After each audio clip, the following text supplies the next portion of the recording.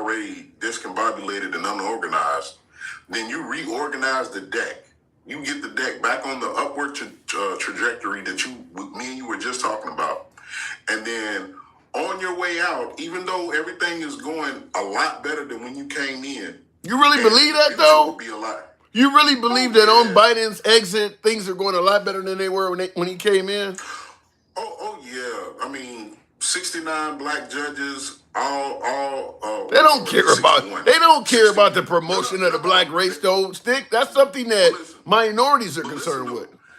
But listen, though, the one thing that when we play devil advocate, right? The one thing that you always do is you always give the positive for the people who actually voted for Trump. The evangelicals, he stopped Roe v. Wade. He did. That's a lot of this stuff is not positive for all Americans, but the economy is. Well, wait, hold on. There is nothing you could do under the sun that is positive for all Americans. But what Trump did, America perceives as being positive for more Americans than it is than not. I mean, even rolling back Roe v. Wade, I can't even tell you how many women I've talked to that don't want that right to be returned. I talked to a lot of women that are pro-life. So what Trump has done, America favors. Tim, you got that hat in the back, man. That aggravating ass hat in the back, and the majority of those women love that hat. So of course you're gonna hear a lot of those women saying that they don't mind and don't want it back, and blah blah. Okay, that's fine. They support their side. That ain't what I'm saying. No. I get a lot of independent and women that even lean left that are saying it shouldn't be used as birth control and all of this stuff. There's a lot of women that are not MAGA that are fine with controlling when a woman can and cannot. They're not all, a pro-choice, a woman, my body, my choice. They're not all like that. Well, I mean, you can't save everybody. I mean, some of them gonna go down with the ship. They thinking, oh well, the captain gonna fix it, and they gonna ride the ship. Yeah. It's a lot of people, they didn't ride that shit with Biden when they started saying that he was, going cuckoo for Cocoa Puffs and all that good stuff. We didn't just say, okay, you know what? We're not stubborn. We're not stubborn like MAGA. If we see something, we try to speak on it. If somebody did something wrong, we try to put them in jail. We're not like MAGA. We're not like Trump. Trump is trying to get all of these people that don't know what the hell they're doing and put them in all these different positions.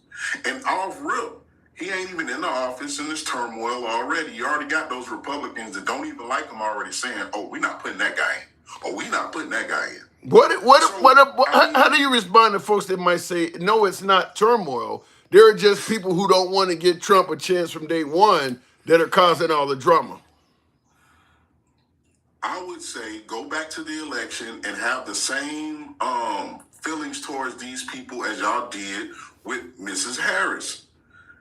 They're DEI hires. If they don't have any experience, that's a great point. Hire them for? Because they're billionaires. That's a really good point, Dad. Because we said that about Kamala Harris. She's a DEI. People were saying that she's a DEI hire because she didn't have experience. That's a really good point that Trump is appointing a lot of folks that even Republicans are saying, how the hell did this person qualify for this job? That's a great point. Yeah, I mean, Mrs. McMahon, what's she gonna come out and referee the goddamn Congress and the Senate? I mean, she gonna come from the bleachers on the rope? I don't know.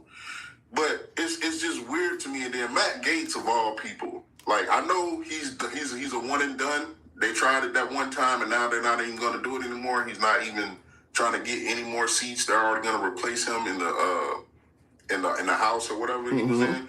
So that's a great thing. But at the end of the day, this is the point that we're trying to make. He still tried to put the man in office. Yeah. Like he's still that guy that knows he's like me. I want him on my side. He's got the same charge I do. I think I can trust him. So you think Trump is not appointing people because of experience, but because maybe they have the same or similar criminal charges as him?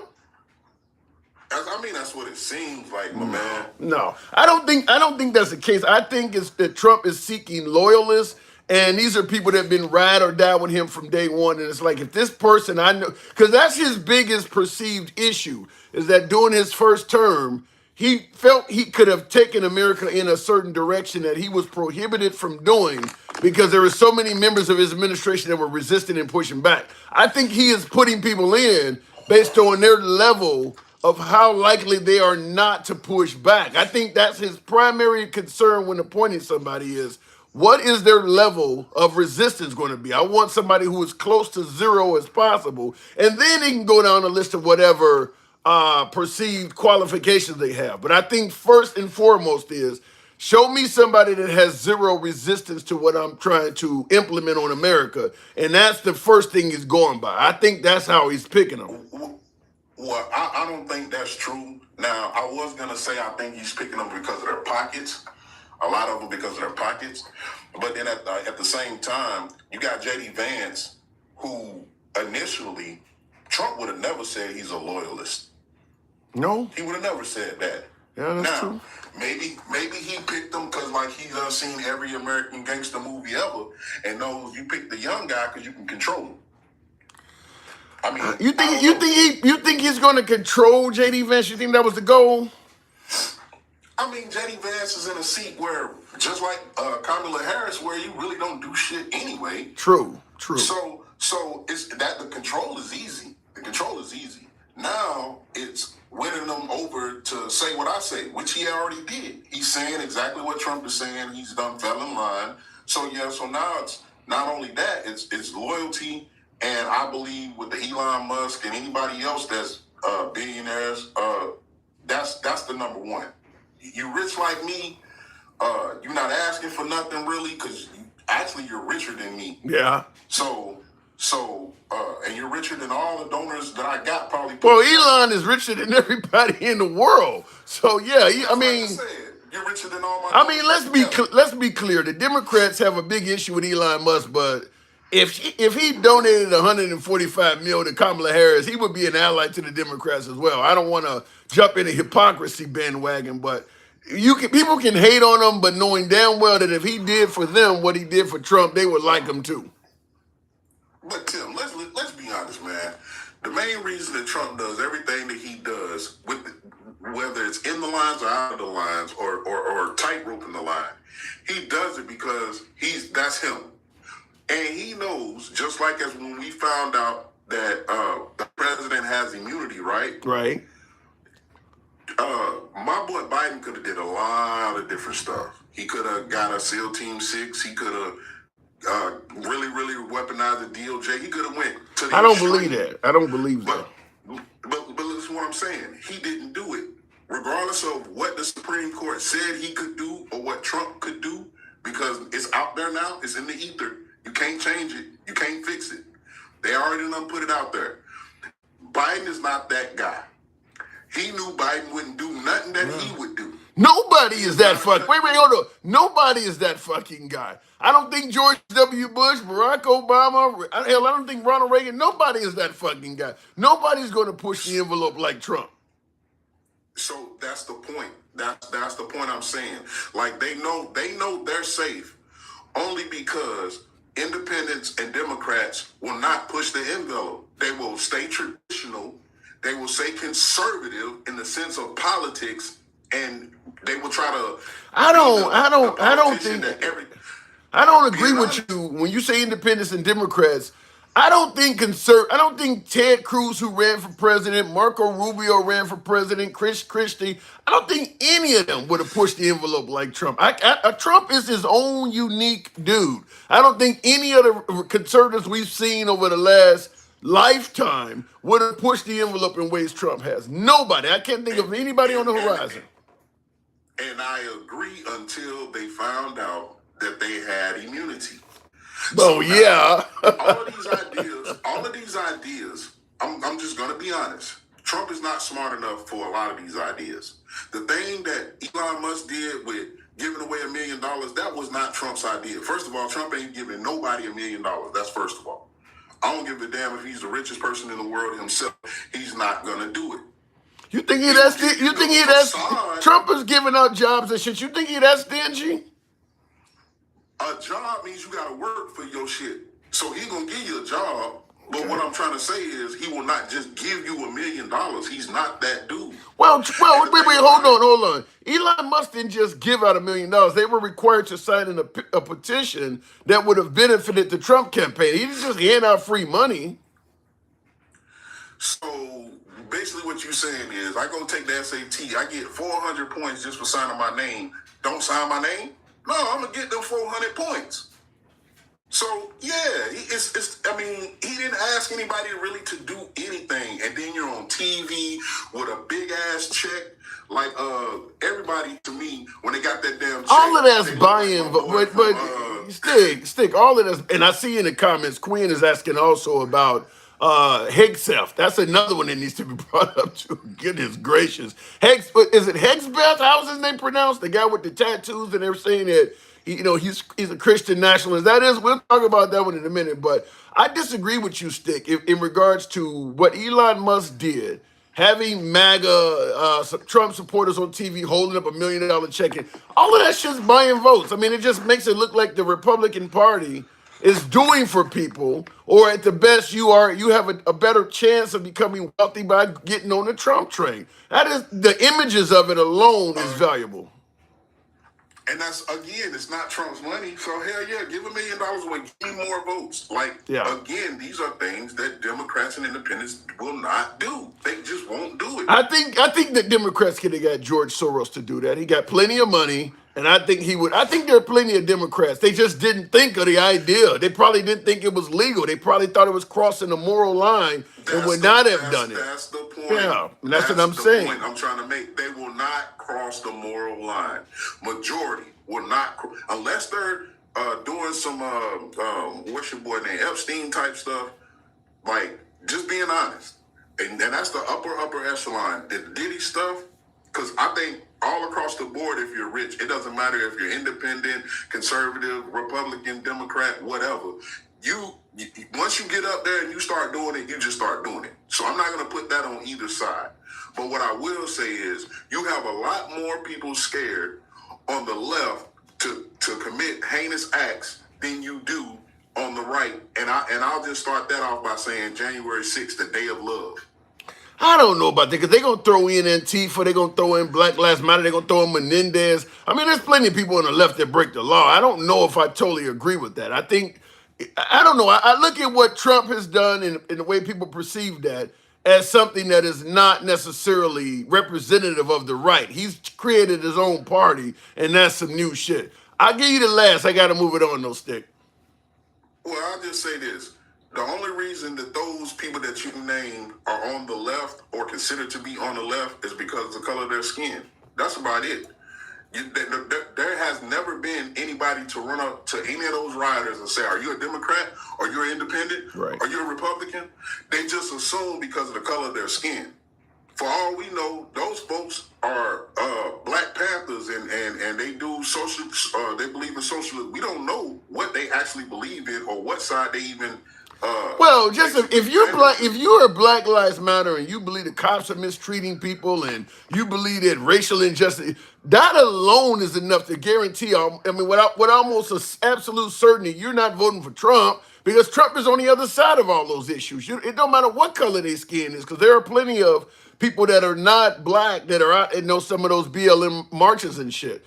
If you believe what BLM believes, you're not voting for Trump because Trump has already called that group a terrorist outfit.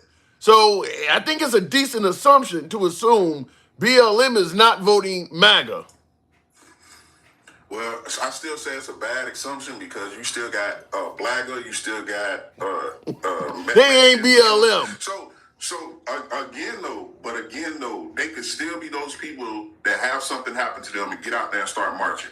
Okay. I mean, we're all American. That's our right. We got a right to go out there, freedom of speech. We got our right to do whatever. So again, just because you're in BLM, just because you're in Antifa, it does not mean that you ride on the left. Yeah, I hear what you're saying, but to me, if you're playing the odds, I'm saying if you see somebody representing BLM there's probably over a 90% chance they're not voting for Trump. I get there's some people out there like you're talking about, but that is the incredible small minority. I mean, the guy is not representing anything they stand for and referring to them as a terrorist outfit. Trump believes BLM is nothing but a bunch of rioters and looters that should be in jail. There's no way in hell there's a lot of Trump supporters among a BLM crowd. Well, he's finna pardon them. So, I mean, and that's who he said that was finna. I mean, yeah, you can. I know what you're talking about. I know what you're talking about. You confusing me, Tim. I mean, I'm just being honest. Really? Is he? See again? Yeah, you confusing me. You How? just said that BLM and Tifa and all of them, they not for Trump, blah blah, whatever. Trump said that BLM, Antifa, and No, that is not true. That is not true. Trump is not on record as ever saying that what happened on January 6th was due to BLM or Antifa. That's his supporters that are saying it. Trump has never claimed that crowd was Antifa or BLM because he said it was a love fest, and he represented them as patriots. So if he was to admit that BLM or Antifa was in that crowd, it would go against what he said. He's never claimed that. Oh, so basically what you're saying is now that his supporters, yes, the same ones that had made up, what's the guy that actually led them in there? Ray Epps, who just lost a big case. I'll talk about it after you and I talk about Ray Epps. Yeah, Ray Epps. So now it's Ray Epps' fault and Antifa's fault and everybody's fault. And his supporters are saying that, right? Yes. But he's still saying, I'm gonna pardon them. Well, he's indicating that his supporters are wrong. Well, maybe it's an argument between him and his supporters, but regardless of the fact, somebody don't have the right facts. Whether it's the supporters, it's obvious. I think the argument would be that none of them had the right facts. I got to move it on. Exactly. Certainly, if you've seen the January 6th hearing, Stick, appreciate you coming through as always, man. All right, have a good one, Tim. You too, definitely. All right, moving on with the program. And he brought up Ray Epps. Interesting he did that. I'm going to ask you folks to tap the screen, certainly get up my likes. I'm trying to keep it on this profile. Otherwise, I may have to bring up the main page. We're on the backup page, and I don't know. They got the numbers so damn low. I know people are watching the game, but not that many. Not this fucking many people. We're in the 4:00 game. So tap the screen, get the likes up to about 10,000. Let's see if we can make that happen. Share it live, if you will. Now, he mentioned Ray Epps real quick. I don't know if many of you are aware. I think most of you are aware who Ray Epps is. That's the one they suggested that when Trump said go peacefully and patriotically to the Capitol building, Ray Epps was single-handedly able to convince the peaceful protesters to just destroy the Capitol building. Never made any sense to me, but it did destroy the legacy and life of Ray Epps to the point where he sued Fox News because just like with the Dominion voting machines, Fox News commentators jumped on the bandwagon to defend Trump, and they too started blaming Ray Epps. Well, he sued Fox News, suggesting they destroyed his life and has caused him all kinds of misery. He's had to relocate several times.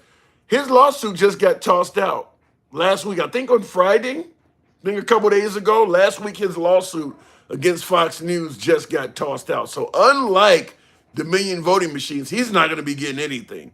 I'd be curious to know what judge tossed it out. I'd be curious to know what evidence he produced suggesting that Fox News trashed his name. Be curious to know, but he's not going to prevail against Fox News, apparently.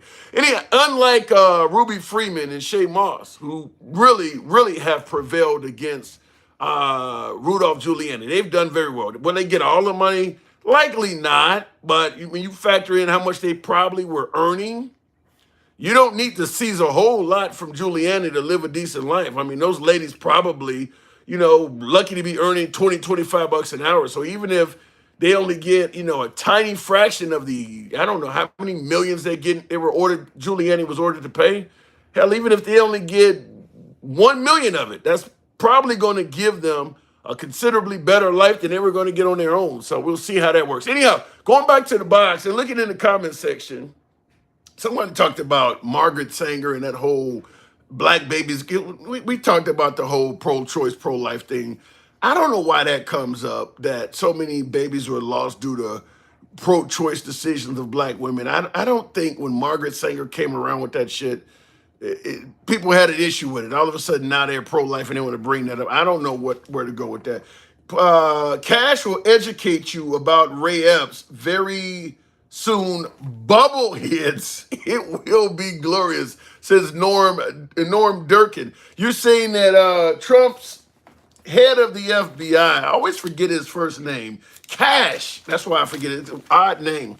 Cash Patel, Trump is nominated for head of the FBI. Well, I will tell you this, Norm, in the comments, you're saying that Cash is going to educate us about Ray Epps. You refer to us as bubble heads. You know I don't block banners, so I don't mind. I got thick skin. But many are saying that Cash Patel is not likely to be nominated by even the Republican Senate. So before you start saying he is going to educate us, let's first make sure he gets the damn job. So you might be educated yourself if he doesn't get past Senate confirmation. But we'll talk about that, and I don't know what he's going to possibly say. I don't know what he's going to say on Ray Epps, because I have a hard time believing that you could drive thousands of miles. You know, some cases, some people drove at least a few hundred, if not 1,000 miles. I'll go to the box, but people drove to help Trump stop the steal on January 6th. Took planes and all of this shit, got in buses, paid their own money, rented hotel rooms and all of this stuff. And you come out there and listen to Trump speak for 2-3 hours. And not only Trump, but you're hearing Giuliani, you're hearing Bannon and Flynn and all these people speak. And then the commencement speaker was Trump, who says, okay, now we're going to go to the Capitol building. I'll be there with you, and to go peacefully and patriotically. Now, you don't flew out to see these folks. You didn't fly to see Ray Epps. You don't even know who the hell this dude is. So you walk to the Capitol building at Trump's request, because he said we're going to go to the Capitol building. So he requested you go to the Capitol building, and he would accompany you, is what he said. In a 2-mile walk, it's only like 2 miles or so from where the speech was given to where the Capitol building is. In only 2 miles, some dude you don't know from fucking Adam convinced you to go against the guy you actually flew here to see.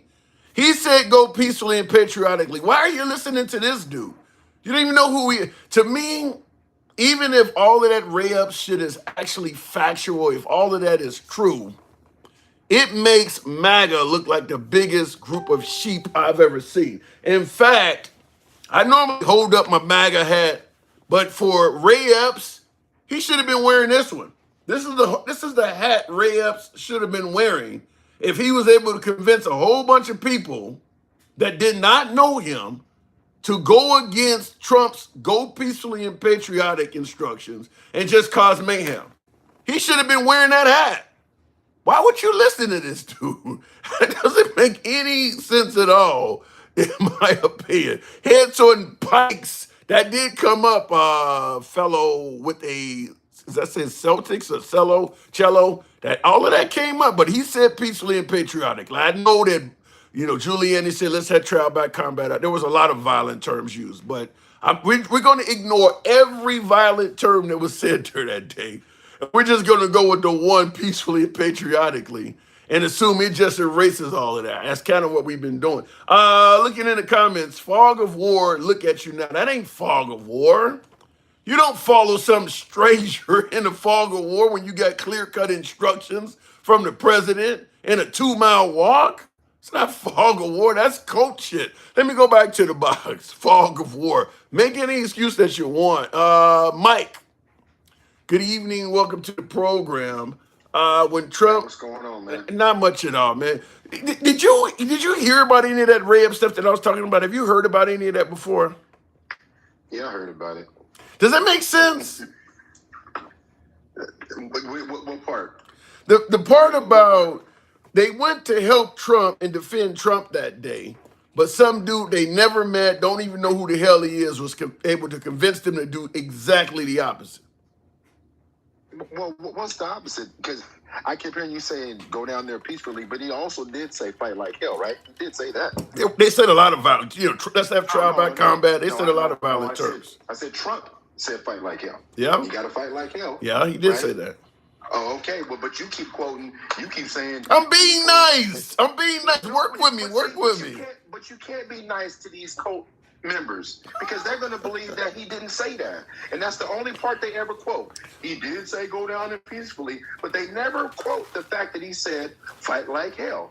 You got to fight like hell if you're not, else you're not going to have a country. Did he or did he not say that? Well, he said fight like hell, but I guess the defense of that could be interpreted. You took him out of context, as they always say. Come on. Yeah, well, they always say that. They always say everything's taken out of context, right? Grabbing everything he says is taken out of context to fit a narrative. But you know that, Tim. Stop it. Stop it, man. Stop it. Quit feeding. This is why Tim and Julio and these fools come listen to you. Because you be doing that shit. Tell the whole... Matter of fact, let's go back to the president of Mexico. Did you read? You didn't read the whole letter. I read the pertinent quote. Statement.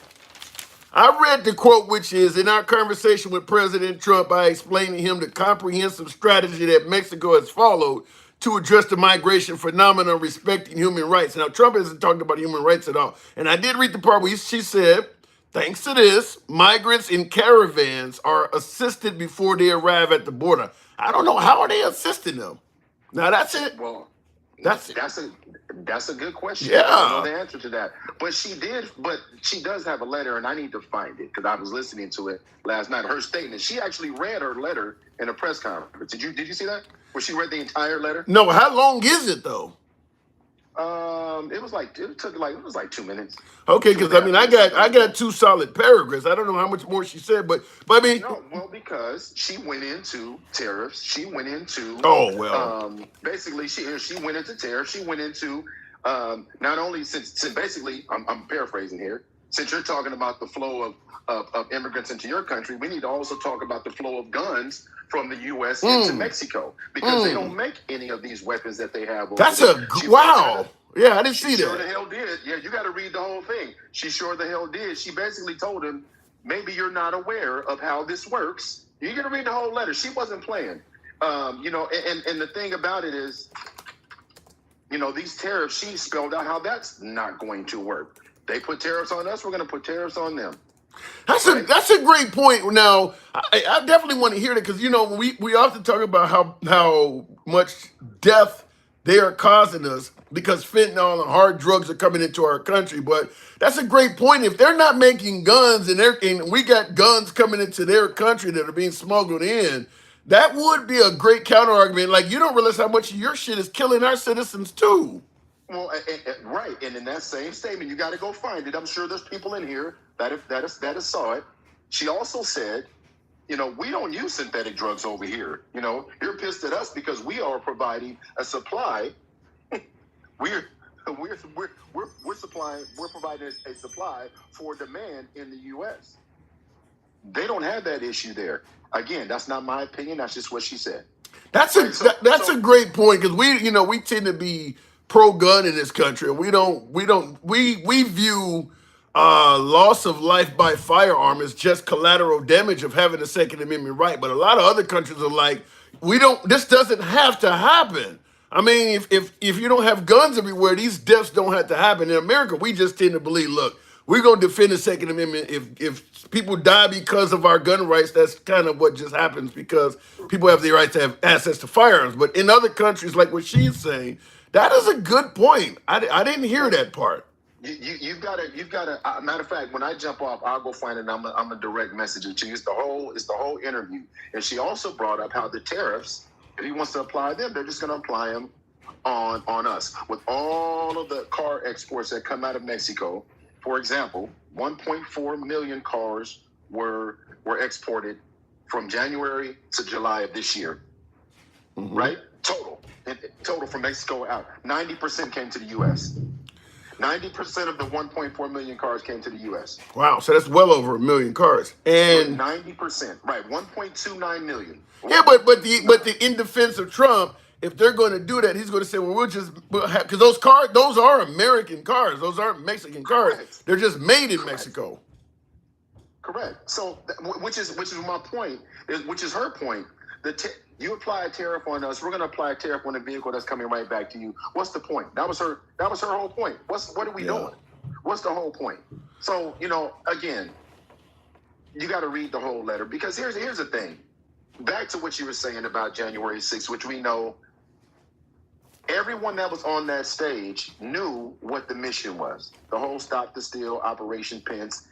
They knew what it was. This is why reading the detail of these indictments is so important, because they knew that there would be violence. They knew that there would be violence. Trump knew that there would be violence. Just read it. These are direct emails and text messages that they ended up getting during their investigation. And the J6 committee saw all of this. I definitely believe that it was. I definitely believe what they did on January 6th. It doesn't take a rocket science to predict that you're telling these people that democracy, their votes didn't count. You're telling them all of these. It's not rocket science to predict this could be a violent event. I mean, and then you're sending these folks to the Capitol building. They're literally in the crowd calling for the death of Mike Pence and all this. I mean, the idea that they're all going to march there and just be peaceful, he got away with one, in my opinion. I mean, I think it's predictable they're going to be violent. But here's the thing. He did. You were talking about Rudy Giuliani earlier, and now he begging, talking about he ain't got no money, he can't. But see, they all did the same thing. They're all, and I don't feel for them, but they're all victims, if you will, to following Trump. That hat you picked up, that's what Trump is always wearing. They just don't see it that way. Well, I don't think they're necessarily. I don't think they're in Austin Johnson. Thank you for the support. Appreciate that, friend of the program, Austin. I don't think that Giuliani and the rest of them are going to be victims of following Trump anymore. I think they're going to do fairly well. My guess is money will flow to Giuliani in ways that can't be touched by Ruby Freeman and Shay Moss. Most of the folks that are charged with crimes under Trump will probably be pardoned. I think they probably will end up doing pretty well. Well, maybe, because you never know. All I know is this: it would have been easy to help Giuliani out from this point with all the people in Donald Trump's orbit. Elon Musk could have helped him out a long time ago. So to even watch him go through what he's going through, I don't know about that. But that would be par for the course, because everyone around Donald Trump is disposable. Everybody. Wow. I don't think you think Elon is disposable. Maybe. Well, it depends. It depends on what goes down. It won't be for finances. But let me ask you this: what do you think that Elon meant when he said to when he was on Tucker Carlson's show and he said to Tucker, boy, he was talking to Don Jr. He said, boy, I hope your dad wins. If not, I'm going to end up in fucking prison. Do you remember that interview? I'm trying to think, but that was right before the election. It came up on the show here, but what are you trying to say? What did Elon do that you believe might have been criminal? Right. And well, my point is, if there is something and it does come to light, Trump won't do anything to help him, is what I'm saying. Yeah. So if it's not, because who has he helped in that situation? Name me one person that got charged with something where he stood up and supported them to the point where he helped them. That's a good question. I don't have any offhand.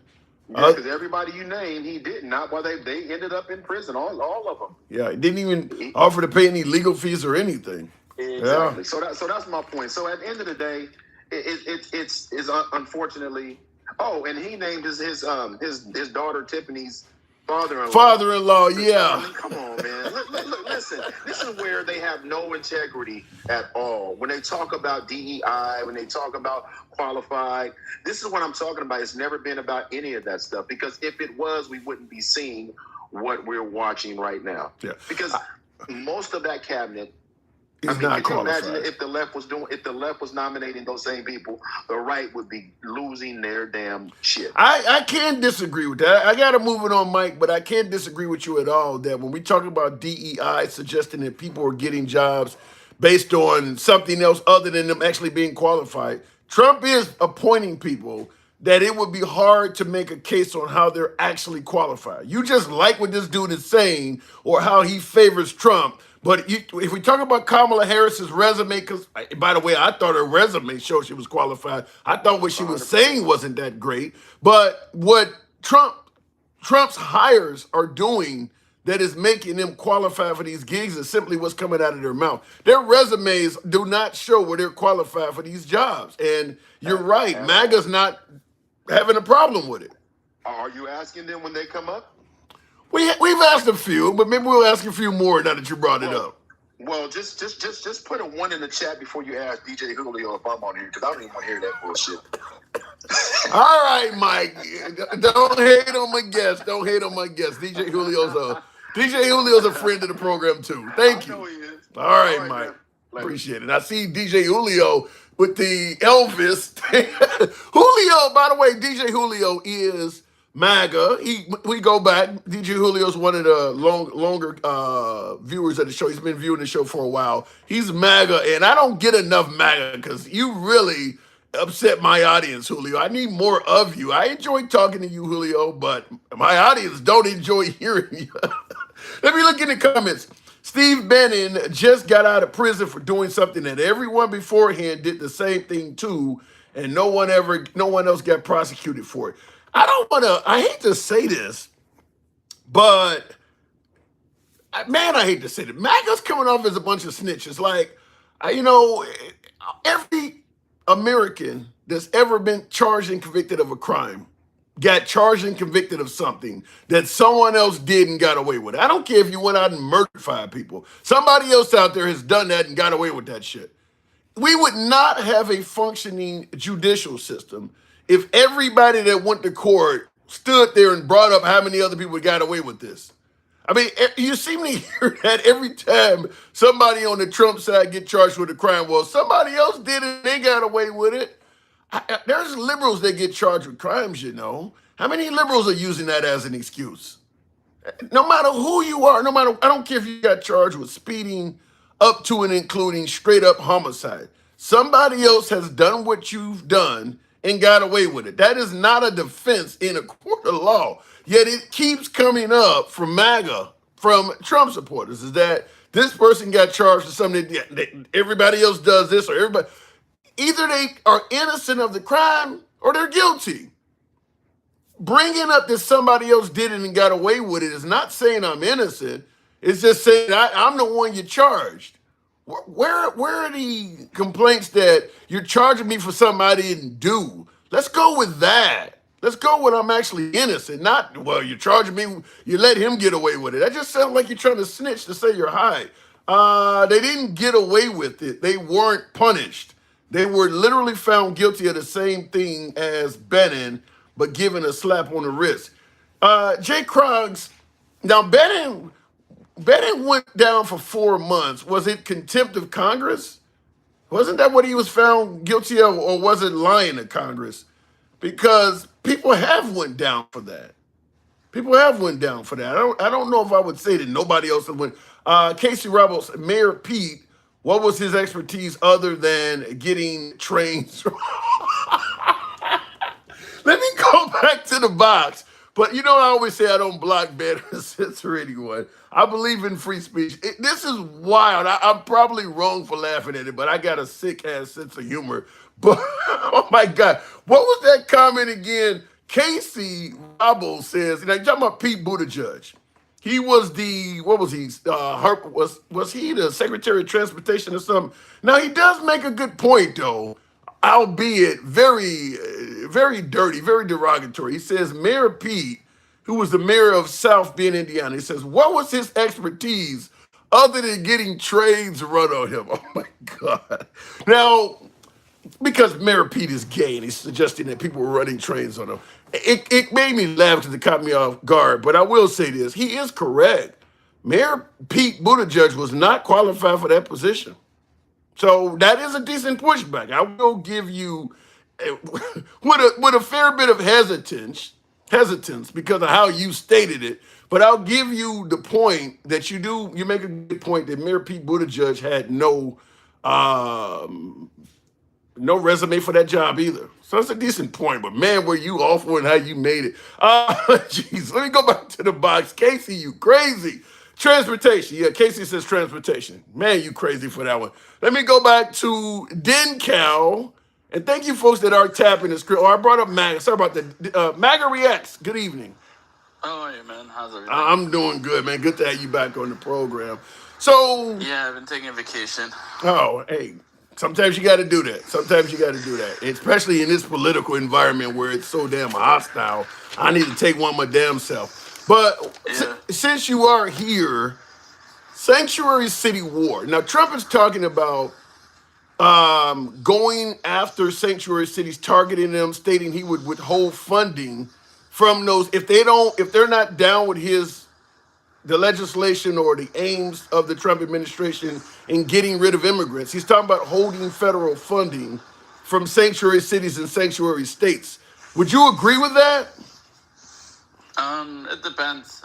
Again, it depends on how much they're not cooperating, how much they're getting in the way of what the people want, who they're protecting.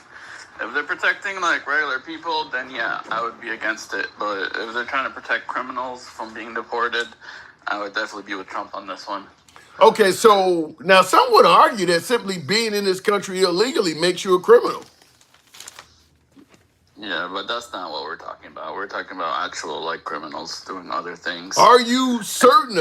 Now, your name is Magari X. Are you certain of that? Because he's talking about getting rid of the Haitian migrants. They're not over there raping and murdering people in Springfield. No, but they're getting involved in all kinds of weird stuff, into like car crashes and all kinds. I really don't want to comment on that because I don't know. You going to? You go? Wait, hold on. If I could, this is all I'm saying. if I'm a legal migrant to America and I get involved in a car accident, you're going to deport me? I don't know. That's not the car accident. It's driving without a license.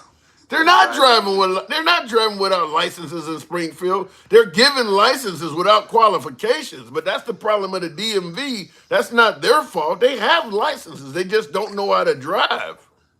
If they have licenses, then they're not committing a crime. But if they don't have licenses and they're driving, then that's another story. Okay.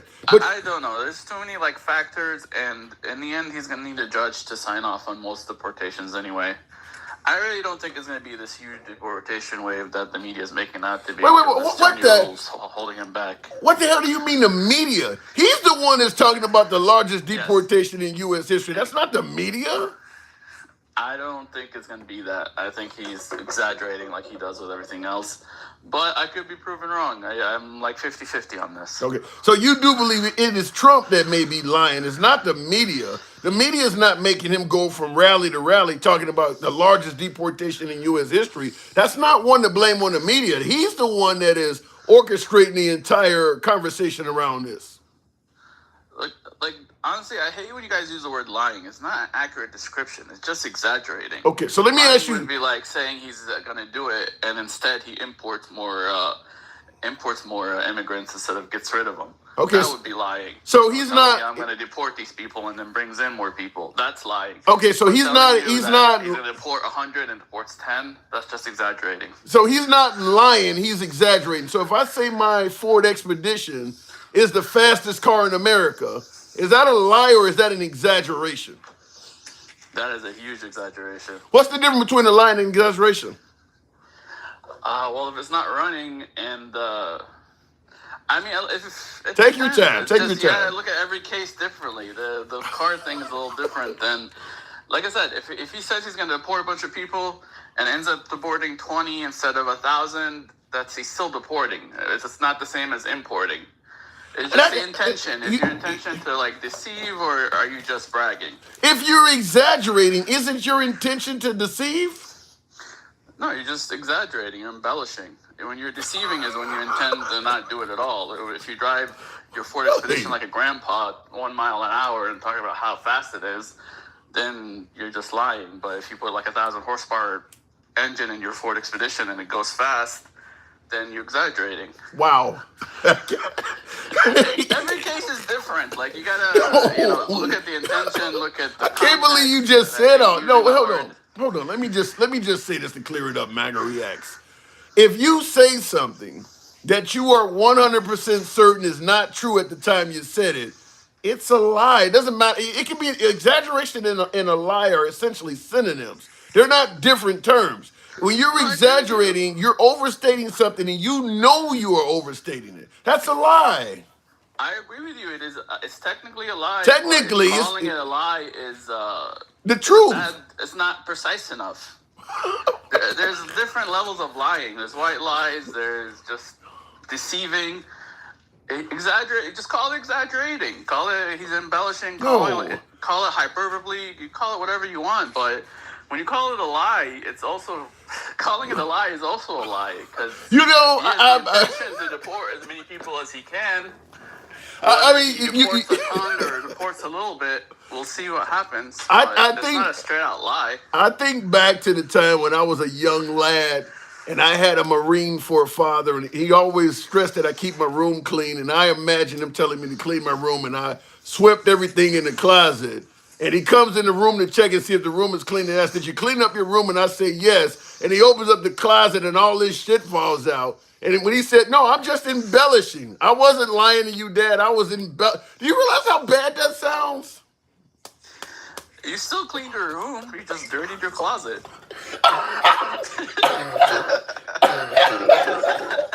You're awesome, man.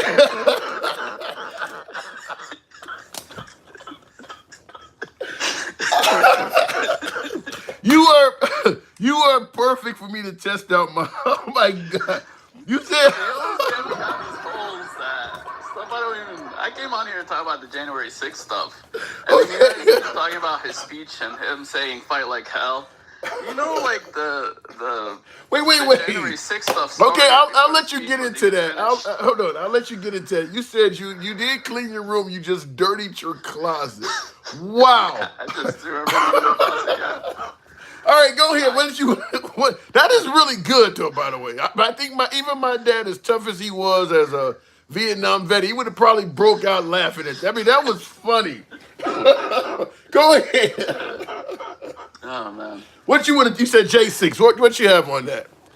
Yeah, I mean, basically, Trump's speech starts like 12. These people were already breaking into the Capitol and fighting with cops at like 12:53. A lot of the people that were breaking into the Capitol were nowhere near the speech. So to blame the speech for the violence is a little crazy. You're talking about these people heard the speech and then immediately teleported to the Capitol, which is like a mile or two down the road, and started breaking barricades and stuff.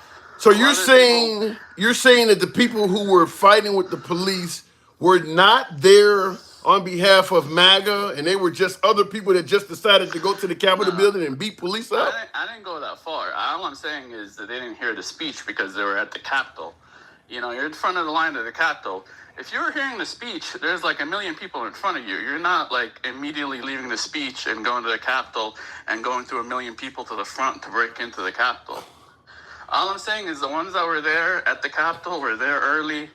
They were, they didn't hear the speech is all I'm saying because they were far away from the speech. And then why if a lot of people in their way? So then why the hell if they didn't even hear the damn speech, why is Trump offering to pardon them? What do you mean? Because they were there because they thought they were cheated. They weren't there to overthrow the country. They were there to make sure, the election was honest. So why would they fight with police? What is that going to do? I mean, we were, at the time, I hate bringing up BLM, but at the time we saw BLM fight with police and protest for 2 years straight. We were just following their example. So they were able to do all this stuff. So they were there on They were okay, but we didn't get away with any of it. They were there on January 6th, and they decided, now let's all pretend like we're BLM. They went there to stop the steal, and on their mind was BLM. No, that's you're missing my point. I definitely am. When you watch, it's like watching your big brother get away with a bunch of shit, and then you try to get away with the same shit, and you just get in trouble for it. That's what happened. We saw BLM get away with so much stuff, burning cities, fighting cops, doing all this, like taking over a whole block of the city, destroying federal courthouses. We saw them do all this stuff, so we figured we could get away with some stuff, but we found out really quick that we couldn't get away with anything. So what you're saying is the people that you've been calling rioters and looters and thugs and people who are burning cities, because they got away with it, you decide, well, I'm going to be a rioter and looter and burn people out of their businesses too. I'm going to pattern myself after them. We didn't go that far, but we did some of the stuff they did, and they did it because, injustices. We did it because we thought we were cheated out of an election. And I don't, I but mean, I I'm don't. not saying it was the right thing to do, but I understand it. Like, you see someone do something for 2 years straight, you figure you can get away with the same shit. So then And you, we so weren't then you're really quite nothing that. We more. couldn't. Then you're nothing more than a common criminal, like the people you're complaining. You're only And they are. worrying. You're right. Yeah. So They so are. so why the hell would you pardon somebody like that? Right? Because they weren't there trying to destroy the Capitol. They were there because they felt cheated. They felt the election was stolen. I mean, even like even the people that think the election was won fair and square, they still felt it was rigged. That against with COVID and with all the things they changed and with all the things they censored, they all felt the election was at the least rigged. No one's saying it wasn't rigged.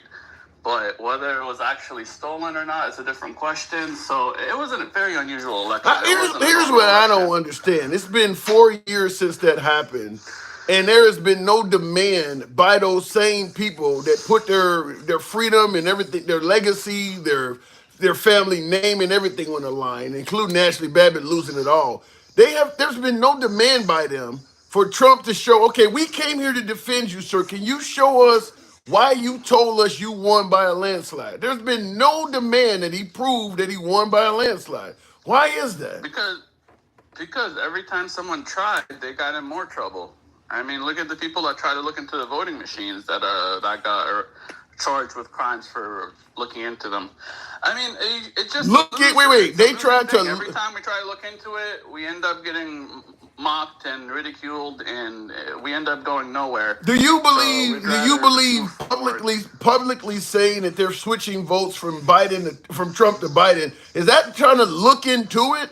They're making accusations. They're not trying to look into it. They're accusing these machines of being compromised. That's not looking into it. You're making statements as if you've already looked into it. No, I don't. It's impossible to look into it because it would involve opening up votes and calling people and verifying that they voted. It would involve a lot of work that we don't have the right to do. Then why are they making claims? Ability to do. Then why are they making the claims like Giuliani saying that the machines were switching votes and all of this stuff? Then why are they Tucker Carlson is another one?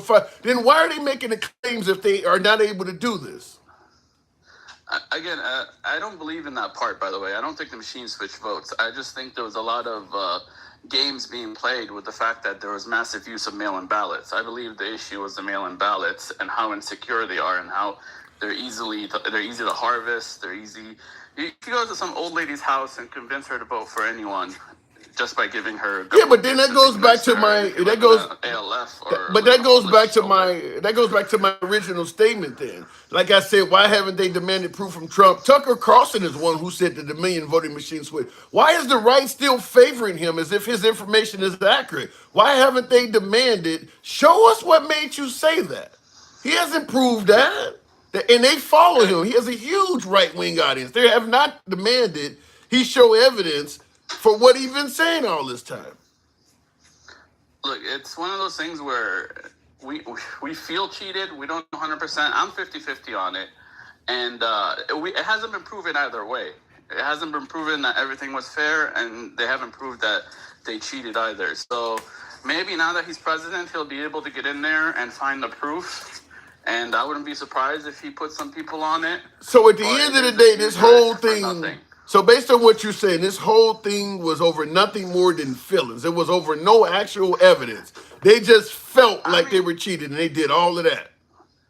Listen, there was plenty of evidence, just nothing that's rock solid that's gonna be used, that could be used in a court of law. Plenty of evidence like what? Plenty of evidence like what?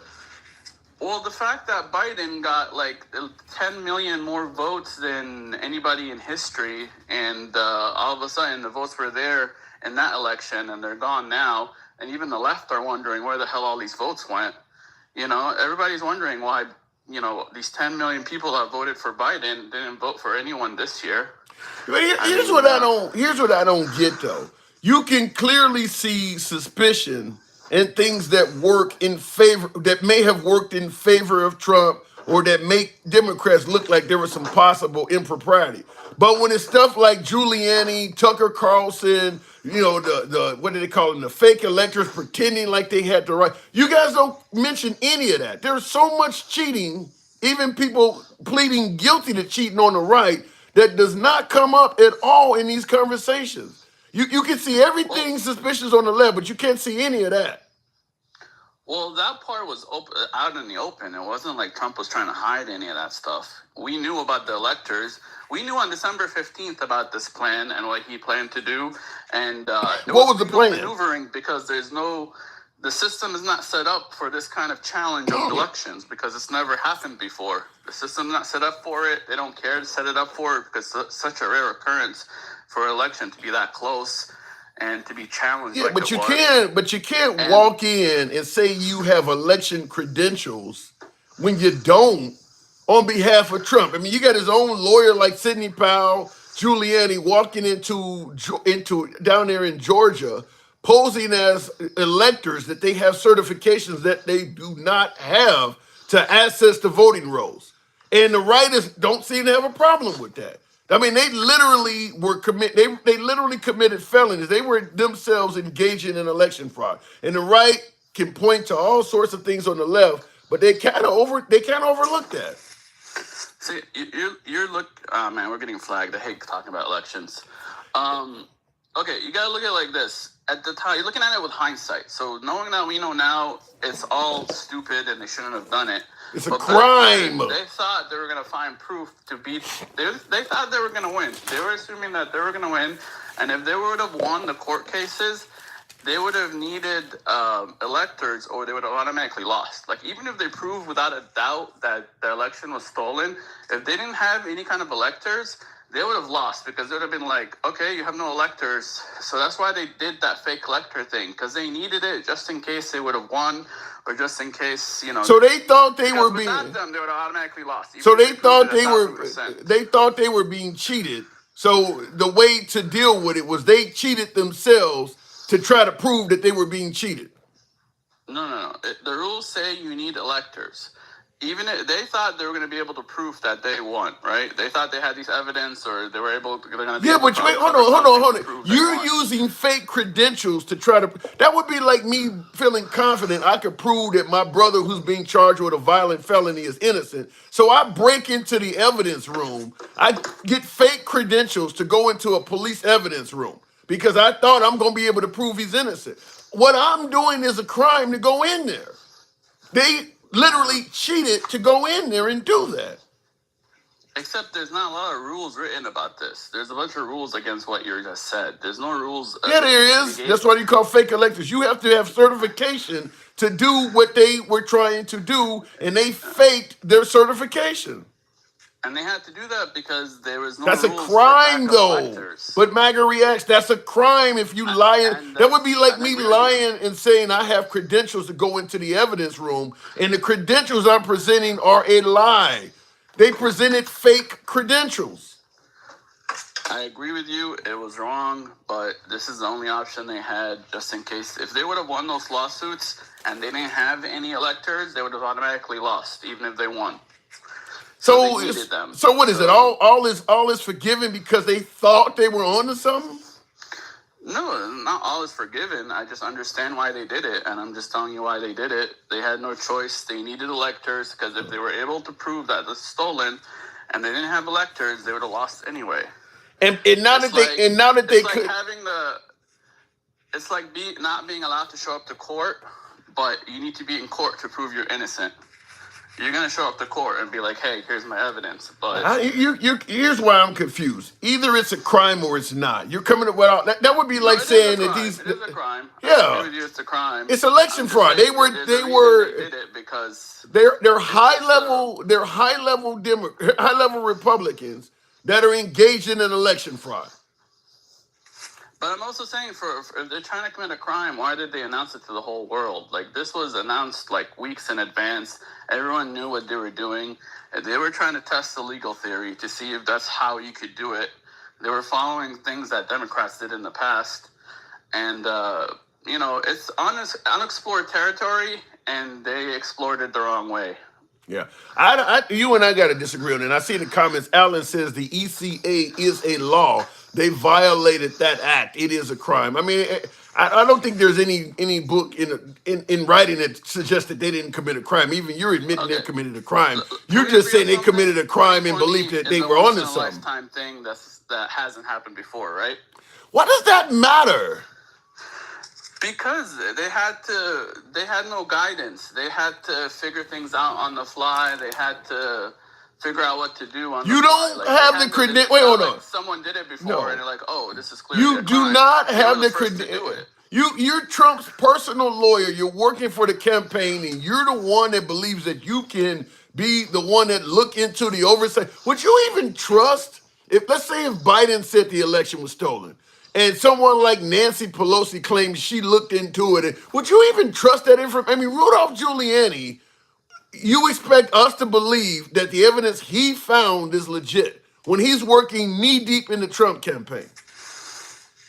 I didn't go that far. I'm just saying, if they would have found evidence, they needed electors there.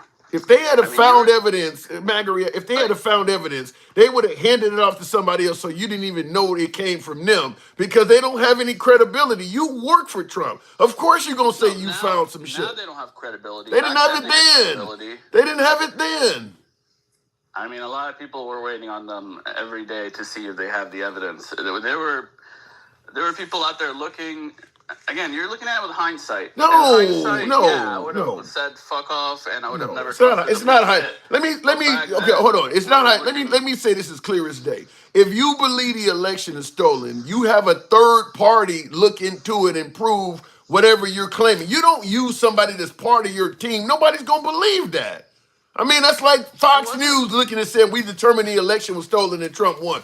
You wouldn't believe MSNBC on Biden. So him using Giuliani and Sidney Powell, all these people that's part of his campaign, they have no credibility. Even if what they find is legit, they have no credibility. I mean, we're not holding everything. Wasn't just on them. We're talking about anyone finding evidence. I'm talking If about the anyone would have found proof that Trump was the real winner, and they didn't have electors, it would have been an automatic loss. It's like Okay. not having your team there to play because some rules said you lost already. Like you have to have players there just in case the evidence came in. there's no way But you it could didn't ever. come in, and that's why they lost. There's no way you could ever hold a fair election if people from your campaign could go into states, pose as electors, and go digging around for shit. I wouldn't trust. The electors didn't. You know what the electors did, right? They just showed up to be there just in case they were needed.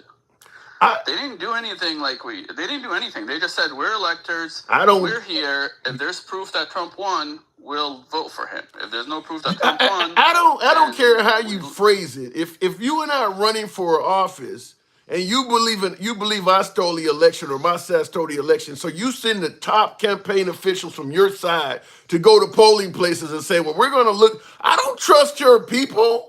I mean, they clearly are biased themselves. Why is your people showing up at polling? Giuliani has no business at a polling office. I don't care how much he thinks that the election was stolen.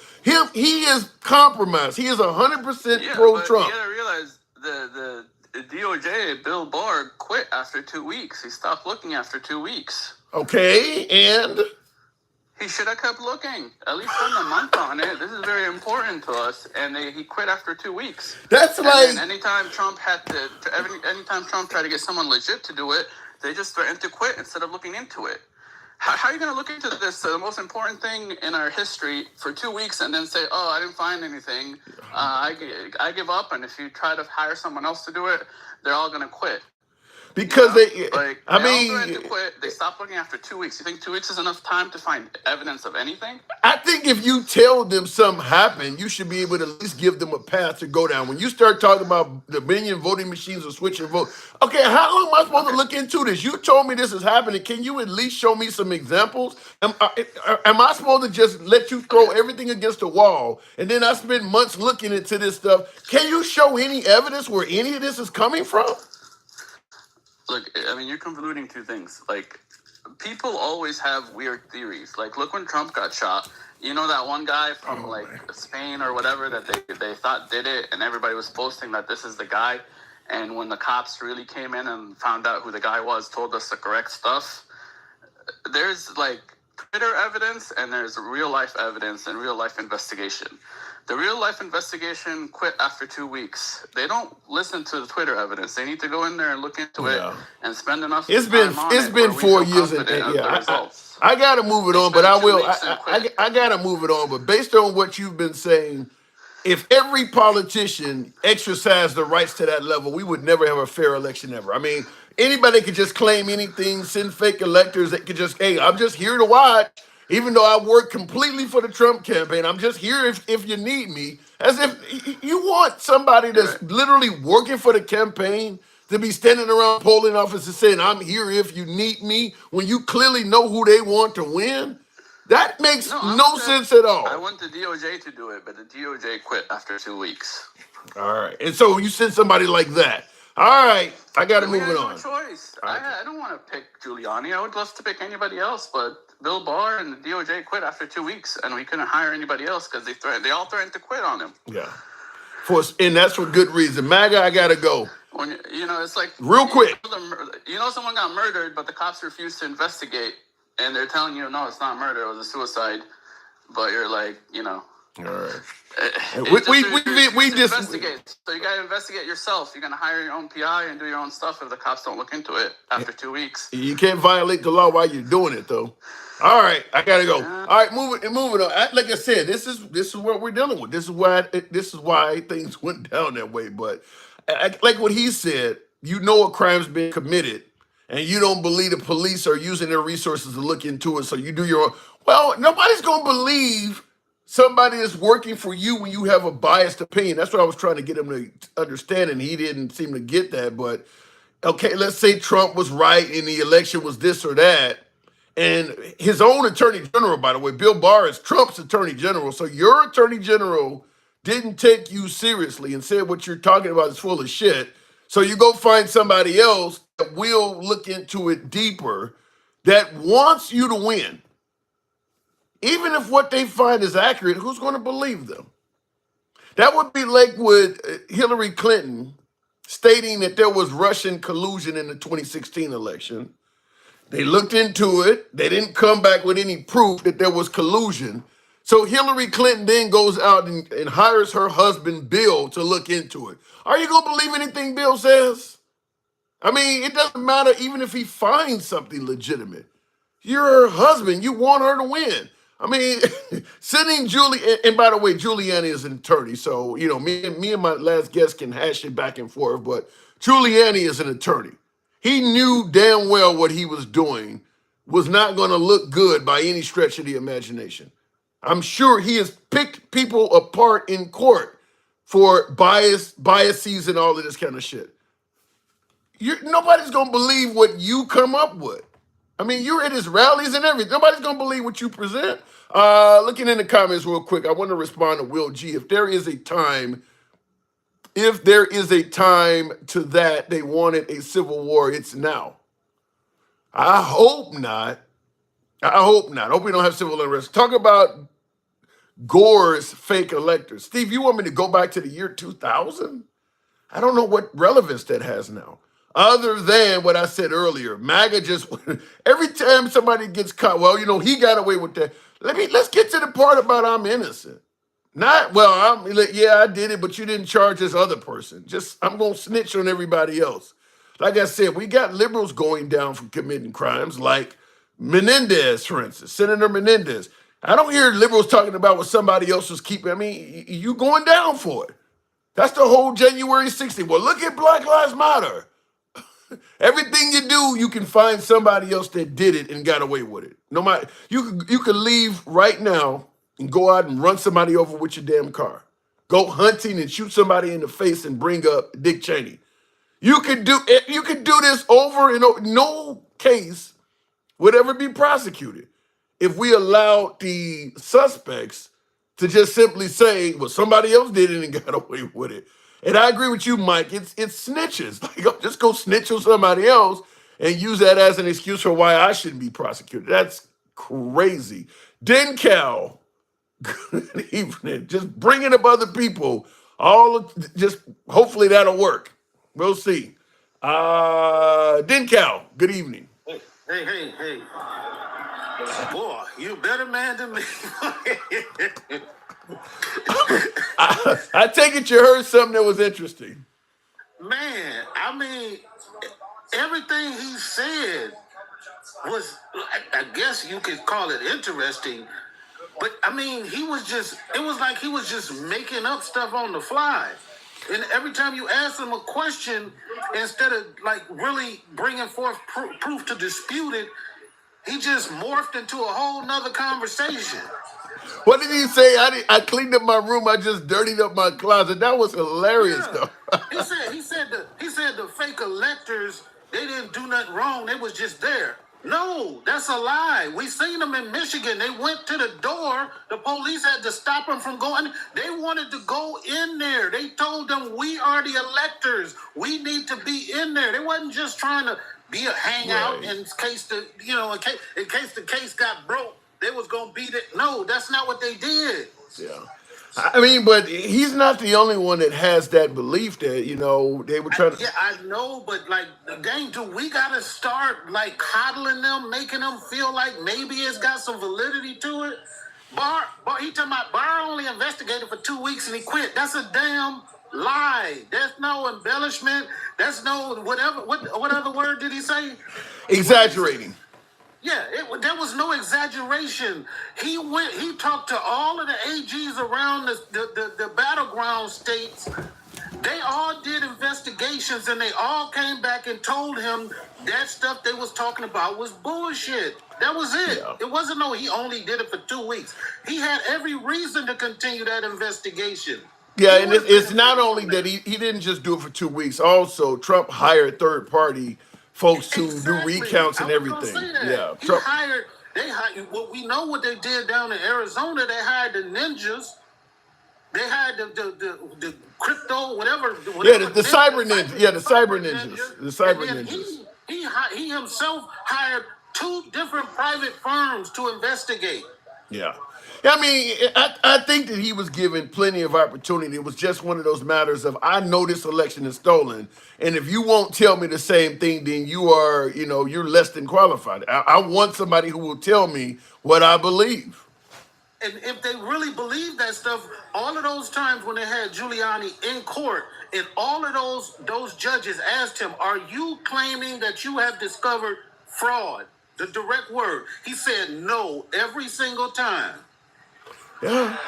And I think it was Dana Perino that said that on the 5. Is she said something like this. She said what they're telling you on television, they're not telling that to judges in court. Now that was the woman on there. I think she's a liberal. I can't think of the female on there, but she said they're not telling the judges this because of the perjury laws. They're telling you on court all this stuff happened, but when they're before a judge, they're not telling them that because now you're held accountable for it.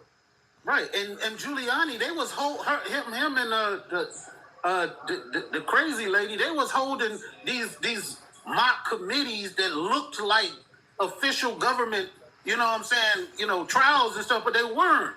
When they interviewed that drunk lady down there in Michigan, talking about she seen this and that, and she signed an affidavit. An affidavit is just a note saying I saw something. Yeah. That's all it is. And they keep saying, it was so much evidence. All these affidavit means nothing if you can't walk into a courtroom and prove it. Yeah, an affidavit that they're eating cats and dogs, so to speak. And what he said about the Capitol rioters, all of that was garbage too. He talking about with the people that was already down there at the Capitol. I've never heard that before. Oh my God, somebody don't like you, but keep going.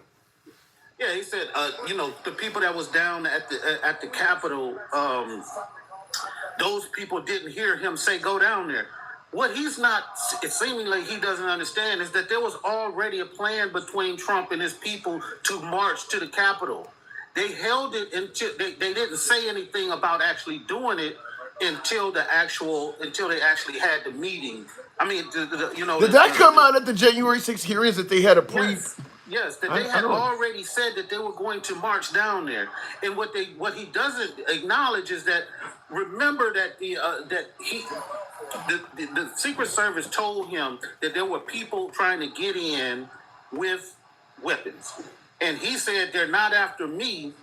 Let them in. Yeah. Take down the magnetometers. Well, they never did. And those people who were armed already knew what the plan were. They went ahead and started heading down it because they already knew what the plan was. Yeah, and that is true about the magnometers. That did come out at the J6. And see, the difference is a lot of this stuff. MAGA did not. MAGA saw the J6 hearings committee as a sham. So a lot of that stuff that came out, like Steve Bannon on October 31st, before October 31st, 5 or 6 days before the election, he had already admitted that if Trump is losing, he gonna just say he won anyway. I mean, he admitted that. But if you didn't watch the J6 hearings, you saw Nancy Pelosi working with Liz Cheney and thought they're all just lying anyway. They didn't listen to that stuff. And as you're talking about, actual radio chatter, and appreciate that sub, Dan, I think it said there, Dandy, thank you. They didn't listen to the radio chatter that came out where the cops over radio was saying, yeah, I can see firearms. People are armed because Right. MAGA don't think nobody was armed They that were- day. Yeah, MAGA doesn't think anybody was armed there that day, but there is radio communication of cops making it clear there were firearms there that day.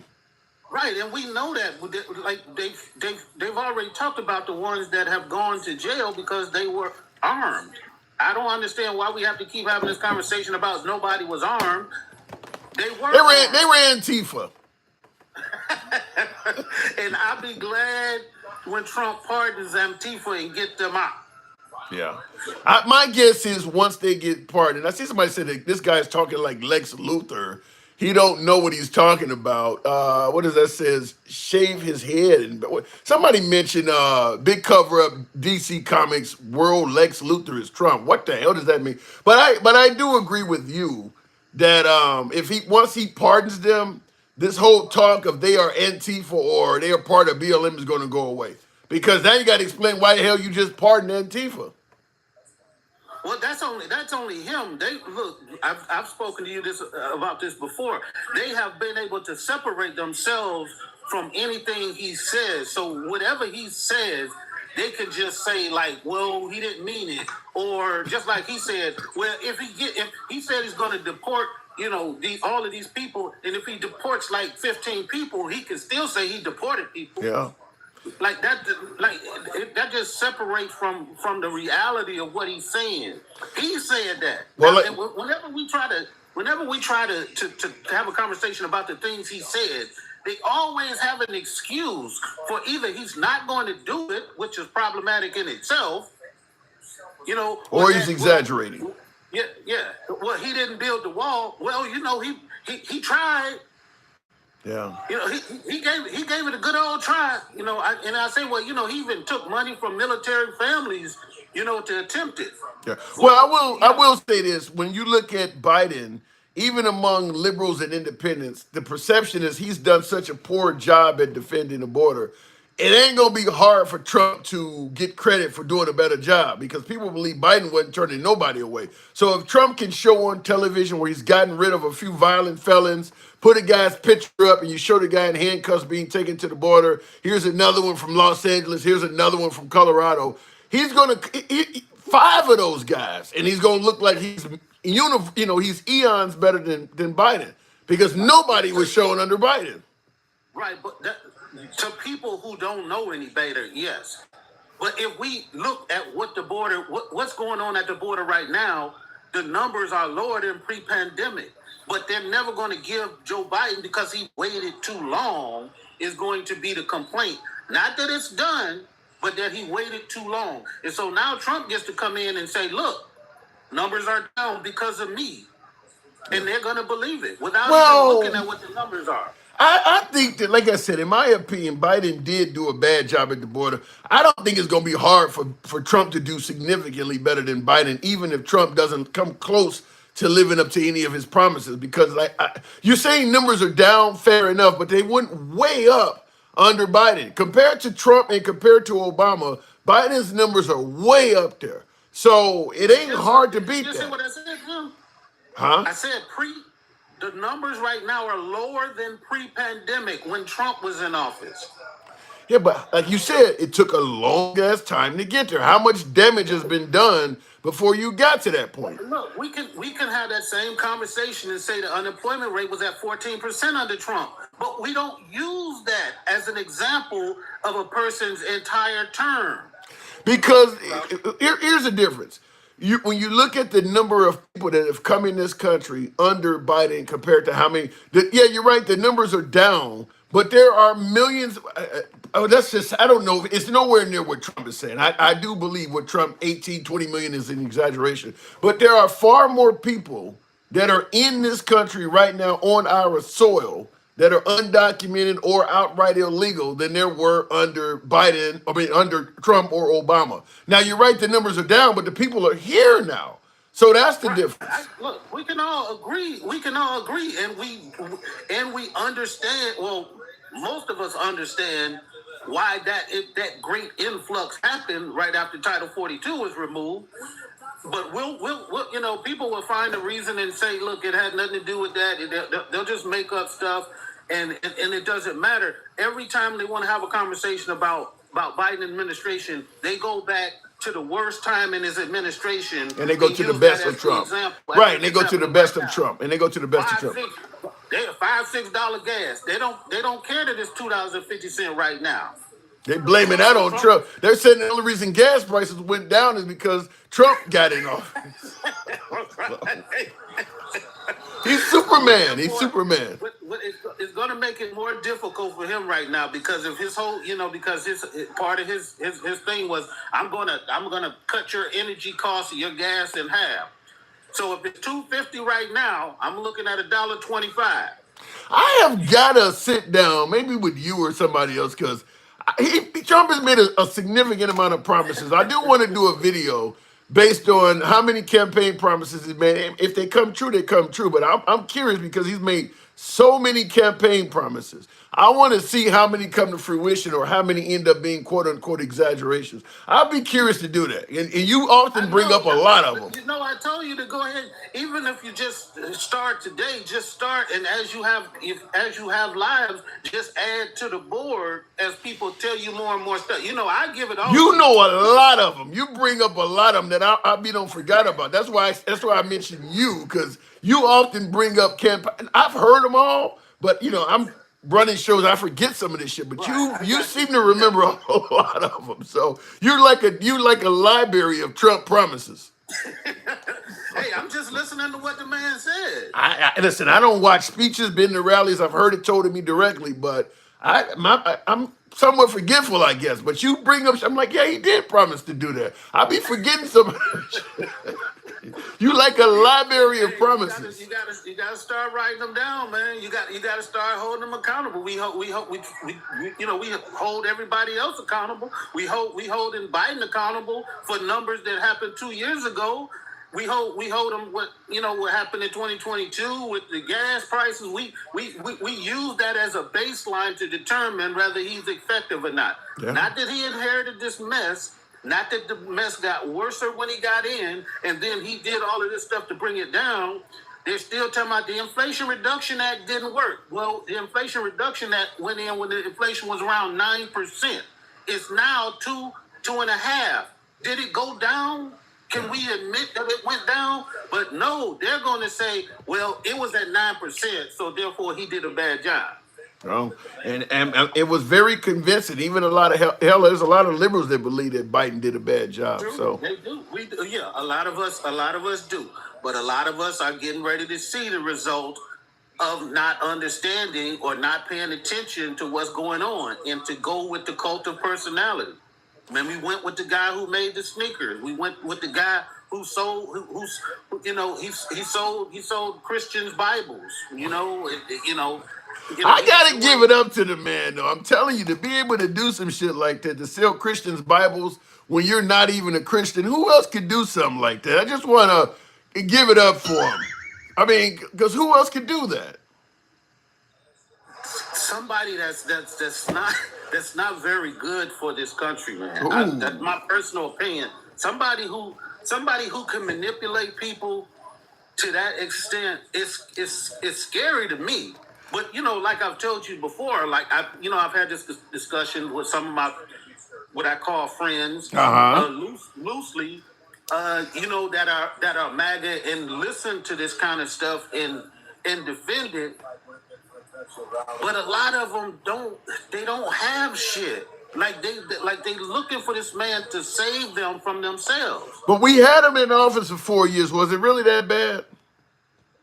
I mean, it was a continuation of what we had for many years. So I never looked at it as being, this great breakthrough in the economy, because we had seen the numbers trending from Obama from record highs back when Obama came in office. It took him a while to get it under control, but he also got a second term, and he was able to get it down to a real great position.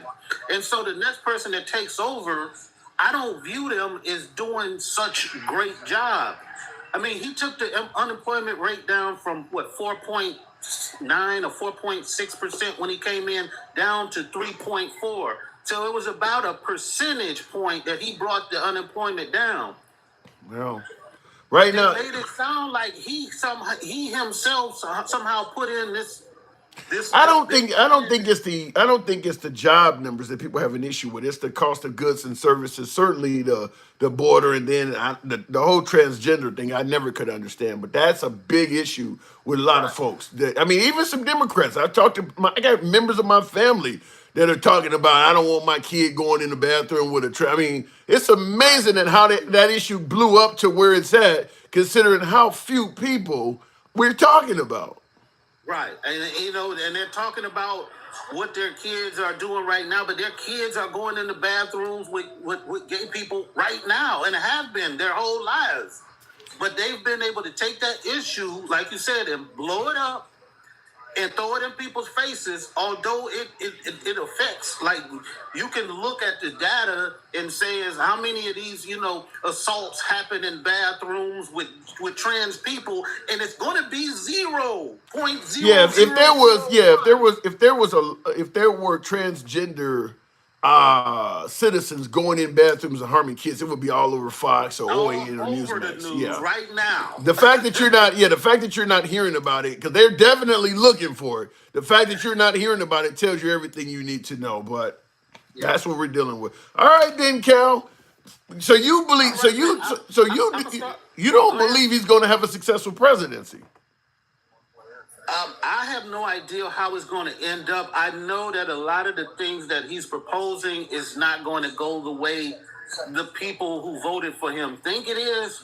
But successful or not, maybe he will be forced to change his position when he's talking about these tariffs. And now all of these countries are now saying, "Well, we're just going to do the same thing back to you." Starting a trade war with the entire world, it's not going to end good for America. Well, I'll respond, but when you say that things that he's promising are not going to go the way MAGA thinks, my response is what my grandmother used to say: God does everything for a reason. And the point, and I hate to bring, because I'm not very clear, but I'll say it like this: when I say God does everything for a reason, I mean, if you have a relative that is on their deathbed about to pass away, you're praying that God gives you more time with that person. If they survive and go into remission and live longer, you're going to thank God for that happening. Thank you for answering my prayers. If they perish later that night, you're going to thank God for the time you had with them. So it doesn't matter what happened, you're going to thank God. Yeah, look, God does things for us. So if Trump comes and makes promises, it's very similar to how you would be praying to God that he does what you want. If he don't do it, well, God does everything for a reason. So even if he don't measure up, well, he tried, or the Democrats prevented him from doing it. He got the built-in excuse. He got the built. He already said, people already around him is saying, he doesn't really mean that stuff. He's just using it as a negotiating tactic. So therefore, he doesn't have to do anything he said he's going to do. But people voted for him because they believe he was going to do what he said he was going to do. It's like an oxymoron, man. I wish I had a pushback for it, but that's why I said God does everything for a reason. Because you're right. Whether he lives up to his promises or not, in the eyes of MAGA, he lived up to his promises. Did Cal? Appreciate you coming through, man. Thank you. All right, man. All right. Peace. And that is how it's going to go down. And, it's pretty easy to say the Democrats prevented me from building a wall or the largest deportation in history or whatever. I mean, it would be very easy to convince MAGA that the only reason he didn't live up to his promises is because the Democrats got in the way. I don't think it would be hard to make that case at all.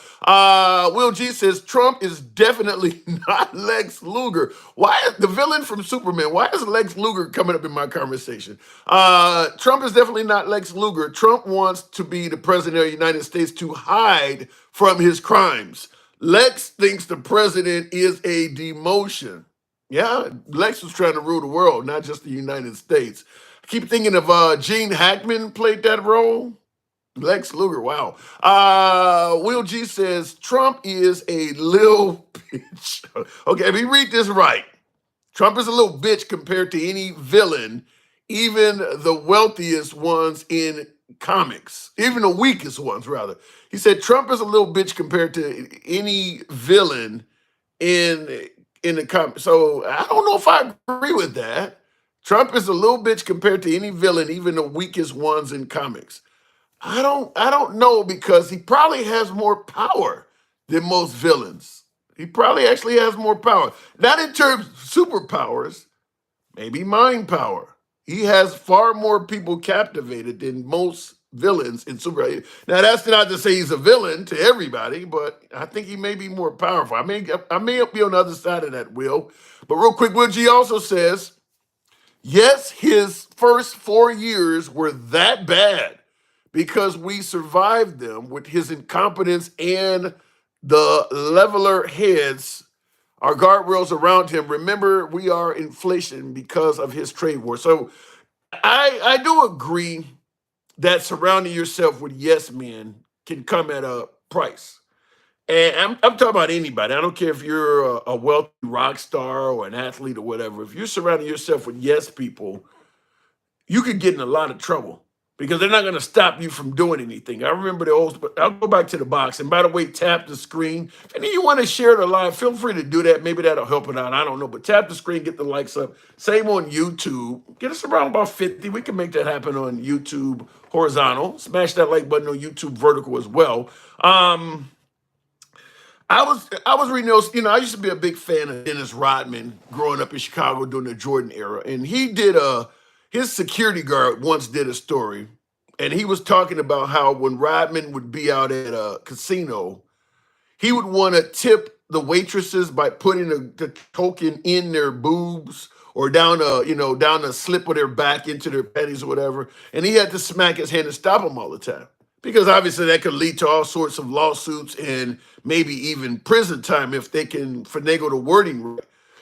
That's what somebody who is not a yes man does, is they stop you from having what you perceive as fun for your best interest. Give me the keys to the car. You can't go driving tonight. You've had too much. Leave him alone. You ain't never going to see him again. Ain't no need to get in a fight with him. Stuff like that. And I do believe that by surrounding yourself with loyalists, yes men, so to speak, that stuff ain't going to happen. They're not going to do anything to make you upset.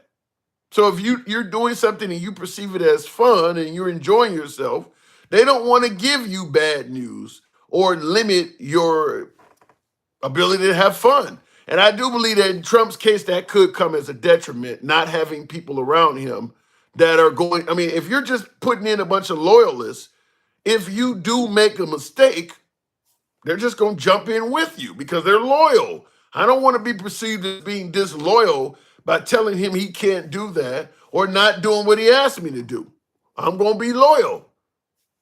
That can really end bad. I mean, there are plenty of areas where we have loyalists and the outcome is not good. I mean, let's say, for instance, a mob boss is generally surrounded by loyalists. Top-level drug dealer is generally surrounded by loyalists. Most dictators are generally surrounded by loyalists.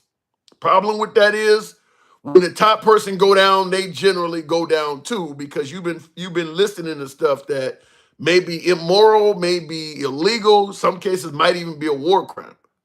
We'll see, but I don't believe that surrounding yourself. I need somebody that's gonna look out for me when I fuck up. Keep me out of trouble. You're a lawyer. Do some of that lawyer shit. If you think I'm breaking the law, stop me because you know they're gonna come after me.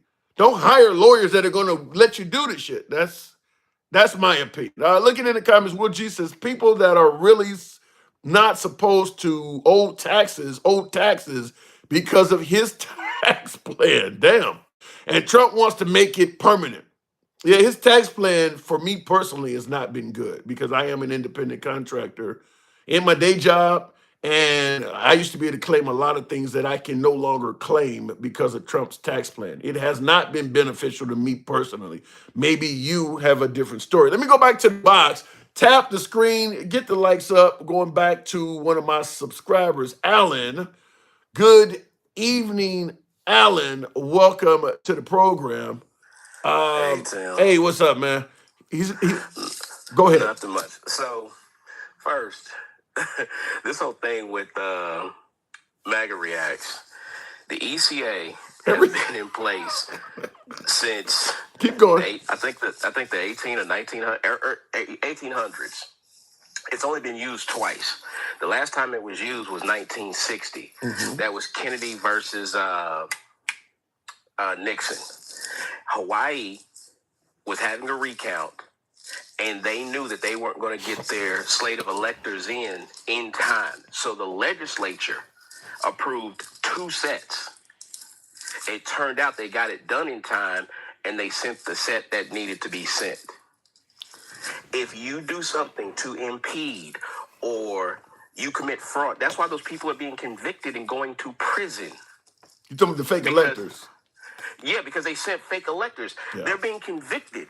I think Arizona's done theirs. They've already, most of them, without having much of a case, most of them have pled guilty. I think Correct. Giuliani is fighting it, but most of them have already taken it. And by the way, they didn't get punished much. In Wisconsin, a whole bunch of them pled guilty, and Right. they didn't even So get that- nothing out of so, that. So that means it was a crime. Yeah, it was a crime. That Yeah. means, and the fact that 45 called Raffensperger and everybody and said, hey, he didn't use the words, let's do this.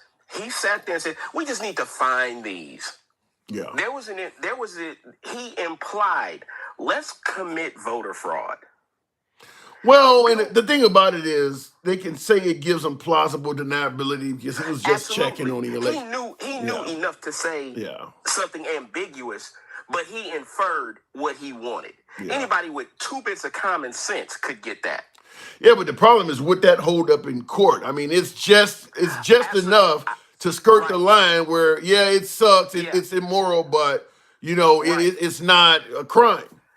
Correct, but Raffensperger and them were smart enough to record the conversation. Yeah, because they knew what he was asking them was wrong. Exactly. Yeah. Now, Giuliani knew what he was asking was wrong. Bill Barr investigated this. Bill Barr sat there, and of course, if his boss says you need to investigate this, there's fraud. He starts the investigation, and Trump was told by Bill Barr, by other members of his cabinet, and by his daughter Ivanka. If you look at the deposition, she sat there and said he knew he lost. Yeah, she did admit He was that. told, his own daughter has admitted under oath that he knew he lost the election. Well, he actually said it, and then he backtracked on it close to this Absolutely. election. Yeah, he even said it himself. But here's the problem. They can go see those depositions for themselves, not from anybody on either side of the aisle, but they won't, because then that means that all the mental gymnastics that they do to justify what happened, all of a sudden, well, what the hell?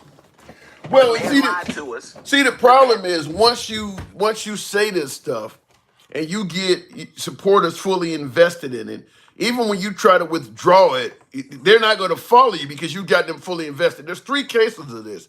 Trump stating that Obama was born in Kenya. He's admitted that Obama was born in America now, but the supporters are fully invested in Obama being born somewhere else. So a lot of his supporters don't believe him. Same thing when he said about COVID. Once you get the supporters fully invested in this vaccine is not necessarily in your best interest, he came around and said, get vaccinated. Well, the people aren't moving with you. They believe what you told them at first. And that's the same thing also on the election. is that even if he comes out and says, yeah, I lost by a little bit, I forgot what phrase he used, but he did admit he lost by a hair or something like that.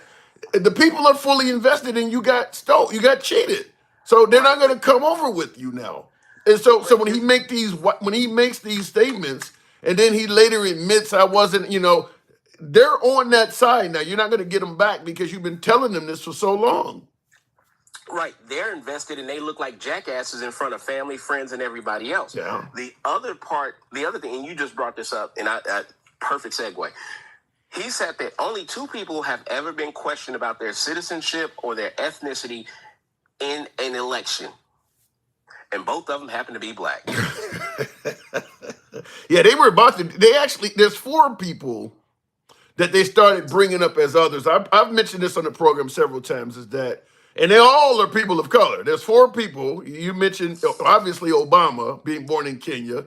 Then they actually also did the same thing. They tried to do it to Kamala Harris, but obviously we also know they were saying she was Jamaican and Indian. But Bill O'Reilly on his show even stated that he told Trump personally, like, don't try this, because they were starting to birth the movement up again. And he told them that that's not going to work. But they did it to Kamala Harris. They did it to Obama. Nimrata, Nikki Haley is also a person of color. They were doing it to Nikki Haley. And to a lesser degree, they were doing it to Vivek Ramaswamy too. Remember, they started saying he's not MAGA. They started going at the Vivek. Running for office as a person of color is not an easy task. But these are the same people who will tell us that they're not racist and they don't believe in DEI and all this. But, Tim, we've been down that. What is that, though? What the hell is DEI? It's like woke. People come up with their own definition. Here's what DEI is. I got the perfect definition of DEI. You and I can go to college, get advanced degrees, get professional certifications. We can have experience. We can have 10 years of experience, and we can head up our own thing and be doing very well. Well, you know what, Tim? Billy Ray Bob down the street, who barely graduated from high school, he gonna get the job because we oppressing the white man. And everybody can come at me with the whole racist. Oh, that's racist. Take your white fragility down the street. Miss me with it. Wow. Miss me with it. I'm being told that stuff ended hundreds of years ago, though. Tim. Now, I live in North Carolina. I live in Charlotte, North Carolina. I guarantee you, there's some people who don't look like us who, if they see either one of us driving nice vehicles, you know what they're going to call us. What they call? I'm curious about that. You might get pulled over, but what do you mean? You use a nigga. Use a nigga with a fancy car. Use an uppity nigga. All right. I don't want you to get the live stream banned. Use the word once. Sorry. You must be a drug dealer. You didn't get it. You didn't get it because you went to school. I gotta. Let me just say this. I mean, I don't want to sound like I'm naive, but I do believe that might be something more relative to the South, because where I'm from in Chicago, there's a lot of black people driving fancy cars. I mean, there's a lot African Americans who earn a decent. There's far more of them in the North than there are in the South. Now, there's Atlanta, there's Houston, but in the North, union jobs. He worked for the Park District. He's got a high level police department. I do not believe we're qualified, Tim. In the North, I don't think that's the case in the North anymore. I'm not saying in the North. Okay, first of all, the first thing is most people who win the presidency have to win the South. You typically, not always, you typically have to carry the South. Okay. And I'm saying that a woman, first of all, she's a woman. That's going to sway some votes in the South. But if you go and you look, I promise you, a woman who graduated from the Ivy League of HBCUs, went to Cal State University Law School in San Francisco, spent 14 years as a prosecutor, was elected DA, was elected AG, was elected senator, and then became elected VP. So how is she not qualified? We can even talk about Hillary, even though Hillary has her controversies. She was a senator. She was the first lady of the country. She was the first lady of a state. She was the secretary of state. Yeah, I've said in the program several times, and I see Gen X says yet another racist anti-Trump. Come on with the. You know what? I promise, Tim. People typically associate. How do most of the people that we live with are people who look like us? What did they do? So what do they say? Black on black crime. That became the whole mantra for the media. Oh my God, black on black crime. Y'all don't say nothing about black on black crime. Yes, we do. But they don't say anything when Billy Ray kills Bubba Joe. All right. I don't disagree with that. People want to act like race. Here's the thing. It's not. Racism isn't the issue. Well, no, but here's let me defend it. Let me just say this: when you look at the sheer numbers per capita of black on black crime, white on white crime don't equal that. I mean, are you saying that white on white crime is equivalent to black on black crime like that? No. What I'm saying is they're trying to make ours. They're trying to paint a perception that ours is somehow another greater and like, oh my God, they're just killing each other. Y'all are killing each other too. People kill people in proximity. I don't know if I agree with that. Go look it up. Go look at the stats, and what you will find is people kill people in proximity. You don't see people from the hood going over to the other side of town. Oh yeah, I don't disagree that if somebody commits homicide, the chances are highly likely that they committed a homicide against somebody that's the same race as them. I agree with that part, which is why I always played a retweet from Trump saying that 81% of white homicide victims are killed by black people. As I bring that up and say that was a racist thing for him to send out. But what I'm saying is if you look at the most violent black neighborhood in America and you compare that to the most violent white neighborhood in America, there's a big difference in the number of people getting slaughtered. Yeah, and there's a big number. There's also a big difference in the socioeconomics. Maybe so. No. Ain't no maybe. Go look at East St. Louis. Go look at East St. Louis. Name me a white neighborhood that looks like East St. Louis, Tim. Name me another white neighborhood that looks like the South Side. There's plenty of. I don't know if you realize this, but the poorest count. I think the 8th poorest counties in America are in Eastern Kentucky. There's some pretty. There's just not a lot of people there, but there's a lot of dirt poor white neighborhoods. Oh, I'm not disagreeing. And guess what? Most of them are on the system. Most of them are getting entitlements, but they don't want to talk about that. But they're not taking each other's lives, though, Alan, is what we're saying. I get you. What I'm saying is there's nothing wrong with racism, Tim. And what I mean by that is this. If you want to clean up racism, if you want to get past all of this, you have to be willing to have an honest conversation. And you got to be willing to call it out. Yeah. Hold on. Hang on one second.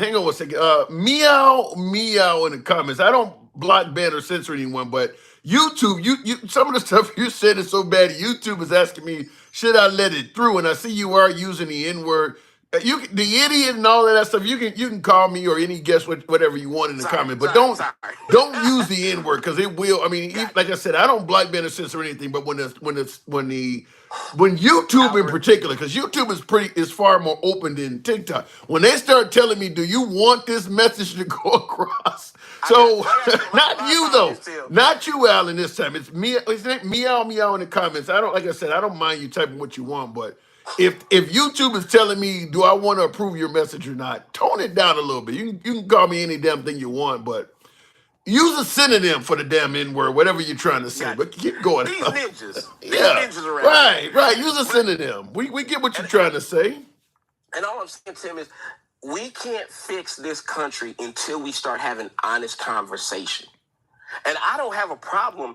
I served this country. I served in the United States Navy, Desert Storm, Desert Shield. I have no problem I will defend a Klansman's right to say whatever the hell he wants to say. I'll defend his right to walk down the middle of Main Street. He has every right to as an American. I don't have a problem with that. What I have a problem with is covert racism.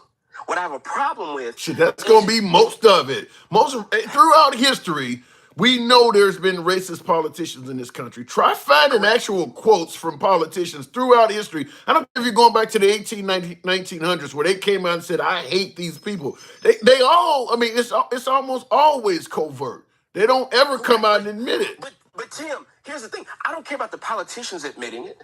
What I care about is us as the everyday American. We got to be able to have that conversation. Because I told MAGA this.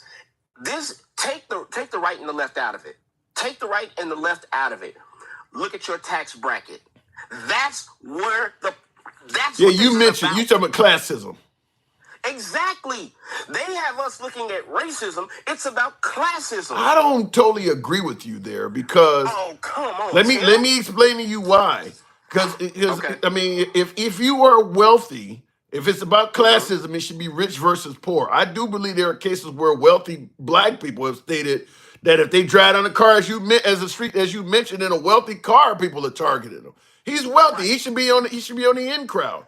I But don't they I don't don't think he totally got. agree They with don't that. think he got it on. They don't think he got it legit. What I'm saying, Tim, is there's a multitude of things that we have to address. One of them, and I'm telling you, as somebody who came from my parents were making 50,000 as a combined income when it wasn't a popular, when it wasn't common, Common. and so, and they moved us from one side to the other, and then we were able to go to different schools, have a different experience. And I'm telling you, there's a difference, Tim. I have seen wealthy white people absolutely crap on poor white people the same way they would crap on somebody from the hood. I've seen it. I've heard it. I've been in the room. So it's just a matter of if you are a black person and you're among the haves, you don't have to worry about anything. Tim, let me tell you something. Money changes a whole lot of things. Well said. I agree with that. I'll give you my own personal example before I do got to move it on. Before I do, I will tell you this. When I lived in Australia, I bring this up all the time, different things because they relate. But the same classism you're talking about, with some racism in it, exists over there too, because that country was founded somewhat iffy like that too with the natives verse. But anyway, I'm on an elevator and I could see the withdrawn effects of the Australians that were in the elevator. Now I'm black, they're all white, and you can see people clutching their purses and shit. One of the things I used to Right. always do is I would take my phone out and just put it to my ear and pretend like I was having a conversation. Because the minute they hear the voice, I'm among the haves. I'm from a first world country. Because most of their black immigrants are coming from, different African Yep. nations. Once they realize how he first worked, the treatment was much better. I mean, even when I was in the immigration line, I had people yelling at me, go back to your own country and shit. The minute I started talking, people just Change. became friendlier because it's like, well, shit, he ain't over. He from America. He got it. He got money. He ain't coming over here to take our resources. I did notice that. Exactly. And that's all I'm saying. Now, let me give you something before I go because I know you got to move on. But I want to know. Hey, Stevie D, we went at it the other day. I love it. Hey, I'm all for it. But let me ask this, and I really want to answer from all these MAGA folks. Everybody's screaming. If we don't have a border, we don't have a country. If we don't have a border, we don't have a country. We need a southern border. Are we gonna put one on the north? Yeah, he's talking about going after Trudeau. He even met with Trudeau. No. Listen what I said. Is he gonna put a border up there? What do you mean a border? A The wall? same border a wall. The Oh. same wall he wants to put on the south. Is he willing to put one on the north? And I bet you he doesn't because they look like him. I disagree. I gotta defend Trump. You don't have millions of people coming across the northern border. Well, you don't need a wall. I know right now of a young man who was working for us when I was working in athletics. He sat there, and I know he overstayed his student visa, and he stayed in this country, and then he stayed until he found somebody wanted to marry him and to help him get a visa to stay. I get your point, but what I'm saying is you don't have a lot of people making a run for it through the mountains of what is up there, North Dakota, If you don't have a border, you don't have a country, Tim. All right, I get that argument. Is that not the argument? That is the argument. That is the argument. All right, So based on their argument, should there not be a northern border? I don't think a wall and a border are the same thing, but I get your argument. But no, to me, the border exists. Even if I don't care if it's just a line painted on the ground, that's a border. A wall is not necessary to say we have a border. A wall is there to enforce the border. Interesting, Tim. Interesting. I gotta go. Admit it, you walked right into that, didn't you? No, I did not. You don't. I gotta go, Alice. Good talk. That was good. That's good shit. All right, let me move it on. But I will say this though, and I've been to both borders and talked to Border Patrol on both borders. In fact, I got snatched up at both borders. Got too close both times when I did not have a passport. and got yanked by the Mexicans and the Canadians. I was up near Vancouver, and they got this little pole thing. Kind of looks like the National Memorial. You see the little thing that goes up and comes to a point. It's a smaller one. It's only a few feet high, but it's got Canada and the United States. So anyway, I wanted to get up to that. Now I didn't have a passport at this time, and there's literally a line that extends from it. So you got this thing that's standing up there, kind of like a post, and there's a line painted on the ground that says Canada and Mexico. If you've seen that, Martin Lawrence has a movie like that where there's a line on the ground and he steps. But anyway, that is really there. And I just wanted to take a picture of it. And I stepped on the other side, and all of a sudden, these Canadian mounted, whatever they are, mounted patrol, Canadian Border Patrol, they yelled out, "Freeze! Don't move!" Like, now I'm back on the United States side of the line. There's a U.S. tower right there, too. They didn't come out and say shit. Canadian police came up to me. I had to give them my ID and all of that. They had me sit there with 2 or 3 of them while the other ones went back in the tower and ran all my information and shit. And they let me go. But I had that happen. I'll go back to the box. And once, years ago, back in the late 90s, I wanted to see what the Mexican border looked like. So I got on I-5. I was down in San Diego and drove down. I just wanted to see how far you could go and see what it looked like. I passed the last exit. Usually there's a sign that, last exit, exiting United States. You'll see it in Michigan near Windsor. I've seen it there. But anyway, I went past that exit, but I'm thinking there's got to be sometimes there's an opening in the road. You can turn around. There was no opening. So once I got up to it almost looks like a toll booth. This is in the 90s. I don't know what the hell it looks like down in San Diego now, but the guard stayed, and I'm like, listen, I drove too far. I just want to turn around. He didn't say shit, but get out of your car. So I get out of the car. I mean, he's fully, he's donning all this military shit. He's got all, got the rifle, got the fucking bulletproof shit on. He's in black with Hispanic words, Spanish words on. I know I don't fucked up at this point. So he, has me stand to the side, and they lift up the trunk of the car, and they're bending all. It's a rental. Ain't nothing in this car. But they searched the hell out of that car, held me for about 10 minutes, and then sent me back or whatever it was. So I've had it happen on both sides of the border. I've actually been grabbed by both of them. Looking in the comments there real quick. And yeah, I don't know who's sending all these. Who is this? They potentially, this is Damien. Stop bitching in the chat when you're nothing but a tool for a racist biatch. Wow, callers like this one.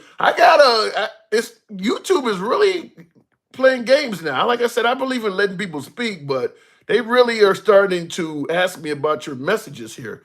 And I see the guy said, blacks are scared of other blacks. Stupid black crime is greater, you idiot. Now, he did call me the N-word, though. He said, N-word, blacks are scared of other blacks.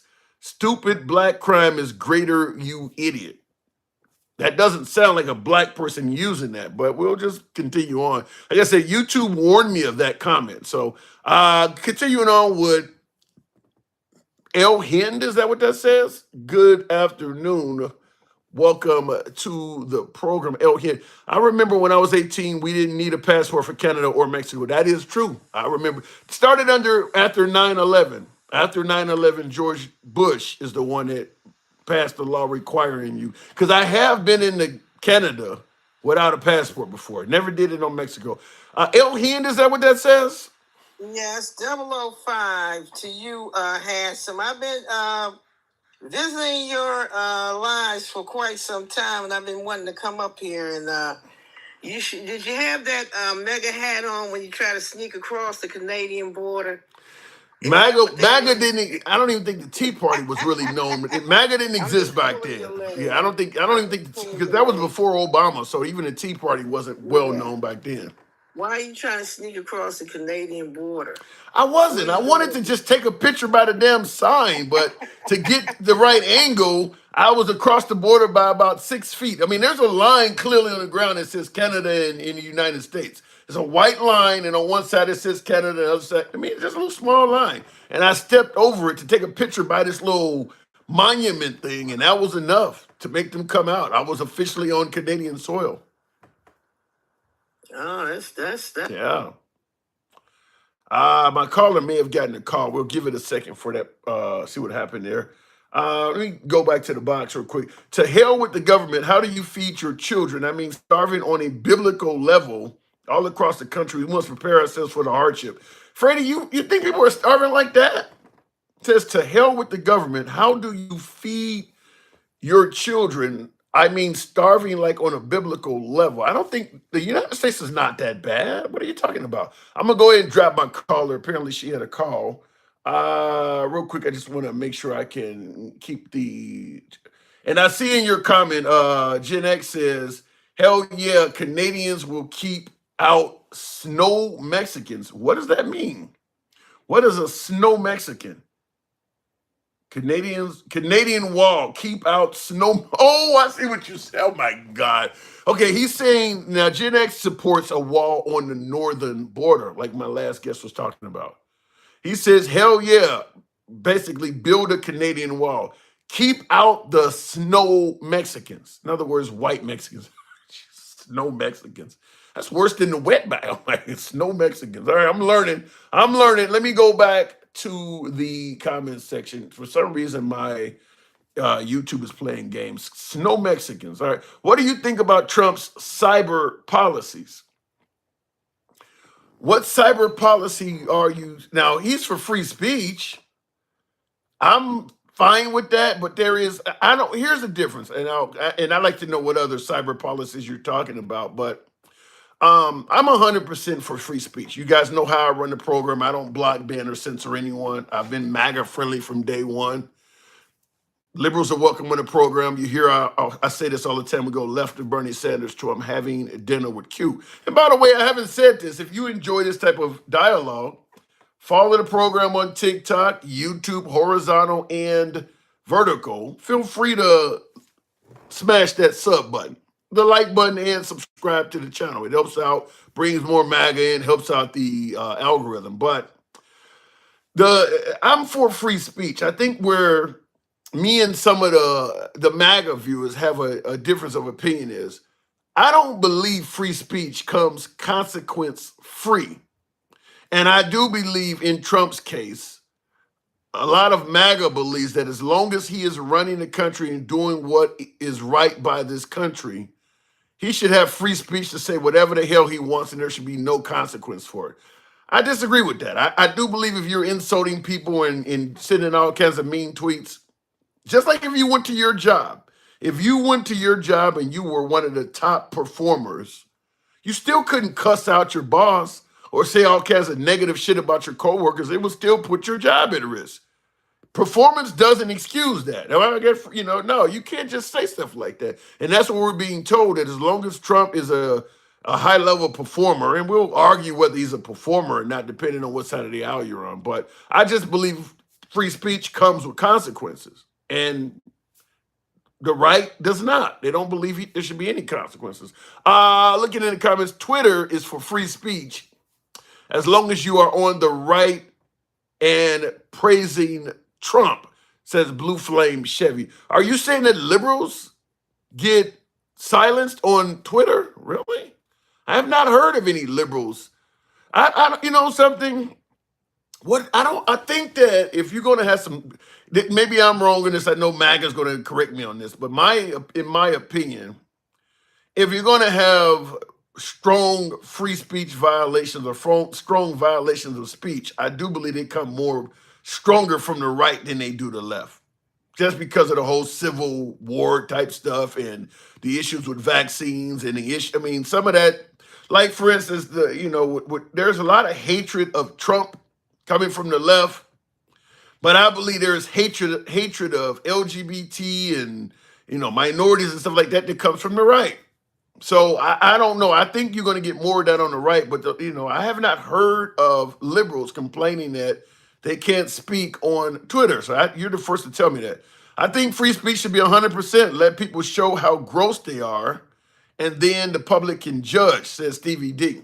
Not always like that, though, Stevie.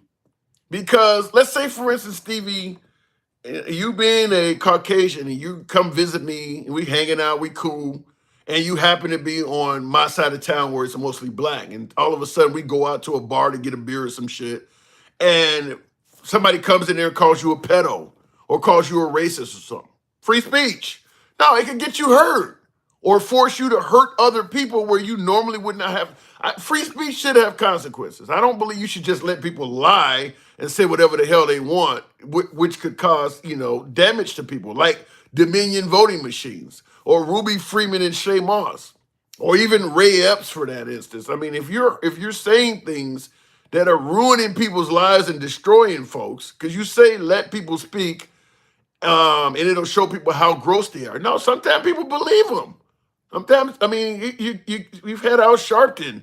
Al Sharpton has, claimed racism against groups that weren't being racist. People believe him, though. And now these folks got to somehow navigate through this stuff, like the Duke lacrosse players that Jesse Jackson claimed were racist and claimed that they had sexually violated this stripper who made it all up. So now those Duke lacrosse players are hoping they don't lose their education. I mean, people can make up shit about you, and people actually believe it. They don't always see the person as gross. So that's the problem with it. And I do believe Trump has done that a lot. Trump has said things about people that has been completely false or unproven, and it's caused harm. Like the mayor of Springfield begging him to stop saying people were eating pets because they were getting bomb threats. So there has to be some consequence, in my opinion. You don't hear from the left because we understand the law, says Fuzzard. All of them? I don't know about all of them. I don't know. Let me go back to the box. People are more free when they hide behind their computers. That's true. Say things they would never say face to face. That is true. I do believe one thing they should do. There should be some type of license plate, so to speak, while you're online. I don't care if there's a code attached that the government has access to or whatever the case may be. But if you make some type of wild statement, there should be some way to identify you. And now with VPNs and all of that kind of shit, people can say stuff online and it's very difficult to identify who that person is. If somebody gets on here and says something awful to me, and I've had people say that. I've had a few threats being made to me, even though I play the middle fairly well. Some people don't want to hear anything they disagree with. I've had people make threats to me. If I dial and report them to the police, it's almost impossible to find out who, Doggy Poo Poo is.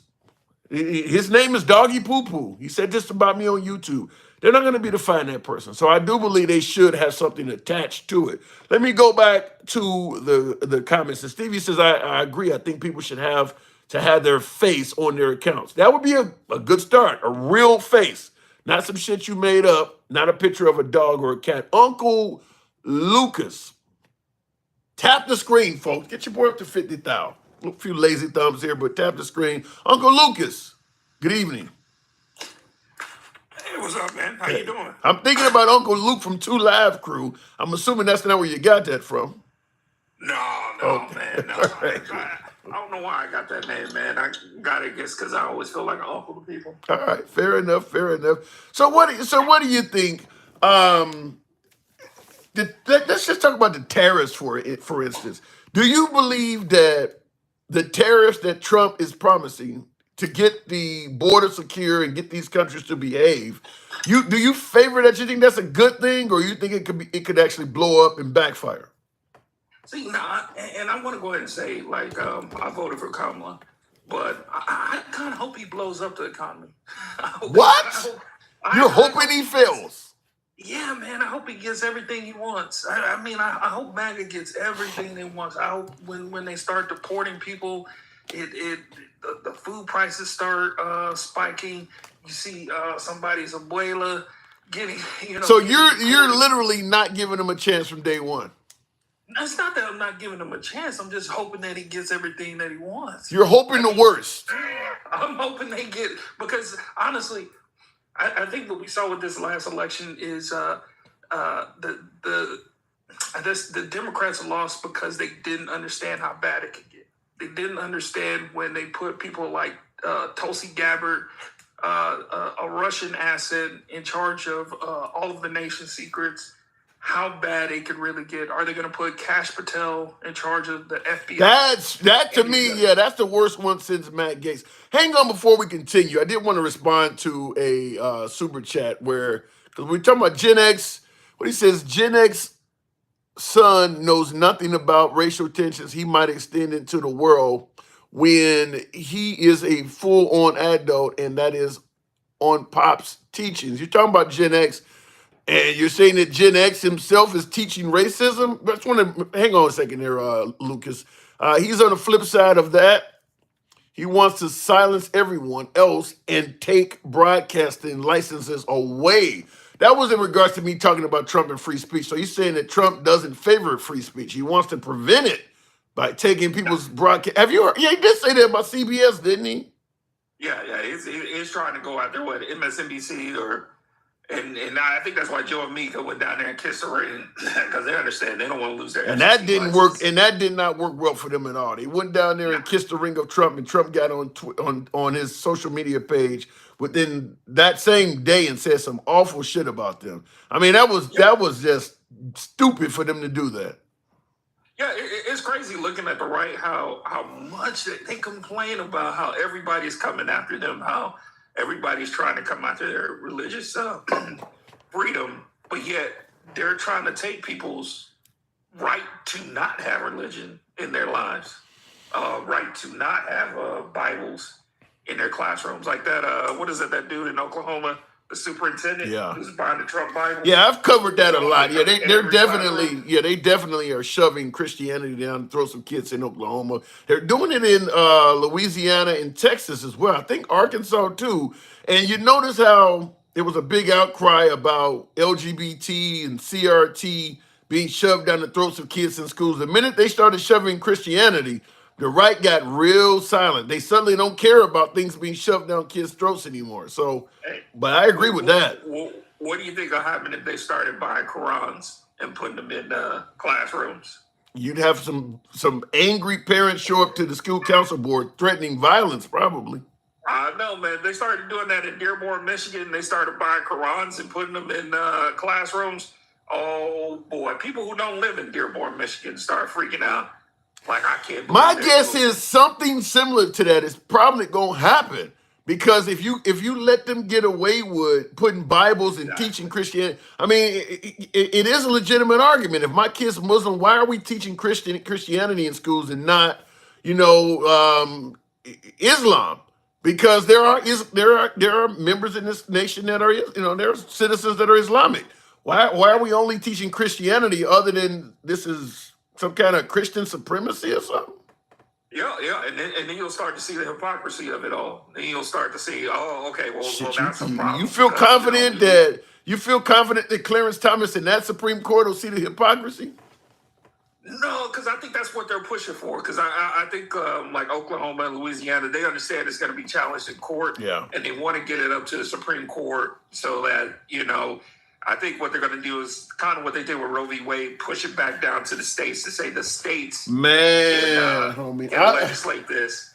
And then you're going to get places like Dearborn, Michigan, where it is a majority Muslim area, and they're going to start pushing for the Quran in schools, and then that's going to be a problem. That's what frightens me, though. That's what's frightening me, is that Trump is coming across as a states' rights president. And, being a person of color, states' rights is horrible. The history is, the idea that we have to hope that if we bring back states' rights, none of the bad stuff of the past will come back with it makes no sense at all. But states' rights to people of color has been horrible. Like, I don't think there's anything positive that a person of color can look back in history and say, well, this was great under states' rights. It was all bad.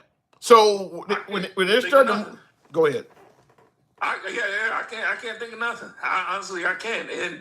And that's where they're trying to go. They're trying to push everything back down to the states. And we all know that, I'm in Alabama. I don't even think they have. You ain't gonna. If you're in Alabama, and if the state of Alabama had the right to do whatever they want in terms of how they govern that state, you would probably be in your best interest to relocate and just leave. I mean, it would probably not be in your best interest at all. I ain't going nowhere. This is my home, man. I can't go You can be, nowhere. you I'm in can, the middle of it. you can I'm a be, freedom rider. you can be buried there. I mean, I'm just telling you, you can be buried there. There's plenty of room underground. Hey, look, and this is why I think the problem, because my family lives out in California. They live out in California and Atlanta, and they're not in the middle of it. They saw Kamala winning no matter what, and so they're not in the middle of it. They're not talking to MAGA, and they're not in these neighborhoods, so they don't understand that these people. The second Trump won, they got to look up. Well, what is a tariff? Who actually pays a tariff? Hey, they don't understand a lot of the issues. They just understand that maybe their life wasn't, I don't know, groceries were a little bit cheaper under Trump. So, yeah, I don't know. I don't know. I mean, I think some of this stuff, like Trump is promising to bring down crime in inner cities. I think some folks are giving Trump credit for stuff that a president really can't do. Like, how is he going to bring down crime in Detroit? Like, what do you think that, I mean, if under a states' rights promise, so he's in control of the federal government, and he's promising to bring down crime in your city while making it clear he favors states' rights. So what is he going to do? Order your state to do something? Like, he can't. Some of the stuff that they believe he's going to do, he can't do. He's already talking about doing these mass deportations, right? And he's going to federalize National Guard and troops. So not every state is down with, like California. Gavin Newsom isn't going to want the federal government to federalize his troops. I think he would lose, though. For deportation. So is he going to take over the troops there? Yeah. So yeah, it's like when we went into Iraq, a lot of Americans were not in favor of the Iraq War, but they were able to use by simply saying it's a threat to national security or whatever the hell they use, but they were able to get National Guardsmen to go over and fight in Iraq. If he says it's an invasion and our country's sovereignty or our safety is in danger, which is what he's been saying from day one, is they're coming to rape and murder everybody, and it's a danger to the country, and we've been invaded. My guess is he would probably be able to get Congress to authorize it. I mean, we know if anything goes to the Supreme Court, he's likely to favor him. My guess is those people like Gretchen Whitmer and Gavin Newsom that would push back would lose, because he does have the power of the federal government. And at the end of the day, they have the power to use the National Guard if it's a threat to the country. But it's limited, though. So like with that, we declared war, right? The global war on terrorism. Okay. And global. It was another global war. So it was like the GYD and the GROT. So like I was in the Guard at that time, and when you go and like serve in Iraq, you're on what's called federal orders. Okay. So the federal government's picking up your pay. All right. But like when you do stuff in the state, you're on state orders, and the governor's picking up your pay. Okay. So there's all kinds of legalese behind, like when you're in the military. So what I'm saying is that the president can't just order the National Guard to start rounding up citizens. It usually has to come from the governor. The governor has to ask for the president's help. So you were sending the National Guard to maintain the border and prevent people from coming in. In terms of rounding up citizens, you could make ICE and hire a ton of people for border patrol and ICE to do that.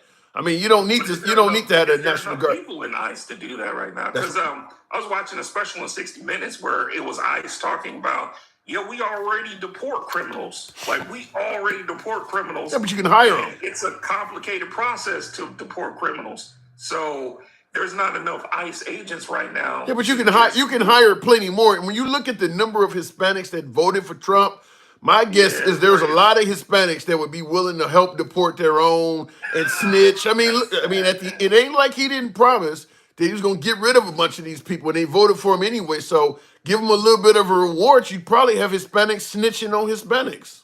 Man, I think with this election, I realized nobody hates Latino immigrants more than Latino immigrants. It's a sad thing, man. I don't understand. I don't understand how he ran on a campaign like that and did so well with Hispanics. I don't understand that either. I mean, because he didn't do well with African Americans. Is nobody distrusts women more than women? I got a lot I of don't mind voting females. for a woman, but it's like white women, they could not see themselves voting for Kamala. So in massive numbers, man, I don't get it, man. This country is crazy, and now we're seeing, oh my God, we're seeing Trump with he's threatening Canada with a 25% tariff. Yeah. And Mexico. Because of what? Yeah. He threatening. So that's why I hope he gets whatever he wants, man. Because honestly, I think the Democrats need to wake up. And I saw, like in Dearborn, Michigan, you saw all these Muslim groups saying we can't vote for Kamala, and Trump's going to bring peace to the Middle East. Yeah, he's going to bring peace. He's going to bring peace over the dead bodies of Palestinians, unfortunately. Well, some would say the Democrats needed to wake up when they were favoring LGBT and woke issues. That's when they said the Democrats needed to wake up back then, so they wouldn't be in this predicament. They saying that the Democrats were not talking about kitchen table issues that people actually cared about, and they were talking about LGBTQ and trans shit that people didn't. Hey, and that's why I say I hope he gets everything he wants. I hope he crashes the economy. I hope he gets. Why do you want? You do realize if Trump fails, we all fail, right? Yeah, well, sometimes you got to pay that price. It's kind of like Cutting off your nose to spite your face is what it sounds like. Hey, you know what? And that's how they're willing to roll on the right. Time after time, they're willing to burn it all down to get what they want, and we saw that on January 6th. And you want to pattern yourself after that. Yeah, I mean, to get power, you don't think they're willing to burn it all down to get what they want on the right? Yeah, but I don't see that as something I want to pattern myself after. I get it, but obviously, being magnanimous and being the bigger person. Like, what did Biden do after Trump won? He invited him to the White House. Yeah. That ain't working. No, it ain't working. And Trump would have never done it. If Kamala Harris would have won, we would be talking about a stolen election right now. I mean, that's exactly. They're willing to burn it all down until they get what they want.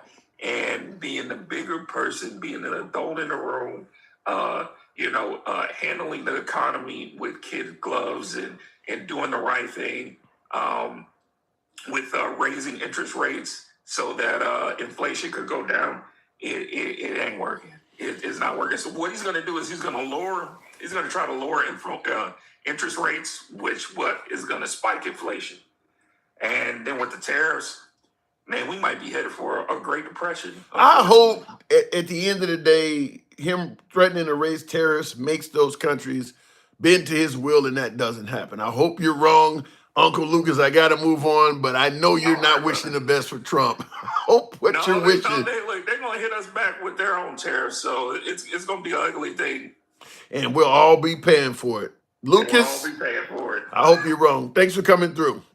All right, man. All right. I hope he's wrong, but my guess is he's not the only liberal wishing for the worst for Trump. My guess is there's a lot of people that are like that. A lot of people do believe exactly what he said, is that the liberals tried to maintain a standard of professionalism and it didn't go well. What was it? Michelle Obama's when they go low, we go high. A lot of Democrats are now like, don't do that shit no more because going low is not hurting them, it's helping them. So he's not the only one that feel that way. Austin Johnson, hey Tim, your last caller, man. He's always high on something. Does he normally talk like that? What kind of stuff is he smoking? Is it dead super crack death? He's on or what? Damn. I'm trying to figure out who are you referring to? God damn. Will G says if religion is going to be in schools, I want now this makes sense too. If religion is going to be in schools, I want the IRS in church. But that will be only time church and state will definitely be separated. I agree with that. If you're going to start, and they even before religion in schools, they've been talking politics in church. I agree that you should lose your tax exempt status if you're promoting politics, like the 700 Club and all of this shit, where they were clearly the evangelicals that are clearly for Trump and they're bringing it up in their churches and shit like that. They should lose their tax exempt status. But now that we've gotten Trump in office, he's not going to go around and change the tax status of folks that are supporting him. So it's not going to happen. But keep in mind, There were black churches.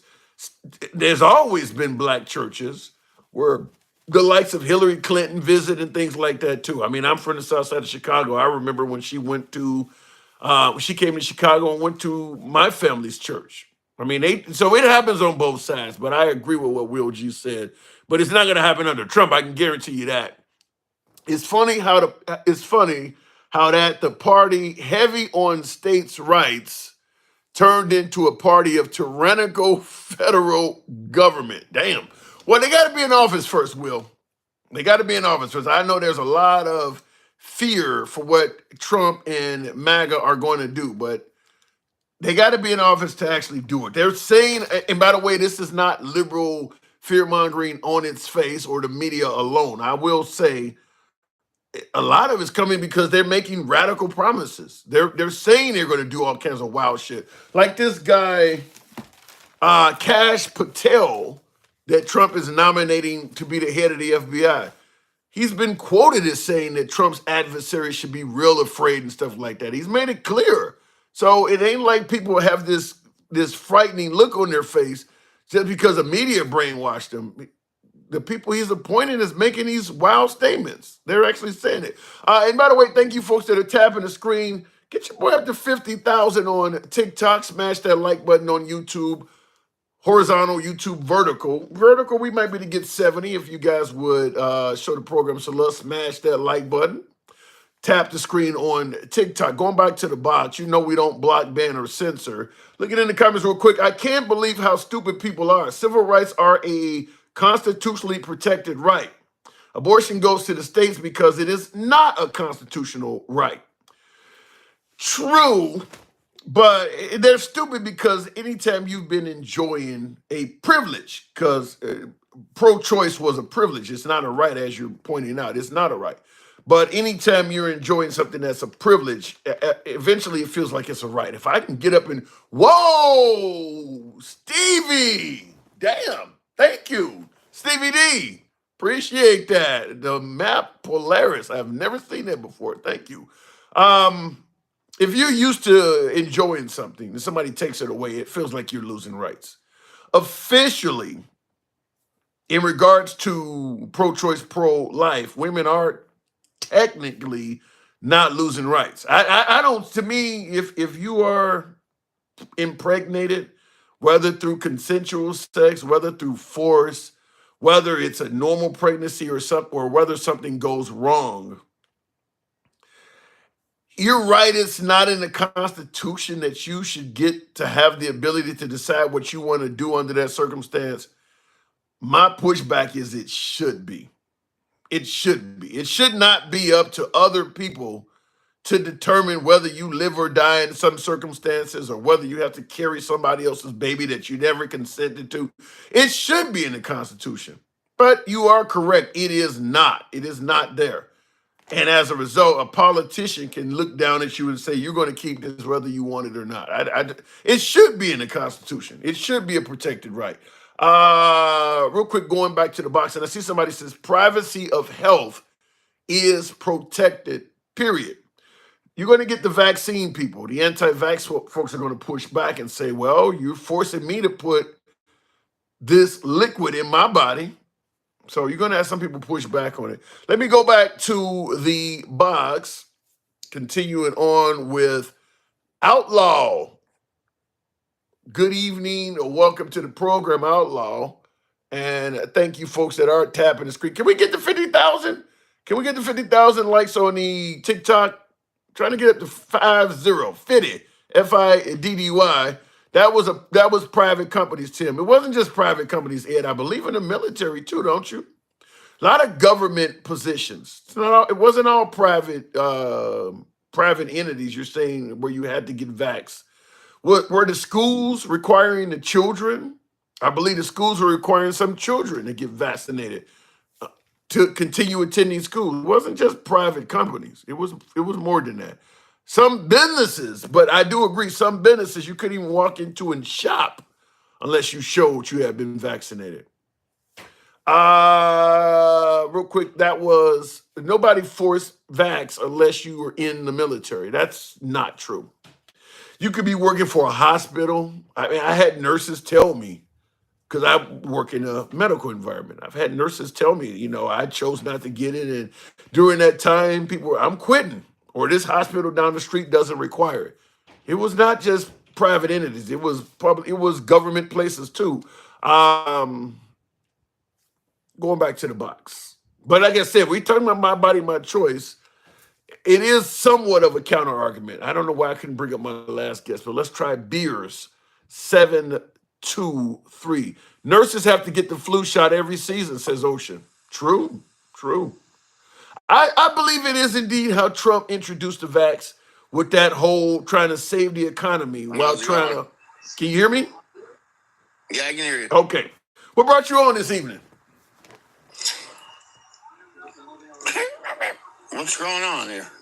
Not much at all. We got you on here. We're talking about. You're breaking up really bad. I can hear you loud and clear. You sound perfect. Hold on, let me try this again.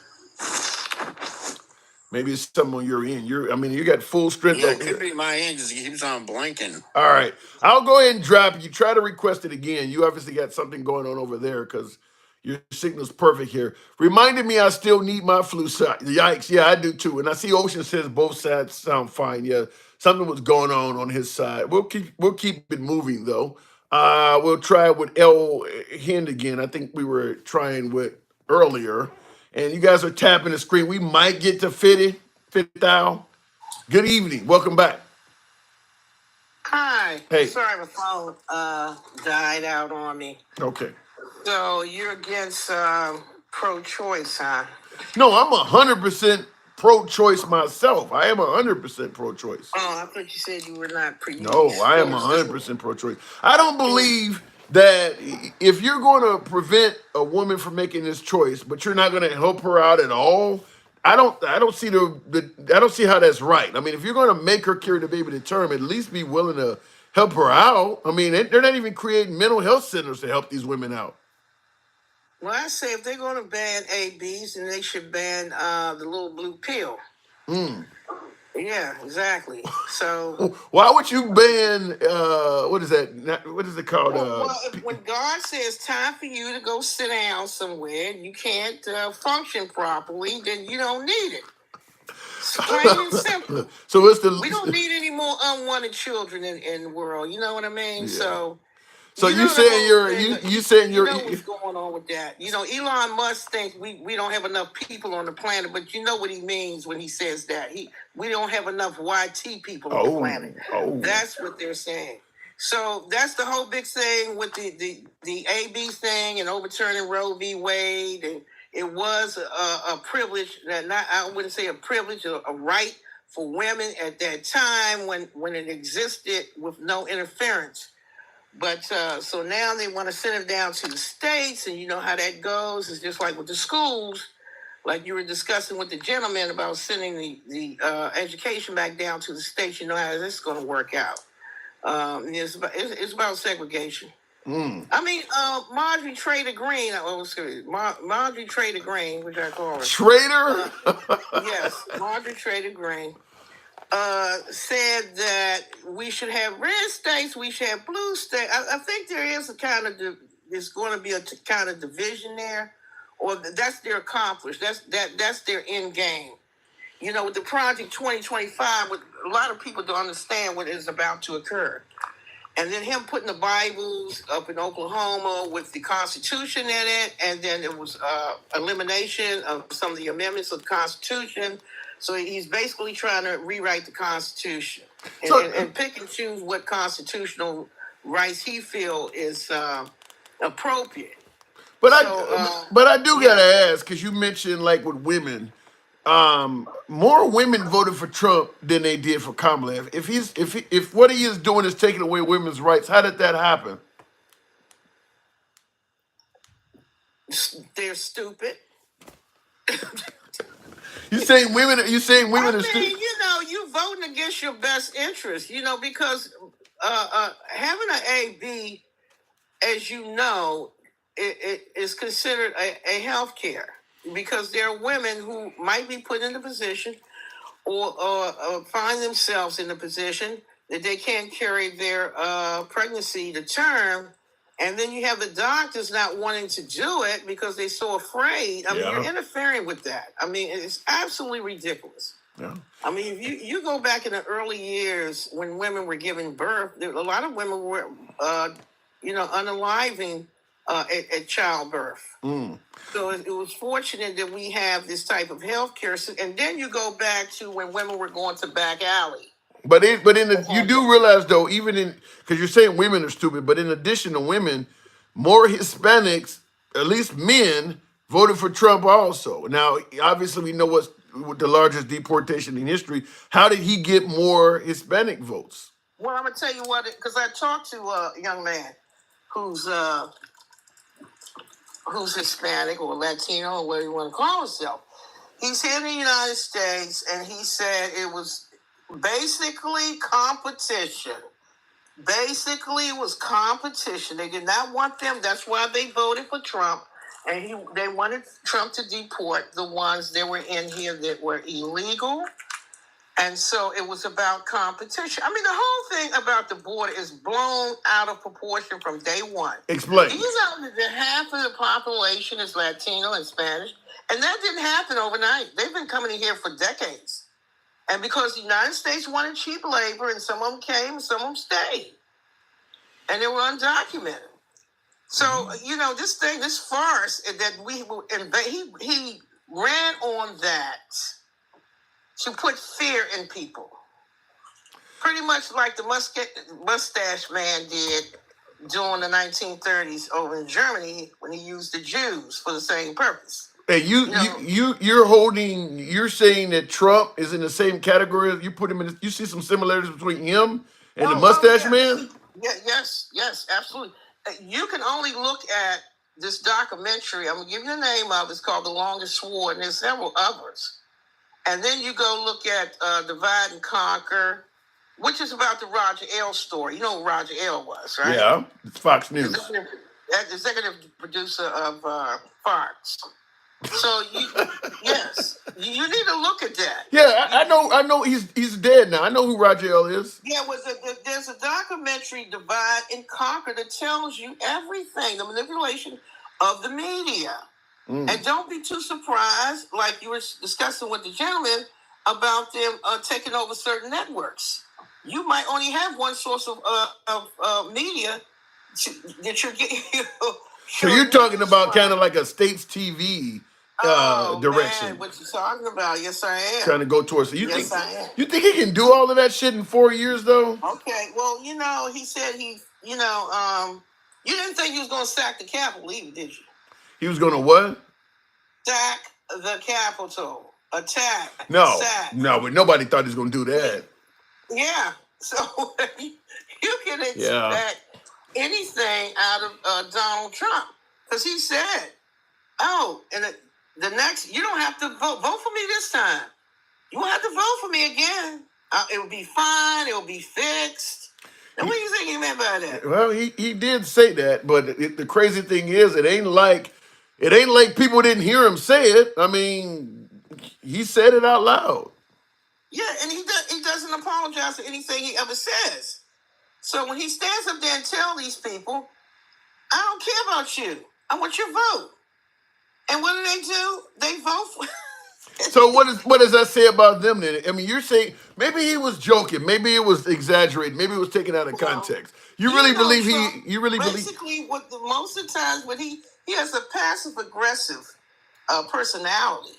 And if he says yes, he means no. If he says no, he means yes. It was just like, the thing of the insurrection. He says, go peacefully. But then he's got his soccer fence behind him saying, and fight like hell. Or a couple of times he may have said it himself. So he blows dog whistles at times to drum up his base. He's been doing that forever. So let me ask you this. And I see somebody in the comments, Jason Miller says January 6th was done by the Democrats who hired actors. Where does this kind of stuff come from? The Democrats did what? I didn't catch that. He said January 6th was done by the Democrats who hired actors. So the Democrats on January 6th went to the Capitol building peacefully and patriotically and had a love fest. Yeah, yeah. And they wanted to unalive the vice president. Right. And they were was all mega. That was all mega. They were there before any of this happened. They took a tour of the Capitol. This was pre-planned. And then they had other craziness on the outside, on the perimeter, people with weapons ready to come in to Washington. Yeah. Absolutely incredible. On my mother's birthday, I had to see all this, and she's a true patriot. My father fought in World War II. I didn't appreciate that one bit for them to come into the.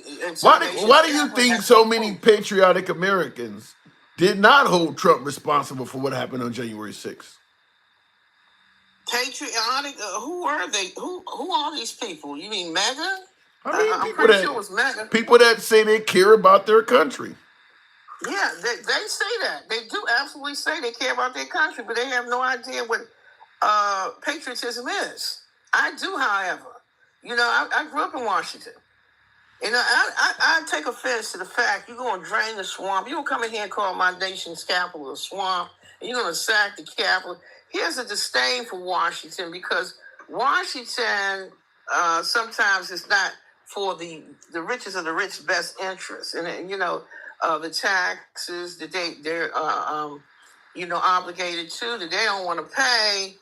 And I think that was the whole thing with this campaign that the Biden administration was going to hold them accountable for taxes, and they didn't want that.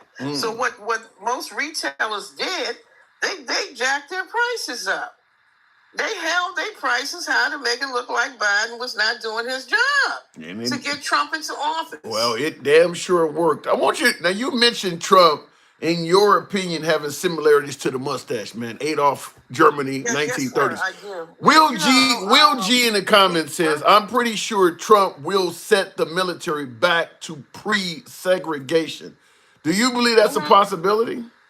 Yes, and he's trying to exclude women out of the military, which they're a very intricate part of the military, and they do all sorts of things in the military. I haven't heard that. I heard wait.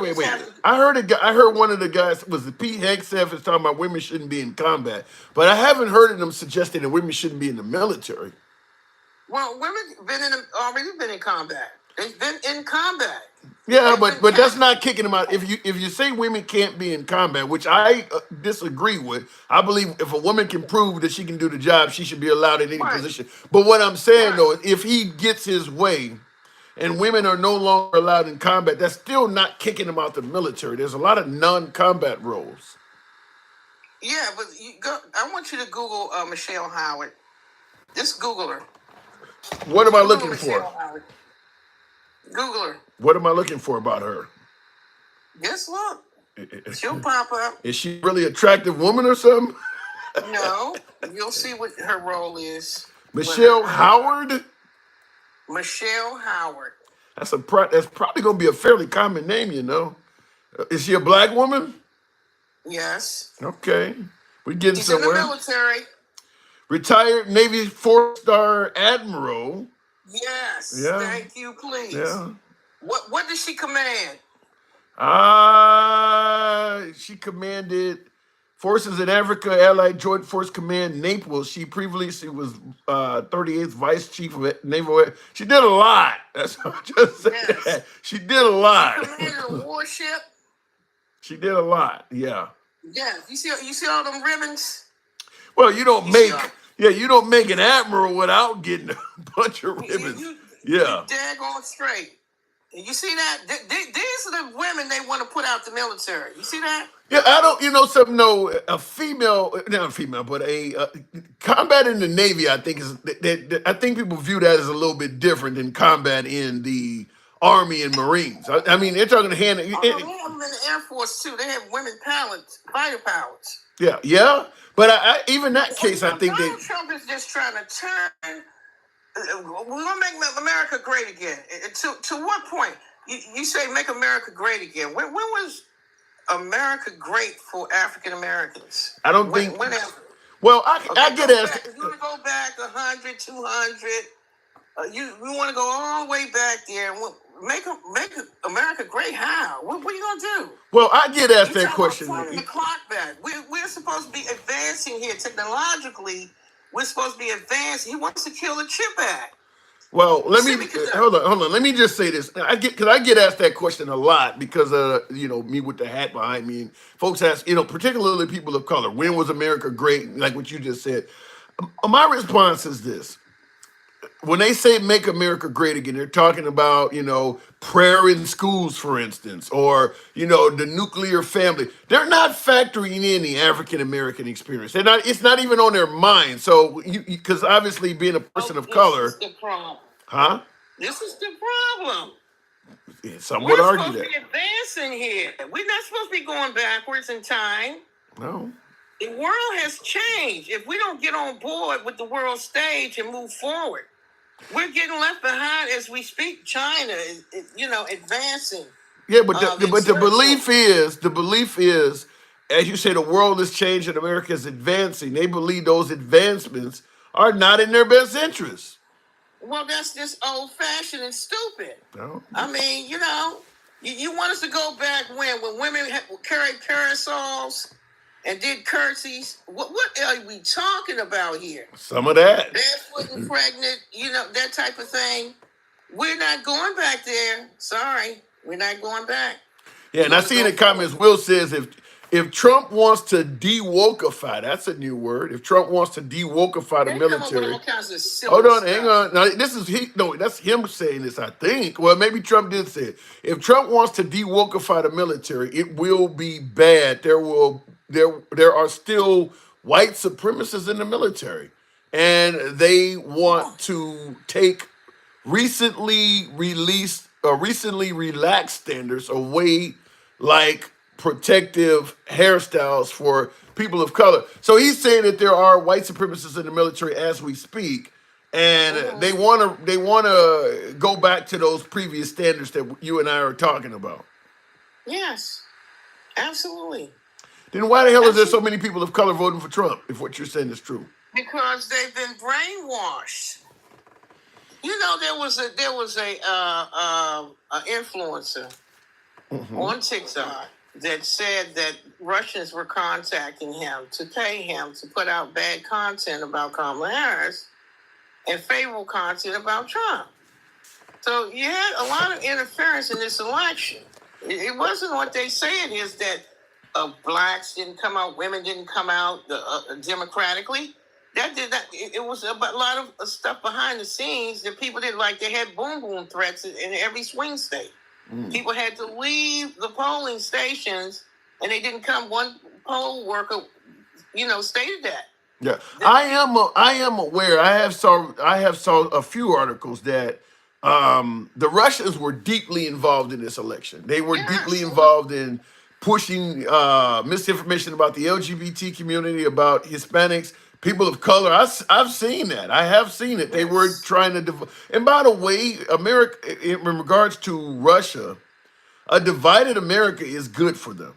It doesn't matter who wins, Kamala or Trump, but us fighting against each other is in their best interest. Absolutely. Yeah. That's the end game. Wow. Divide and conquer. Can you see that? Why? And you have to say to yourself, why is Trump doing what he's doing with the military?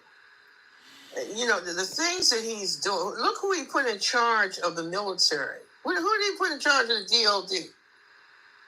Department of Defense. Who did he put in there? Hegseth. Hegseth. Okay, what is his background? What is his qualifications? He didn't climb up. I don't think any of these people were qualified. I think, but his qualifications are he's loyal. Yeah, he's on Fox and Friends or whatever, and then he was a major at best in the National Guard. I mean, well, can you see our generals, our 5-star generals? And admirals like Michelle Howard, do you think they're gonna stand fast and take orders from a major? Well, they can be court-martialed. They can be court-martialed if they don't. That's what's going to happen. I'm saying they can also leave our best of our best and brightest. Brave men and women might start leaving. Then where does that leave our military. It leaves us vulnerable. And then you're talking about pulling us out of NATO. Yeah. That's our allies. You know, I was talking to a young lady in a live, and she was saying that our allies don't even trust us anymore. She was from Sweden. I don't think it's that they don't trust us. I think they're concerned about It's- Trump. I think they're Well, concerned that's about what Trump. she's getting. That is Yeah. what she is saying. She's there in Europe, and this is the chatter that's going on over there that they can't even trust the United States anymore. Yeah, I gotta move. I gotta move it on. But my guess is some of them may start trying to have alliances around us if they don't feel like we have their best interest at heart anymore, or Trump starts to get too friendly with the Russians. They may start trying to have alliances around us. If he starts getting too close to the Russians, Well. if he starts getting, he's already been close with the Russians. Do you get it? All right. Well, And some of these things that he is doing is because of Mr. P over there. You know what I'm saying? You said because of Vladimir. It all indicate. I've been doing this. I've been watching him for a very long time. Since the first, I protested his inaugural, by the way. And no, his inaugural wasn't larger than Obama's. But I was downtown on Independence Avenue where my sign said, "Welcome to New Russia." People were shocked because they interfere. You know, that's why, you know, these people, I say, oh, how MAGA loves to sail down the river of denial. And it's not in Egypt. Well, these people are so out of touch, and they will believe anything this man will tell them. And at the end of the day, he won fair and square. I get your point, but he won fair and square, so you got to give him that. No, he didn't. I'm gonna say we're gonna agree to disagree. You play devil advocate. You don't think you think he cheated? Yes, I think it was some manipulation there from the boom threads, from Elon Musk's money and everything else. You know, no, I don't. It just went to. It was just so bizarre. And they're talking about burning ballot boxes and all these other things, but how you cannot discount all of these things. All right. Well, I don't want to rehash it because, like I said, I don't think Trump has proof that it was taken from him either. I didn't even get into Project 2025. The last thing I want to say to you is the reason why Donald Trump kept saying he had no, idea about 2025. He's not connected to 2025, although he is. I've read it. His name appears several times in 2025, and that I found out that the Heritage Foundation is under a 501c, and they cannot have any affiliation with any presidency or a president or Well, he's claiming that he has nothing to do with it. So. I mean, we're going to have to see what comes out. You know what, Liberal? I've been watching for a long time. Sometimes I've been screaming at you. Once again, it's your boy Tim, the handsome Liberal, contacting you from the land of the band. Okay, I don't know what's going on there. Don't know what she did there. You're welcome back on the program, but whatever you clicked, I started getting all kinds of stuff. So I'll move. I don't know what happened there. Looking in the comments, I wanted to hear what she was about to criticize me on something. I like to hear how the folks feel. So I wanted to hear what she had to say, but something happened with her equipment over there. Let me go back to the comments. She was a Russian spy. Big dog, what the hell are you saying there? BP, he wasn't. Oh, somebody, let me see here. Yeah, the caller is right on cracks is actually. Well, be nice to my guest. Trump said it, that they had a way to win. That ain't enough to say he cheated, though. That's not enough to say Trump cheated. TDS is a treatable condition, but they have to want the help. You can't just fix stupid. That doesn't know it needs fixing, says attrition. You know my take on Trump derangement syndrome. I think it's a bullshit diagnosis by MAGA because, as I've said, you could be a fan of Trump, a supporter of Trump, down with Trump, and tattoo his face on your forehead, and they won't tell you have Trump derangement syndrome. You could paint his face all over your damn car or wear his clothes like a freaking uniform, and they won't say you have Trump derangement syndrome. The only way you can have Trump derangement syndrome is you have to dislike Trump. So the diagnosis that somebody has Trump derangement syndrome is biased in itself. Deranged is deranged. You can be deranged in favor of something too. You could be a stalker, not willing to let go of your ex-girlfriend and be deranged trying to get her love back. You can be deranged in favor of something. Yet anytime someone suggests you have TDS is somebody who does not like Trump. So the diagnosis is biased. So I don't work with it simply from that standpoint.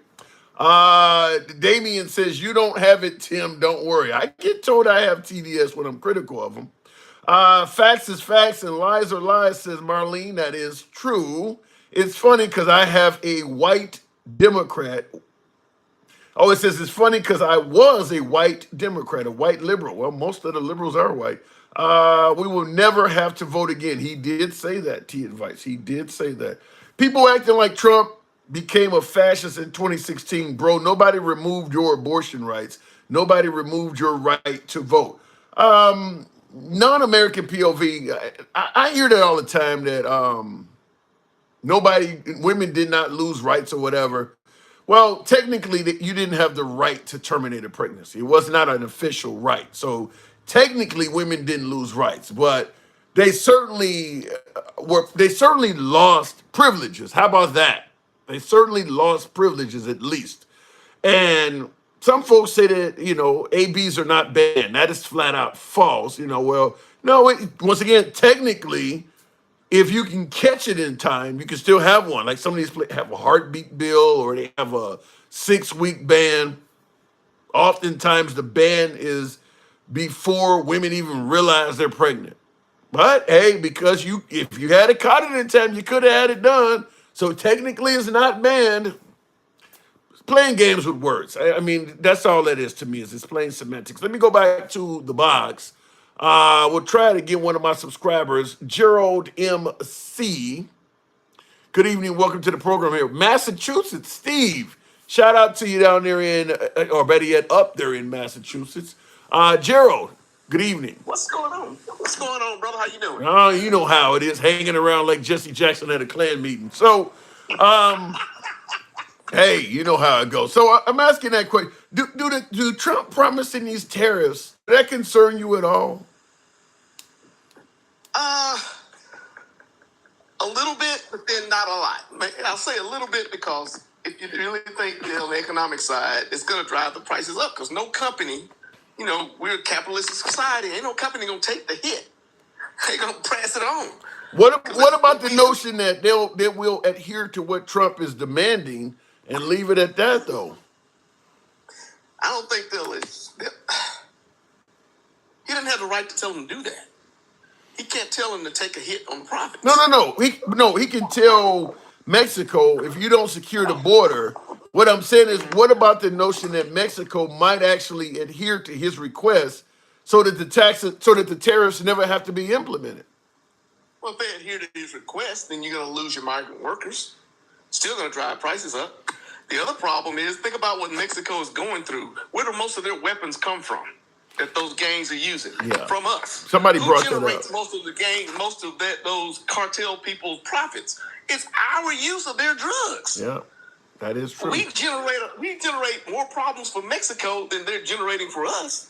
Think about it, just from what we're using. I mean, think about all the drugs that people are using.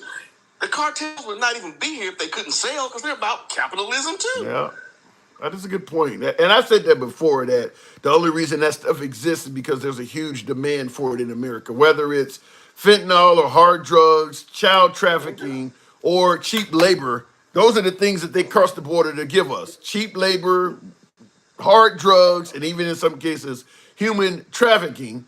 And no American is complaining that they forced me to engage with a kid, or they forced me to take cocaine, or they forced me to hire an immigrant. No, Americans want that stuff. So I agree with you that you can do whatever you want to Mexico. As long as the demand here is so high, it will continue. It will continue. And then what do we give them back? Guns. Yeah. All kind of weapons that they can use. Yeah. It's not that simple. It's Well, just not a simple answer. no, because the problem is in house, and I used to use the example of, let's say you got a promiscuous daughter at home, and you don't want her getting up at 2:00 in the morning to go outside and get with boys, so you build a huge wall around your house. If she gets up at 2 a.m. and unlocks the door and lets him in, the wall is useless, and that's what it is. The demand in the house wants what's outside. And that's what we have here in this country. We want those drugs. We want the trafficking. We want the fentanyl. We want the cheap labor in this country. So Trump is blaming the immigrants, but he's not really tackling the fact that there's this huge American demand. Yeah. And some of the richies who are making money off of that demand. Yeah. You remember back in the cocaine days where all those banks in Miami came from. Yeah. I also wouldn't doubt that a lot of his corporate donors and lobbyists are making money off that cheap labor too. Oh, heck yeah. Yeah. It's always like that. We want high wages to make products, but we want the product price to go down. Yeah, you can't get both. It doesn't work. No, you can't get both. One of the others got to give. And by the way, hold on for a second. Will G in the comments says, with the war on DEI, if they will take people of color out of prominent positions and put them in lesser roles, most definitely they want the good old boys all at the top again. Now, Will G believes that Trump is all about white supremacy and has all these racial overtones. Do you see any of that from Trump? I see the racial overtones from Trump, but here's what I think. And this is just, and I'm not a Trump fan either, but I think he'll say anything to get a vote. And when he gets in there, it's going to be all about him. It ain't going to be about, if the white supremacist line helps him out, he's down for it. If it doesn't help him out, he ain't got nothing to do with him. I just felt like he was saying stuff to get elected. So you believe he was? If he gets there, I don't know. So you believe that he may have just been dibbling and dabbling potentially in racism just because it'll help him get votes, but he may not actually be like that. Maybe not. If it benefits him, he will. Wow. If it doesn't benefit him, he will not. So then that would mean that a lot of his supporters must be that way. Yeah, it could be. Could be. Man, it's hard to say. I mean, if what Will is saying, where you got to actually portray that this is what you're going to do, then there has to be some of your supporters that want you to portray it that way. Right. But who are the people that Trump cares about? The super rich. Those are his real care people. The rest of them are pawns in a game. Now the queens and the rooks and all of that, those are the people he really cares about. He don't care about the pawns, but the pawns are still on the table. They still get a vote. Well, he did say he loves the poorly educated, so are you sure? He may care about the poor. Okay, so what program is he putting in to help those in that situation? Think about this. We're talking about taking education and using vouchers, okay? Let's just start with education, because in my mind, education is the only thing I think you ought to get for free. Everybody ought to get a free education. That's the only thing. If you did that and everybody got the same education, not separate but equal, none of that bullshit, but everybody got the same, which is not easy to do, right? Where would we be? Where would the minds of all of these people be? And how much further would we be? So let's say we take that out of consideration. We're going to get rid of the Department of Education, and we're going to do this voucher system. We're going to push it to the states and let the states do a voucher program. Okay. What happens to that kid that needs, like a Down syndrome kid? They don't have to. The private schools don't have to provide for those guys. It's like they can't turn them down. They can turn them down. But what about the notion that he may get rid of the Department of Education, but it may end up being like a states' rights thing, so your state can still do that? I believe they can do it now anyway. But what do you think the southern states, the SEC states, would do? Might be time to move from down there. If you're looking at educating your kid, our governor right now is talking about how much he loves a voucher program, that he wants to give parents vouchers to go to these private schools. But the only people going to those private schools, like the one down the street from us, It's $35,000 a year Wow. to go to that school. Yeah, And here's the crazy part, Sim. Here's the crazy part. yeah, the voucher. In my city, Go ahead. the high school, the public high school, beats the private school on test scores. But they're still paying $35,000 to go to that school to keep their kids out of the public school. But the public school every year since I've been here, I've been here 11 years. Every year they've had no less than 29 students making a perfect score on the SAT. Now, where are you at again? I'm in Tennessee. I get a lot of Southerners that it's always a Southern state, man. Well, I mean, it's amazing. But now you want to give them a voucher to go to the private school, right? So these public school students who are really good students, who are making these high grades, but can't afford to go over here. They have a really good education. Heck, Tim, we just built a $95 million high school. And that bad boy is amazing. You walk in there, you're like, holy crap. This is some space age crap. But then you're going to take all the good students and migrate them to where? The private school. The students who have special education, the students who have special needs, the students who are slow will be left at the public school. yeah, With no funding. kind of going back in time with that one. Yeah, I just don't agree. I don't. If he's going to send it to the states, he's got to put some rules around it. Some kind of ways. There's got to be some outside control because I guarantee you, I know in this state, those voucher programs are gonna accentuate all of the rich kids. Yeah. So you kind of sound like one of my earlier callers that said it ain't about race, it's about class. Yeah, that's exactly it. It is about class. It is about class. And I'll give you another example of what happened here. Okay.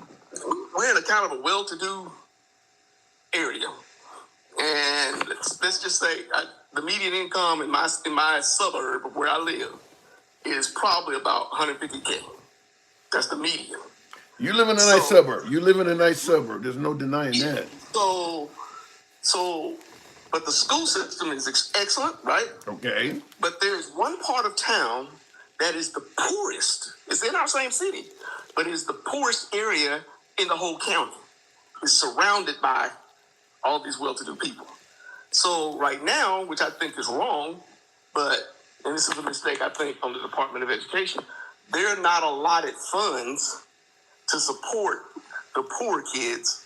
So, for example, until this recent high school, there were no computer labs that you could use at the school because all the rich kids had computers at home. So why would you buy it? Right. And it was 5% of the kids who, like 3% of the kids who had no access to internet, who had no access to, they were doing all their homework on their phones. And it was a sad, I didn't even recognize it until somebody took me on a tour and said, let's go I'm going to show you this area. And then on Saturday, we're going to go to the library. The library was packed with black and brown kids trying to do their homework on the library computers. Mm-hmm. Because the school system couldn't get money.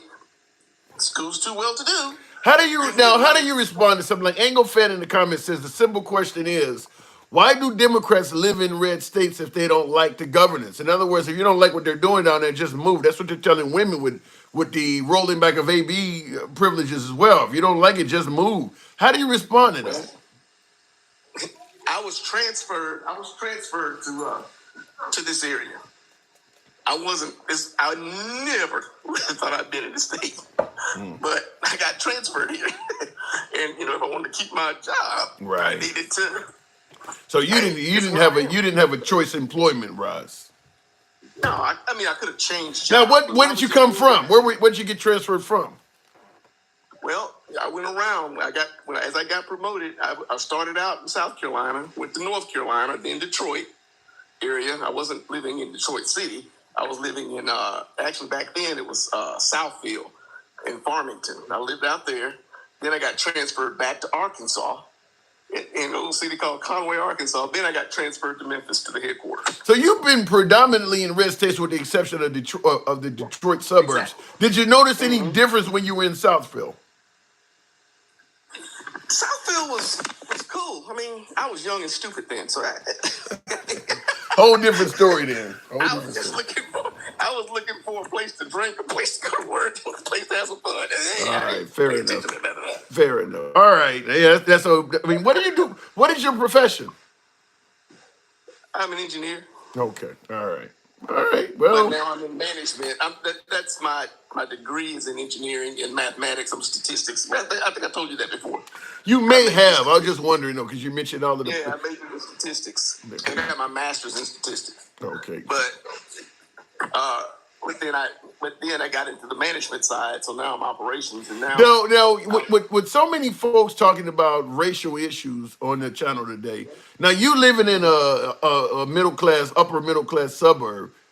Do you have any? I mean, you don't have any issue with the police, or you don't have any Karens? Do you have any issues with any of that in your area? Because you live in a red state, yeah, or you do? yeah, yeah. It don't change, brother. It don't change. I just It wonder. don't change at all. Cops I too? mean, huh? The cops Yeah. too? Wow. Yeah. Yeah, it doesn't change. It does not change. I'd like to think there's a world out there where that's not happening, but apparently, Nah. I mean, there's always, they got the little Nextdoor app. There's always people coming up with about how they were treated in line and how they were treated at a Walmart or something. I mean, it's crazy. I mean, I walked out of the store one time and I had just gotten I was buying gifts for people, for my kids and stuff. And I went and got cash. I wanted $100 bills. I was going to put everybody a $100 bill in their little gift for them. And I had it all ready to go and I'm walking out. And this guy comes running out. Don't even know who he was. Hey, screaming at me. Hey, you might stop. And I'm looking at this. I say, is he talking to me? And he comes running up to me. And then this other guy looks over and looks at him and says, what the heck? Hey, what you doing? I said, what do you mean? What am I doing? I'm walking to my car. Where'd you get that basket? Wait, what? What are you talking about? He wanted to see the money I put in my. I was like, just a regular citizen? Yeah. Like he gonna do a citizen's arrest or some shit. Like I'm supposed to just stop when he say stop. You heard me, stop. What the hell are you? Yeah, that could lead. Yeah, I mean, if I got hundreds of dollars on me, and somebody running up on me like that, I think it might be a hit. That would make you put your hand on your pistol. All right. That's what I'm saying. And I'm in a state where you can just carry like a. I mean, it's like it don't matter. You just carry that crap. Yeah, that's crazy. All right, Gerald, I do got to move it on, but man, you stay safe in some of them communities like that. You might have too much for your own damn good. But I got to tell you this one story before you go. Real quick, we were go talking ahead. about the red stick deal. So some of my drivers, they went to. I run a delivery service, right? Because it's the big A to Z company, a delivery service. They drove up in a neighborhood. 2 black drivers, one pregnant girl and a young black dude. The black dude was training the pregnant girl how to do the route, right? Pull up in the driveway, deliver the guy's package, starts backing out. The guy comes out cussing at him. Get off my, and get, I don't want that. I mean, going off on him. So, of course, the young dude, he bows up and starts talking back at him. So the guy goes in, and I got this all on video. The guy goes back in his house, because all these bands videotape everything. The guy goes back in his house, shoots at him as they're backing out, goes through the windshield, misses the guy by about 12 inches. damn. And the guy jumps. He jumps like this. He jumps to the side, and he kind of giggles. He jumps to the side, and he kind of laughs. And then, it's just stress, basically a stress reaction. He kind of laughs. So they pull off, they get off the property, and they go call the police. Police comes out, they arrest the guy. You know what the prosecutor said? What? Oh, we don't want to prosecute him because when he shot at you, you didn't react correctly. You should have had a more stressful reaction. I'm sitting there going like, what the heck? And that was black and white. It was. And he said it was self-defense. How's it self-defense? And they're backing out of his driveway. And it's 22 seconds later after they had the argument. Wow. The Tennessee law strictly says, one, you can't protect property, and you must have an escape before you can shoot somebody. They avoided all of that and gave it up to, he kind of giggled. I'm not coming. I won't be coming to visit you anytime soon. Gerald, I got to go. Come on, Tim. I got to go. No, I'm good. Thanks. Moving on. And I wanted to point out something in regards to what he was saying. We'll go to the next guest, but I got my own little soundboard now. Department of Education is being overhauled by Linda McMahon. Yeah, and I don't know how Linda McMahon from the WWE got that gig. I don't know. Don't know where that's going to go to. Well, what are you going to work for? You going to, what does this says? This is from James. Well, what are you going to work for? You're going to go to a top fucking. What is all these? I got a lot of folks using the N word. I don't know why, but I guess I'll leave this one alone. But something about to go top a fucking train N word. You going to go fucking work in a field? No, you're fucking not. You're used to sucking dick on them little podcasts. Like, now you talk about Trump derangement syndrome all the time on the program. That just sounds deranged. There's no punctuation, words are misspelled. It's just a bunch of anger. Now that, and I see in the comments, Trump's bastard child says that's MAGA. Yeah, I don't know what else to say about that. That person is just angry. Lord Geotron says having Trump makes America a winner again. Well, we got like less than 50 days. We'll find out. We will find out. Less than 50 days, we'll find out how much of a winner he is, or he makes America become. Will G, by the, you say by the was, so I don't get that one. By the way, I guess. By the way, Trump wants to invade Mexico to take on the cartels. I do believe he has said something like that. I do remember hearing him say something like, if the Trump has talked about using the military against the cartels. I don't know. A lot of America might be okay with that if he words it right. But I will continue on. It says, by the way, Trump wants to invade Mexico to take on the cartels. I tell you, I believe he coordinated with the cartels and now wants to thank them by doing away with them. Damn. I do believe that if Trump can, remember, what is her name? Lincoln Riley. We've seen that all over television about the immigrant killing Lincoln Riley. There's not as many immigrants in this country that came here illegally that are taking the life of American citizens. If there were, you would see Lincoln Riley's on Fox and OAN and Newsmax all the time. They're eager to find them. There's not a lot of them. However, you could easily find plenty of people harmed by the cartel. If you could get all of that outrage towards immigrants by posting a few cases like with Lincoln Riley, imagine how much outrage you could get against the cartel. There is a lot of legitimate mayhem they have caused. So the point I'm trying to make is I think if Trump wanted to go after the cartel using the military, he could plaster a lot of their evil deeds on TV and probably get a lot of America to be okay with it. Like I said, using Lincoln Riley as an example, look at how much value they got out of the death of Lincoln Riley in terms of political value. That's just one person. You can come up with a ton of people the cartel is harmed. It would be far easier to find that. Will G, look at how much political value they got out of the Haitian migrant shit, and they didn't really produce any evidence of that. Imagine if they actually had an issue where they could show you a ton of evidence how much value. Same thing with LGBTQ harming children in bathrooms. There's not really any case of it happening at all. Yet they've gotten a lot of political value out of the possibility it could happen. Imagine if they had 10 or 15 cases to parade in front of you. They can parade a ton of cartel shit. So my guess is he would get authorization from the American people to use the military against the cartel. Everybody knows somebody that has died of hard drugs that may have came across the southern border. My own father perished from crack use. My own dad. So I think it would be pretty easy I think you could easily put sob story after sob story after sob story on TV and do that the right way and get him to get authorization. So if he wants the cartel, it's kind of there for the taking. Will G says, won't be surprised if the Mexican invasion turns into another Iraq, Afghanistan. No, big difference, big difference. Location, There's a lot more people that are going to sympathize with any kind of conflict with Mexico because we know these people. Afghanistan is one of those. It's way over there. We didn't, America had no main connection with Afghanistan. You start going into Mexico, the connections are way stronger. I mean, you're gonna have a lot of Puerto Ricans and Venezuelans and all other people from other Hispanic cultures saying this is wrong. We are heavily connected to Mexico. It's big difference between Iraq and Afghanistan on that. I don't think those are the same. I think there would be a big difference.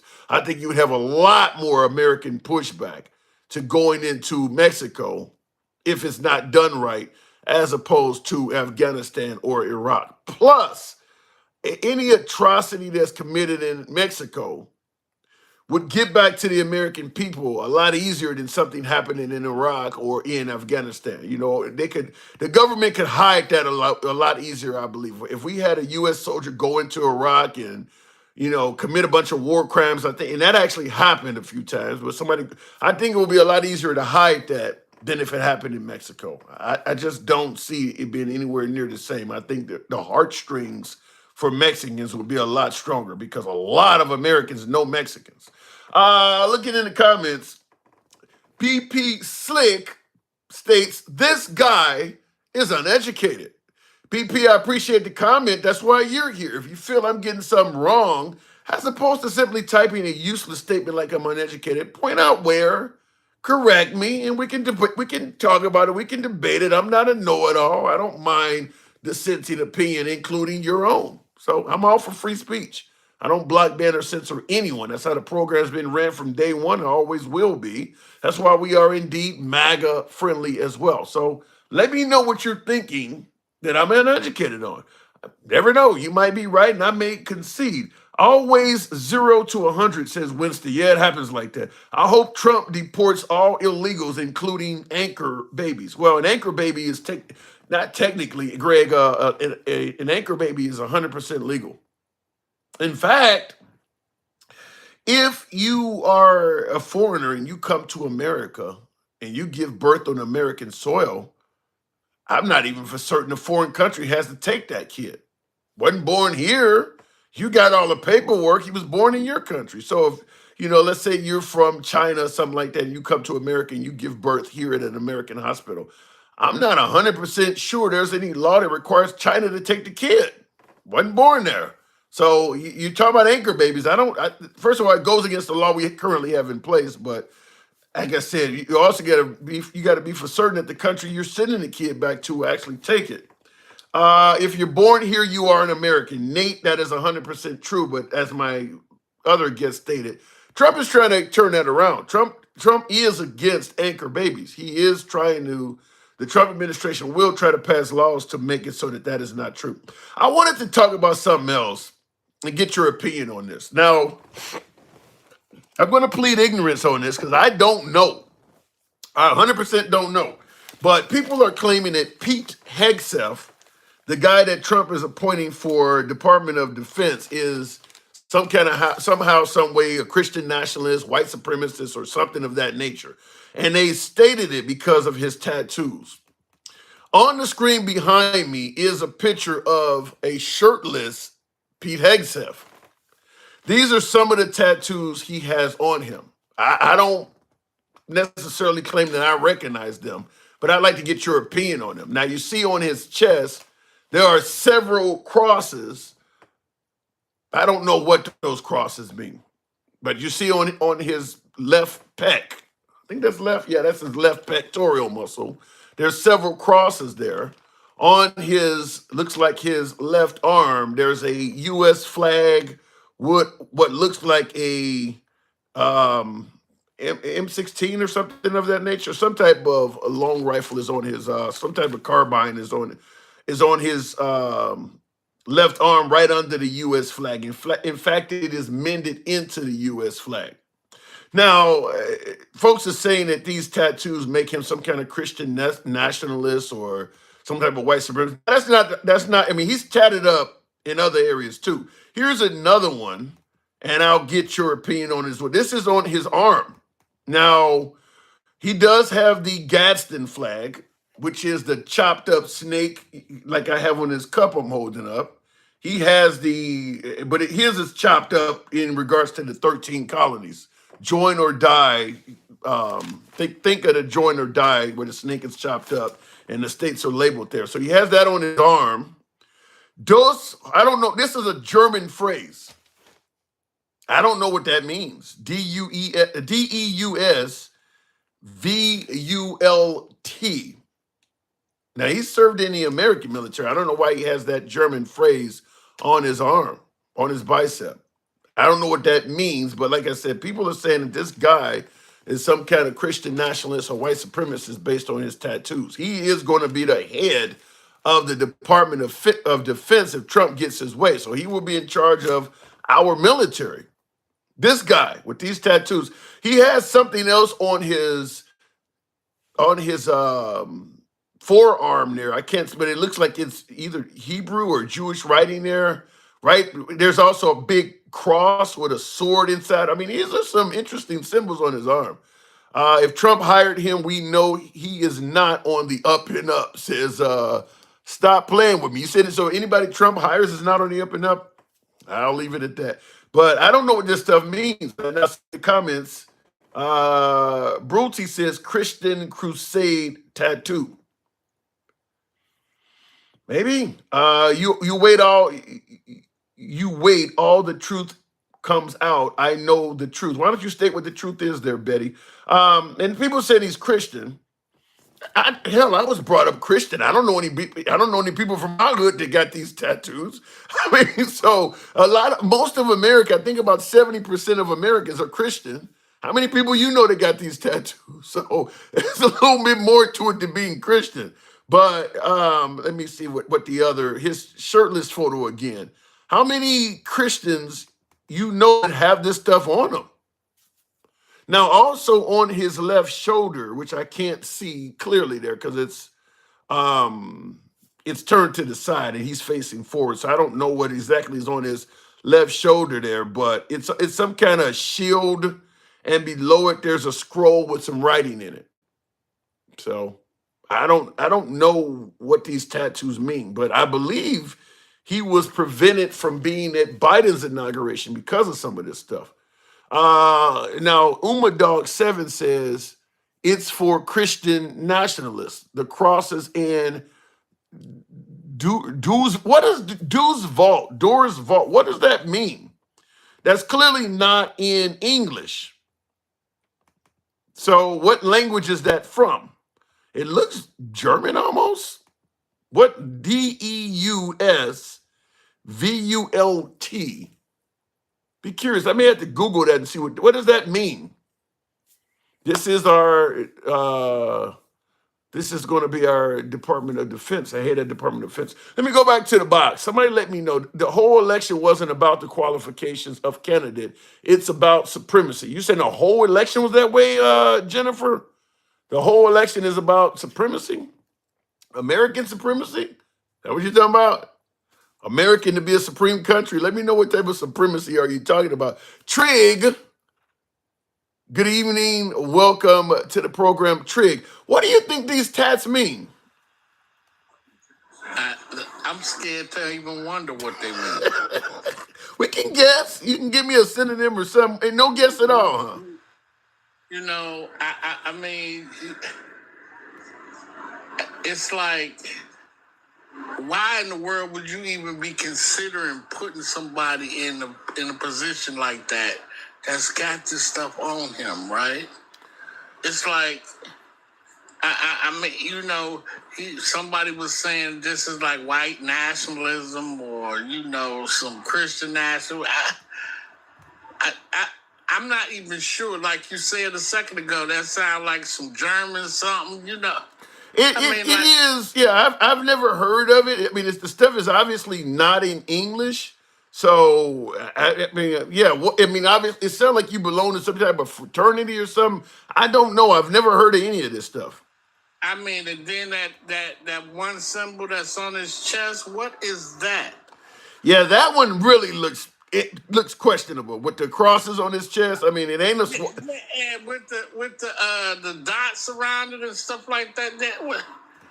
I mean, man, you know, It you is, know, but are his tats, in your opinion, worthy alone of disqualifying him? yeah, Wow. yeah. You got to, you know, we got to do better than that. You Damn. know, I'm we asking. got to I'm do asking in the better. comments by way of yes or no in the comments. Wire in or yes or no. How many of you folks agree with my caller that these tattoos alone should disqualify him from this position? I'd be curious because they are all over his body. I mean, like for instance, if you were trying to join the military today, and you had to go through MEPS or whatever, you were trying to join it, and your recruiter saw all these, would this disqualify a young recruit from joining the military? I'd be curious to know. I believe it would. Wow. I believe it would. I think that, you know, I think we need to be doing it better. I mean, you know, if the motto that they've been spewing for like forever is saying "Make America Great Again," right? How is this making America great again? Well, how is it harmful? I guess would be the counterpoint, though. I mean, is his tattoos alone somehow harmful to the nation? We don't know that yet. Yeah, that's a good point. We don't. I don't. I mean, like I said, I mean, I can see that, you know, you being a devil's advocate and saying, "Yo, is this gonna be harmful to?" How would we know? Yeah. And then I don't think nobody's questioning what's going on with the tax that's on them, right? So we don't know. Well, We don't know. I wonder, has he ever explained it? This is what's on his shoulder, by the way. Now, because somebody in the comments said it was Latin. I had a few years of Spanish. I don't know a whole lot of it, but I know I can recognize some Spanish words. Now, on his left shoulder, there is what looks like a sword and some kind of shield. Below it, it has the words NE. That's a word. NE is not a word in Spanish, by the way. That's not a Latin word. NE, then No. it says NE, then the next word is DESIT. And the last word is VIRTUS. Is it, well, when he said, is it like, I guess it could be Latin as opposed to Hispanic. He's saying this is Latin. Ne decet virtuous. I mean, what is that? He said people were saying it's Latin. When I heard Latin, I thought Hispanic, but I do understand Latin is a different language. It could be that. I guess it could be Latin. Type it in and ask the computer what it is. So type it in. Because right now, you know what? I mean, I've never seen nothing like that. Never. And this is indeed our Department of Defense. It's nothing. It's no Masonic nothing. There's no Knights of Columbus. It's none of that. This is military. Says it's the model for the 187th Infantry Regiment of the United States, which translates to "Let valor not fail." That's not bad, and they got the same picture. So that's from his military days. There's nothing wrong with that. All right, what about the crosses? Okay, now you're scaring me. The crosses ain't military. The crosses ain't gonna be military. I'm pretty sure of that. Yeah, if we gonna dissect what's going on this guy's body, all right. So I'll give you that one, that he's got military something on it, right? But please tell me what it is that the cross is with the what you call it that's around it, right? Yeah, because I don't know what that is. And I see Will G in the comments says any gang affiliated tat will disqualify you. Trump also wants to make a capitalist in charge of the Navy. So do it the Navy be operating on a for-profit basis? I hope not. Won't be surprised if the Mexico invasion. I saw that one, but when I looked it up in regards to the crosses on his chest. Now, I don't know this particular news or media publication, so I'm not going to say they're on the up and up or they are, whatever. What's the name? But it does have an article title. It's asking, did his tattoos bar him from the National Guard? And somebody says, Hexef Jerusalem Cross and DEU's Volts tattoos are rooted in the Crusades and have modern day ties to far right and white supremacist groups. So somebody on this article is claiming it has ties to white supremacy. But like I said, I don't know the source. Wow. So so what? Do we disqualify him right there? Well, that article is from a source that I don't recognize. I'm not gonna Poitner, whatever that is, Poitner.org. I don't know if that's a reliable source. It could be an anti-Trump source. I gotta play devil's advocate. So I don't Here we go. say Here that. you go. Here you go. I'm gonna need you. You just pulled it up. You just read it, and then you like, I gotta play devil's advocate. You know. Here's what would make me tend to believe it more is if I saw somebody standing up next to, like, you see these Klan rallies where they're on the porch of a town hall or something like. If I saw Correct. people standing there preaching hate and they had the same tattoos on them, then I would believe it. That's what would make me believe it. If I saw people who were actively participating in hate speech wearing those tattoos, that's what would convince me. You know what? How about we just go with another person, right? And just just push this guy on out the way, and man, let him find another person like they did with Gates, right? And just let's be done with it. Let's not be trying to figure out whether or not he's part of a, white supremacist or whatever like that. Let's not work with that. But let me say this: if his tattoos are based in some type of supremacy, there has to be other people that have them on them. He can't be the only one with that. I mean, if that tattoo meant something like that, what I just suggested that would convince me, it has to be somebody else out there that have that, and I haven't seen that. You know what? I think that the reason why he put it on his chest so that he can cover it up when he wants to. Okay, but like I said, somebody is standing around shirtless. He can't be the only one that's out in public without no shirt on wearing that. Okay, so basically what you need now is to find out whether or not he got some friends that's got the same stuff on. Exactly. And what are and okay, I'm cool with that. I'm cool with that. So until you can find that, his buddies and stuff has the same identical thing, then but guess what, Tim? If we wait that long, guess what's gonna happen? It's too late. Well, you can't just take the guy down based on an accusation because he does have some patriotic shit on him too. Like for instance, that is from his infantry. I get the emblem that's on his arm. I get he that. He got We the People on him. He got he's got the flag on him. I mean, you can't just you got to prove it. You can't just take the guy down. He ain't guilty until proven innocent. He's innocent until proven guilty. Right? Am I not right? Look, in this climate right now, it don't matter. Everybody guilty till proven innocent or guilty or innocent before proven guilty. It don't matter. Right now, the climate is too hostile, and we need to fix it. And the one side ain't gonna do nothing, and the other side is gonna cry wolf. I don't know. All I'm hoping is that, man, you know what? We can just get through these few last years and be done with it and start over. What do you mean by start over? A few last years? What are you talking about? Look, I'm just hoping that, man, it just don't get so bad that, I'm so afraid of where, we've heard somebody screw saying that, this might be the last election you'll ever have. Well, he did say that. But folks... So, I'm worried to death about that, right? Because what does that mean for my kids?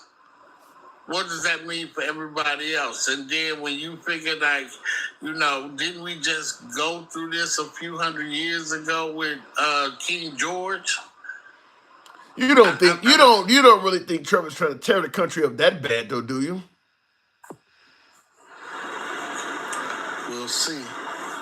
Here is that symbol. Hegseth controversy compounds Vatican institution concerns over their religious symbols. This is similar to what he has on his chest. That's a symbol from the Vatican right there. That's pretty much the same thing that's on his chest right there. As That one was but that why doesn't he have it in a circle. red ink instead of in I black? don't know. I don't know what he's. I mean, his tattoos obviously. I mean, you just said it's from the Vatican, right? So if you're talking about the rest, see that's what's on that thing right there. That is from the clergy from the Vatican, right? It's in red with pieces of black in it. So my question is, why is his all black? Well, who gets tattoos of red ink on anybody? I mean, I'm gonna need you to figure out that you understand that we do get red ink on your body. yeah. They got all the. Are you gonna blame the guy because the color is the wrong color? Okay, you know what? You tripping today. You done lost your damn mind. I think based on what I've seen so far, I can say. Get this guy a pass. Hold on, hang on. I'm not giving him a pass. I'm not trying to automatically convict him either. Based on what I've seen, I can make two. I can analyze two things for certain. One, he has tattoos that make it clear he is pro-military because he has his infantry patch on him. He's got his rifle, I'll give you that. He's pro-military. He is also pro-Christian because he has Christian symbols on him. He has the American flag on him. He's pro-American. I'll give him he's pro-American, he's pro-Christian, and he's pro-military. I can't say he's some type of supremacist. I haven't seen anything yet. Unless some folks might say if you are pro all of those things, it's quite natural you're going to be a supremacist. I don't know, but from what I've seen, he's pro-American, he's pro-Christian, and he's pro-military. You know what? I really don't have time to be wondering if this guy has been and just made us lose our minds or not, or whether or not we gonna go into, some kind of a mad war against whoever. I don't have time for that, right? Right now, I'm worried about if we gonna still have a democracy at the end of it all. Well, we'll know in less than 50 days. I'll move it on, Trig. As always, thanks for coming through. Absolutely. Take care of yourself. You too. A lot of folks I got to get more MAG on the program. A lot of my live callers are painting some pretty frightening prospects for this country. Man, I hope they're wrong. I don't know if they are because Trump hasn't became president yet. And I will play something since we got a little bit of a moment between callers here. I thought this was worthy of entertaining. I saw it online. You know how it is. You see shit online and you hear things that are interesting. This is a TikTok page. Let me see if I can find. Hang on a second. I gotta find out how to rewind it because I want you to hear it from the beginning. I think it is interesting because we talk about now. This Pete Hegseth. Pete Hegseth, if I can say his name properly. Obviously, him being Christian. I want to. Why does this start? Okay, let me bring it before I go there. I want to check the comments, make sure I didn't miss any super chats. Will G says, "Oh, any gang affiliate." Yeah, I've heard that a long time ago. That if you got gang tats on you, that can stop you from getting in the military. I look at Hegseth's tattoos, and that's the question I asked. Would those tats stop him from getting in the military? Based on what I've seen, I gotta say I don't think so. I think he would be okay. I mean, you're certainly not going to get kicked out for wearing the American flag or having a picture of your M16 below it. I mean, his tattoos. The biggest one of concern is obviously the one on his chest.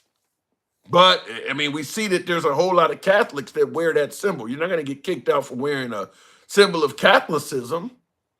On his arm, he has the American flag with a carbine in the last stripe. You're not going to get kicked out for that because they're going to hand you an American flag and a carbine when you join the military. So I don't see why that would stop him. I mean, he got his infantry patch on his shoulder. I don't see anything. I mean, he has a lot of plausible deniability. I mean, he has a lot of it. So unless I see more, It is what it is. I know a lot of folks, because I've had folks tell me that even this Gadsden flag that's on my cup here is a symbol of white supremacy. Now, the issue is some of these groups do adopt normal symbols as their own, such as people say the Confederate flag is about pride and heritage. Well, the white supremacists really like that flag. And we'll leave it at that. They really like that flag. So, but based on what I've seen, and I've seen the comments, just Jay says, who cares? It's a tattoo. The fuck you mean, who cares? If he put Black Lives Matter on his arm, I bet you the right would not favor him joining the military with that. What do you mean, who cares? If it's a tattoo of something that could be harmful, people have a right to care. Based on what I've seen, like I said, I see him having deniability, and I don't see where any of these are evidence of white supremacy. I don't see it. I don't see it. Like I said, when I looked them up on quick glance, they are checking out to be okay. I mean, he's a Catholic, he's pro-American, he's pro-military. I don't see it, but I haven't seen all of his tattoos. I believe he got something pretty big on his back as well. I'm a combat vet and a federal agent. Stupid people make me sick, says BP Slick.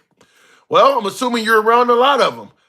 We're not going back. These fucking undocumented illegal criminals are 100% Trump 2025. Okay, I'm assuming you're trying to mix Trump's name and Project 2025 together.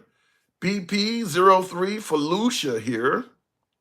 I'm feeling real fucking unappreciated, says Joe. State how? My audience on YouTube is going really sharply to the right. I welcome all you folks in the program. You know how I am. I am MAGA friendly. We don't block, ban, or censor, but we do push back if we hear something weird or challenging. Okay, I want you to hear this clip.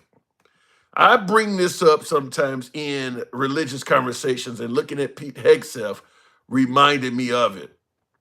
And Jesus said during slavery. Like, I'm talking about the uncomfortable, explicit details of where was God and Jesus at during slavery. Like, I'm talking about the uncomfortable, explicit details of it. Let's just think about how the families got broke up, right? You got mom, dad, sister, brother, grandma.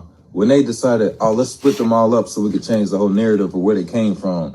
Where was he at? Like, nowhere did he step in knowing the after effects, all knowing, send grandma to Mississippi, send dad to Louisiana, send a daughter after. Hold on, let me hold this one up. SGB in the comments says Biden just pardoned Hunter. Is that true? I just said a comment coming. Somebody said that President Biden has just pardoned Hunter Biden. Is that true? Somebody on YouTube is saying yes. Real quick, I'll go back to that comment, but I do want to. Now, everybody believed it was going to happen, so it's not like it's a shock, but I just want to see if I can. Wow, he should have did it right away, in my opinion, but we knew it was going to happen. Yep, it is all over the internet. So yeah, he did just pardon his son. Biden pardons. This is Fox News. Biden pardons son Hunter ahead of exit from Oval Office. Yeah.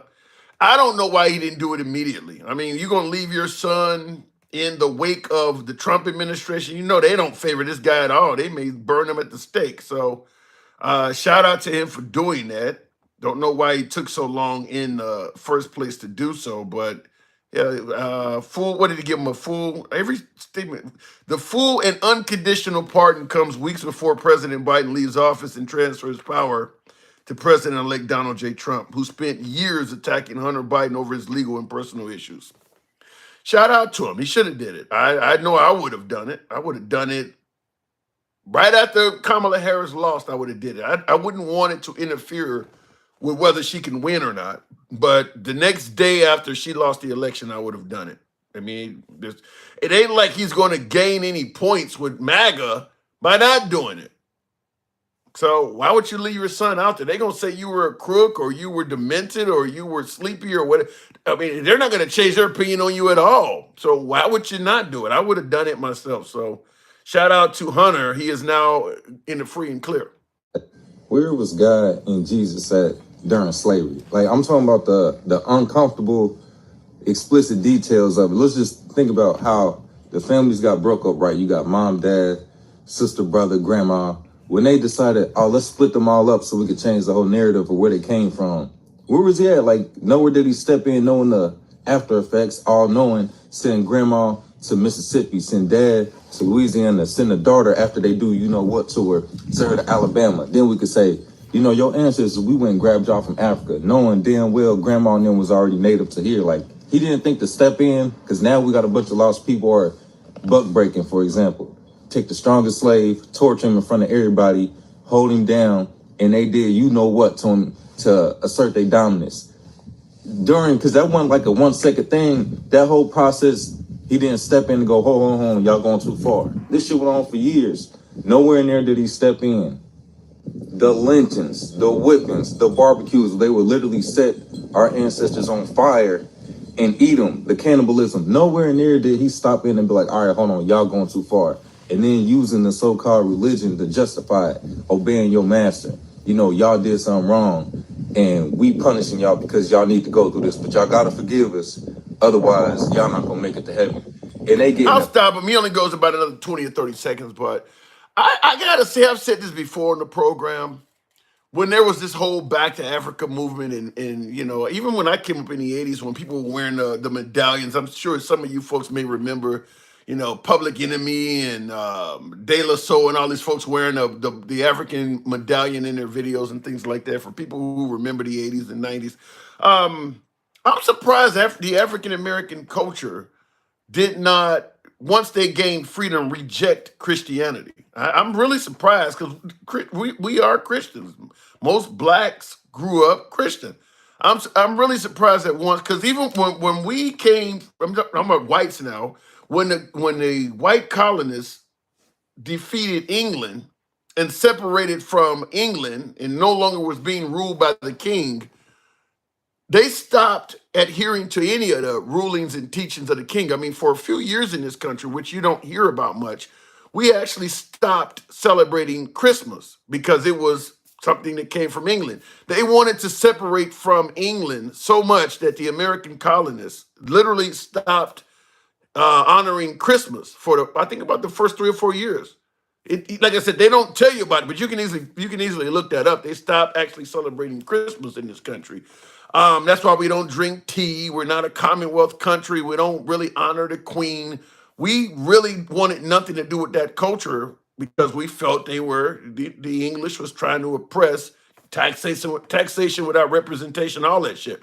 They were trying to oppress the settlers that came here. So we really separated from the English, and that separation, to some degree, at least in our culture, remains to this day. I'm really surprised that once the African American community, talking about the descendants of slaves, I'm surprised they kept a hold of Christianity. I don't think it takes a rocket scientist to realize that it wasn't in your best interest. I mean, I'm really surprised that they once African Americans gained freedom, that they didn't. One of the first things they didn't do was drop the whole Christian religion, because keep in mind, when they were brought over from Africa, they weren't Christians. That religion was hammered into them. And I'm one who has always said, being brought up Christian myself, is that was one of the things I started asking. If God is all knowing, all powerful, and he created us all, he should be in your heart. Jesus Christ should be in your heart. Somebody shouldn't have to force it into you. If you put two human beings on an island and you just went over and fed them and let them grow, they would not know anything about Jesus. You have to, people don't know, unless you come and teach it to them, they don't know nothing about it. So that's one of the things I've often said is I'm surprised that once blacks got free, they didn't separate from this. I mean, because there was some control aspects to it. There's no denying there was some control aspects to it. So the idea that they kept it, and I do see a lot of validity in what he was saying, you know, because I'm the same way. Like, I get that man has free will and things like that, but at some point, if we are all God's children, you don't step in on nothing, no matter what. I mean, I'm your child. I'm honoring you. You know, I might be praying that you save me right before somebody shows up and slaughters me. Like, you're not gonna help me out at all. Nothing, no matter what this person does to me. You're not, no matter how much I pray to you, you're not gonna do anything for me at all. You're gonna get this person total free will, no matter how much torture, rape, whatever they want to do. I do understand where he's coming from on that aspect.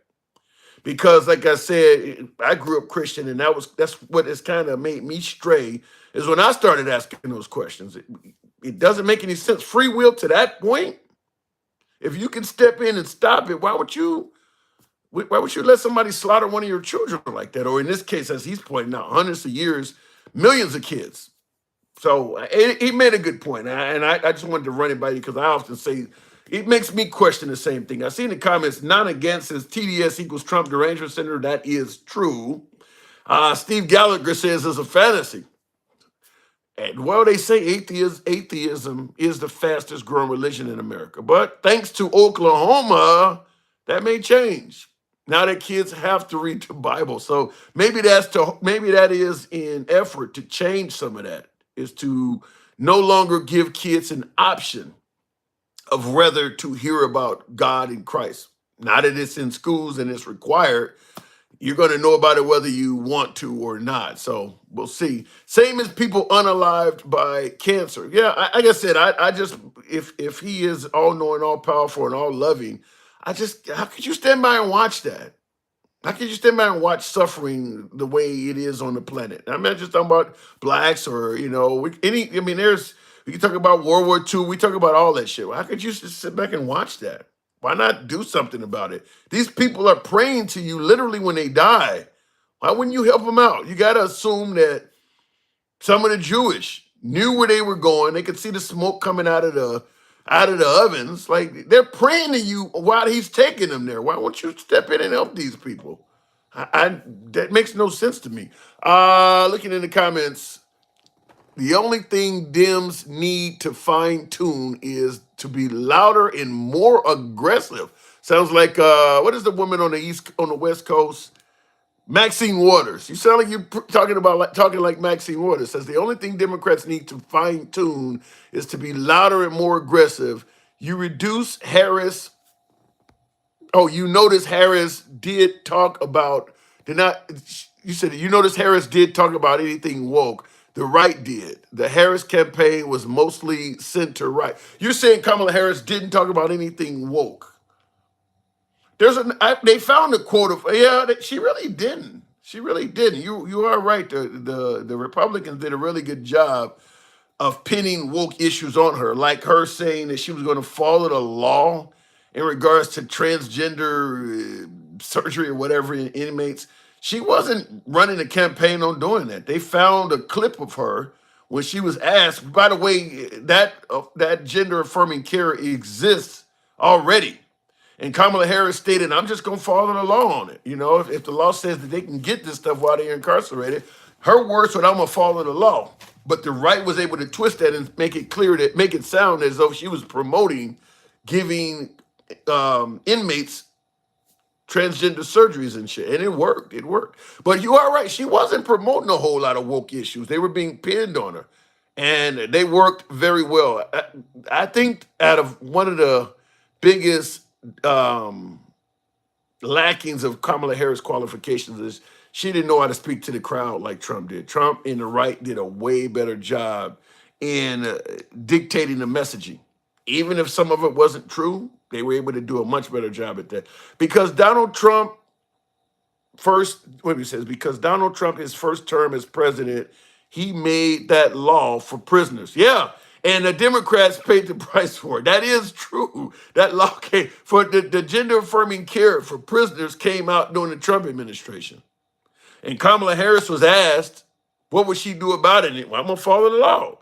And they made it sound like she created it. And it worked very well.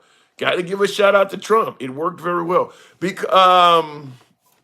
Well, if you teach kids that there is no life after death, they have no will. That sounds like if you put religion in schools, it'll help kids maintain a moral standing, and they'll do good and they'll be better human beings. This is one thing people always say: once you took religion out of schools, people went awry. I push back on that for several reasons. Mainly being the further back in U.S. history you go, the more religious America was. Is that a time when you look back and say people had more moral high standings than they do now? All of the oppression and mistreatment. The further back you go, the worse it was, at least for people like me, at least for women, at least for non-whites. I don't buy into that. When I see in the comments of the 1970s, I can't see the rest of it because blended in, but you're saying that's what I think. I think that makes sense, and I have no other choice but to make a racial statement here. I think that makes sense for white people. I just do. Because, like I said, the further back in history you go, the more religious America was. And it ain't better for no other group. I know some folks don't like to hear the racial shit, but fact is, you go back to those eras when religion was in schools and it was taught to more, and religion was in the home. America was a much more religious country. It ain't better for none of those groups. None of them. America, right now, as we speak, December 2024, I don't think there's a time in history that a person of color or even a woman would want to go back to. I don't even want to fucking go back to yesterday. There is not one single point in U.S. history that I think is better than it is right now as we're speaking. Because I have a choice to do a lot more than I did the further you go back. Not one day in U.S. history where I think it's better. It was better during that time than it is now. That's why I threw the racial statement in there. Because for one group of people, it is true. It was better.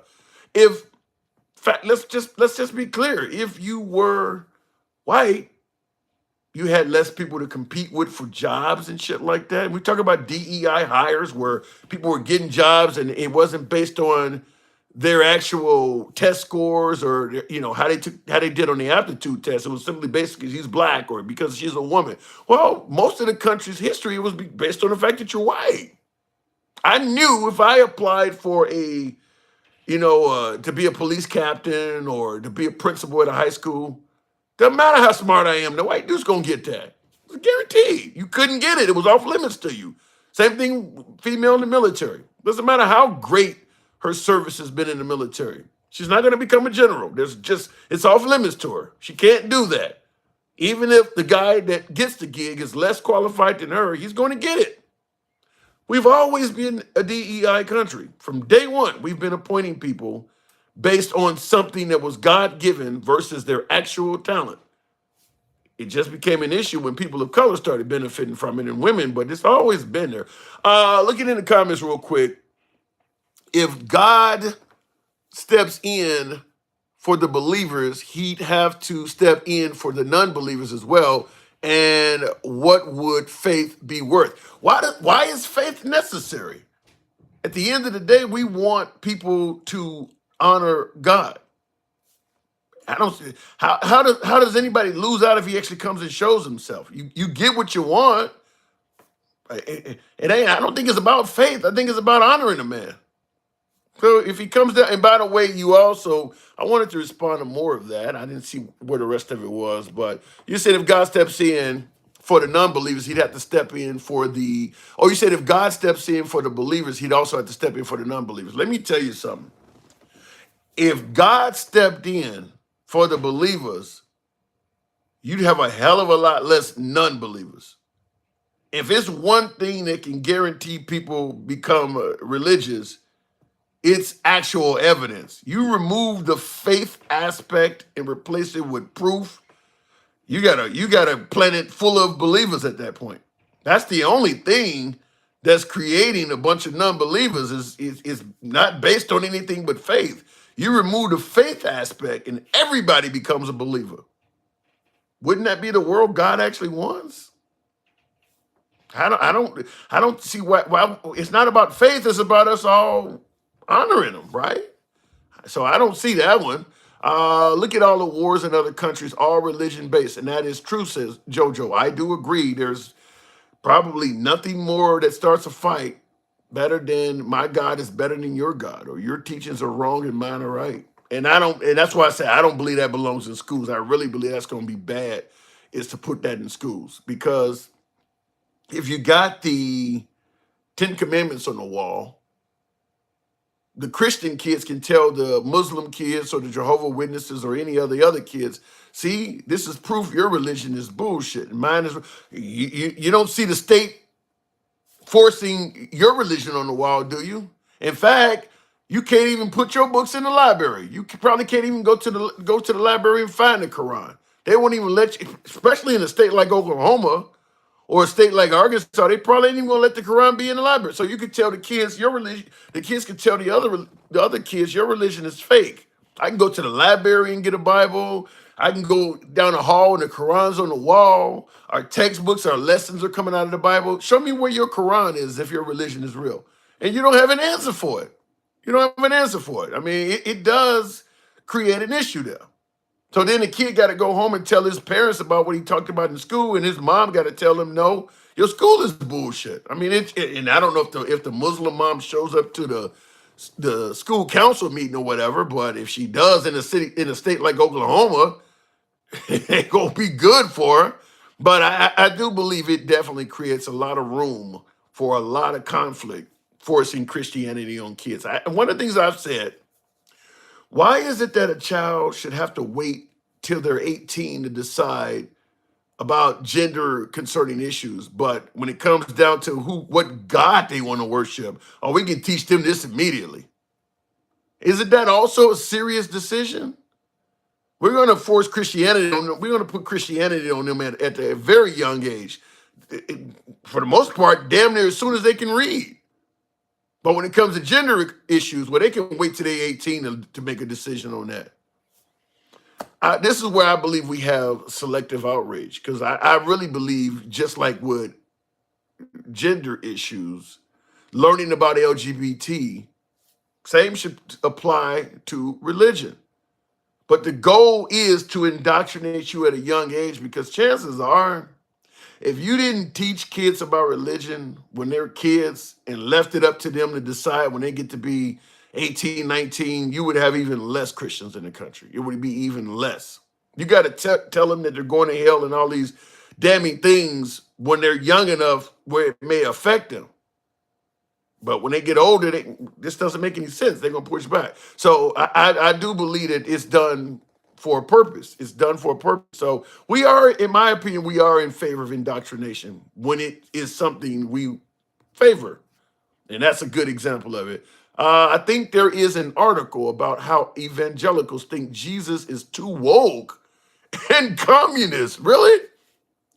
An article that says, well, I would tell you this. And hold on before I go to that. Steve says, listen to yourself. Your mother would be proud. Steve, well, my mom's deceased, by the way. My mom was very Christian. I don't know. She might challenge me on some of this. She might go, Tim, you know you wasn't raised like that. Because I wasn't. I wanted to be a pastor myself. When I was a young man, if you had asked me when I was 5, 6 years old, 7 years, what do you want to be when you grow up? I would have said a pastor. I was in the church. Most Sundays, I was in Bible school a few weeks every summer. I was in the church. I was definitely a Christian for sure. It just, as you get older, you get more educated, you start asking questions and the answers don't make sense. And people tell you just got to have faith. And it's like, that doesn't make sense though. So that's what caused me issues, as I started having questions, and the answer was always the same. Well, just pray on it. Just pray on it and you'll figure it out. And I did that for years. And the answers didn't make sense. And then I started going to other, mosque. I've let Jehovah Witnesses in my house, kept them in there for. I put it this way: I was so desperate to find answers that the Jehovah Witnesses in my neighborhood started avoiding my house.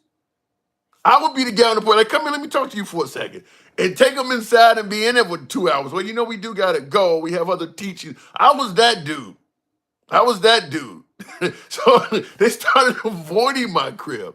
I started having people like, no, he's gonna hold us up too fucking long. Because I ask you a question, you give me an answer, it doesn't make sense. I ask you another one. And because it's all based on faith, there's gonna be a lot of it that doesn't make sense. And yeah, they started avoiding my house. But I was that guy. Are they coming around this weekend? So I'd be standing there on the plane. Come over, let me talk to you for a second. And we got to go. You in the comments says you were definitely in the minority. Yeah, I was. I was in the minority because to be religious, you got to have faith. You don't supposed to ask questions. If you ask questions, it does fall apart. If you start asking questions, you are problematic. In fact, I've been at service and have had pastors tell me, let's wait till after service and we'll talk about that. Because they give you time to speak and say something. And I always had a ridiculous amount of questions as I got older. And they started trying to, because my questions can cause other people to say, you know, he does, that is interesting what he's saying. And then before you know it, they're asking questions too. And if it's you in an environment that's based on faith, they can't have that. That don't sound good because, like I said, it's all based on faith. So, but I did have lots of answers like that. Looking in the comments, do you know sin? Are you sinless? Guess you are better than God. Joe, what the hell does that mean? Do I know sin? Being human is damn near a sin. It's impossible not to sin. Are you sinless? I think I answered that question by saying it's impossible not to sin. And then following up by saying, guess you're better than God makes, I guess you're answering your own questions or something. I don't know. He done as much for you as a person than anyone. Yeah. But when I start saying, show me evidence of it, okay. Or, I mean, I don't, like I said, it's all about faith. So I'm fine speaking to anyone religious, but I do believe in asking questions. And a lot of that stuff falls apart when you do. I'm done with the poor and stupid, says BP Slick. Bye. You know, I get guests like that all the time. That's why I believe in free speech. I do believe in letting folks, you know, I believe in us having a dialogue between each other. But unfortunately, like what he said there, I'm done with the poor and the stupid. There are some people who believe what they know gives them a hierarchy over everybody else. In other words, if you don't think like me, then you're stupid. You'll never get that from me. I don't believe in talking down to my guests. That's why, like I said, I'm a strong advocate of free speech. I'm willing to admit I don't have all the damn answers. Never will I ever come across like that. But I do get guests like that all the time. When you're stupid, you're dumb. Well, because they believe they know more than the average. You'll never get that from me. But I invite the guests to give their point of view. It is what it is. You can interpret what you want from the Bible, no evidence at all. And that's where the problem comes in. It's also, I believe, where it opens up the door for the nefarious to use the book, to use the teachings to control people. Because, yeah, you are right. You can use the passages. If you're a good speaker and you know how, you can interpret those passages to mean anything you want them to. And there's always, no matter what side of the issue you're on of something, there's always a biblical passage you can refer to that fits that narrative. Whether it is pro taking someone's life or saying thou shalt not kill. If you want to if you believe that killing is wrong, then thou shalt not kill. It's good. 10 Commandments makes it clear killing is wrong. But if you do have the need to take someone's life, such as delivering the death penalty in criminal cases, well, then it talks about an eye for an eye. Or it talks about, following man-made laws. You can pick what you need to pick to make it make sense, up to and including killing. You can pick the passage you want, and it'll fit the narrative. Up to, whether we're talking about oppressing women or whatever you want, you can come up with passages that make what you're saying make sense. And if you believe that God is all-knowing, all-powerful, and you believe that those are his words, then that's good enough. Hey, if God said it, then it is meant to be. So all it takes is for a skilled interpreter to pick the passage and make his, you ever had a pastor speak and you're like, damn, he's talking directly to me? That's how it works. They was killing left and right in the Bible. I was in awe. It is a violent book. For folks who talk about LGBT issues and for folks who talk about CRT and race-related issues are too much for children, but they're okay with the kid reading the Bible. The Bible has a lot of violence. It talks about sodomy. We talk about Cain and Abel. That's obviously murder there. I mean, yeah, there's a lot of that in there. There's a lot of that in there. But people are okay with that. Jesus was real, says Brian. This says Brian TV. Jesus was real fake. I'm torn, but I'm not to the point where I believe it was fake. But I am at the point where I do believe that some of the stories just are impossible in terms of being real. Here's one of the things I will say also. When you think about, you ever played a game in school where you whisper in somebody's ear a message, and then they have to whisper it into the next person's ear, and so on and so on and so on. And then after about 5 or 6 people, maybe 10 people, the teacher will say, okay, what was the message? And the person who received it last has a message that is completely screwed up from what the original message was really about. All of the details and stuff get lost in translation from person to person to person to person to person. Well, think about the Bible. When the Bible was created, the English language did not even exist. So clearly there's all types of person to person, because this isn't teaching, this isn't God writing himself. This is supposed to be in the words of God, right? So a man wrote down the teachings of God. And keep in mind, when man heard God speak, paper and pen did not exist either. So when you look at a thick ass Bible, when you look at a Bible, how thick it is, that wasn't written down word for word, because paper and pen didn't exist back then. You're not going to write all that on the wall of a cave. So there's some hellified interpreting taking place. And we know man is heavily flawed, as you've seen in the whisper in person's ear, and it gets passed on past. So I think it should be obvious that at least some of those interpretations are not exactly as what was passed on. I mean, when you think about the size of that book, and you got to record all of that from him at a time when pencil and paper does not exist, yeah, some of that was not interpreted exactly as is. I think it's just looking at how man is. There's no way to think that would all be 100% accurate. If man had to write all that down at a time when there was no pencil and paper and keep it until pencil and paper, or the ability to ink was created, which is there's a gap between that. So that information had to be stored somewhere. All of that, yeah, I do believe that either things were added or misinterpreted, rewritten. I mean, like I said, not only was it created before a way to write it down, it was also created in a different language too. So they had to translate it from the languages. There's a lot of room for error, for human beings to be in charge of all of this. There's a heap of room for error. Speaking of fake, I think Trump, what does that says?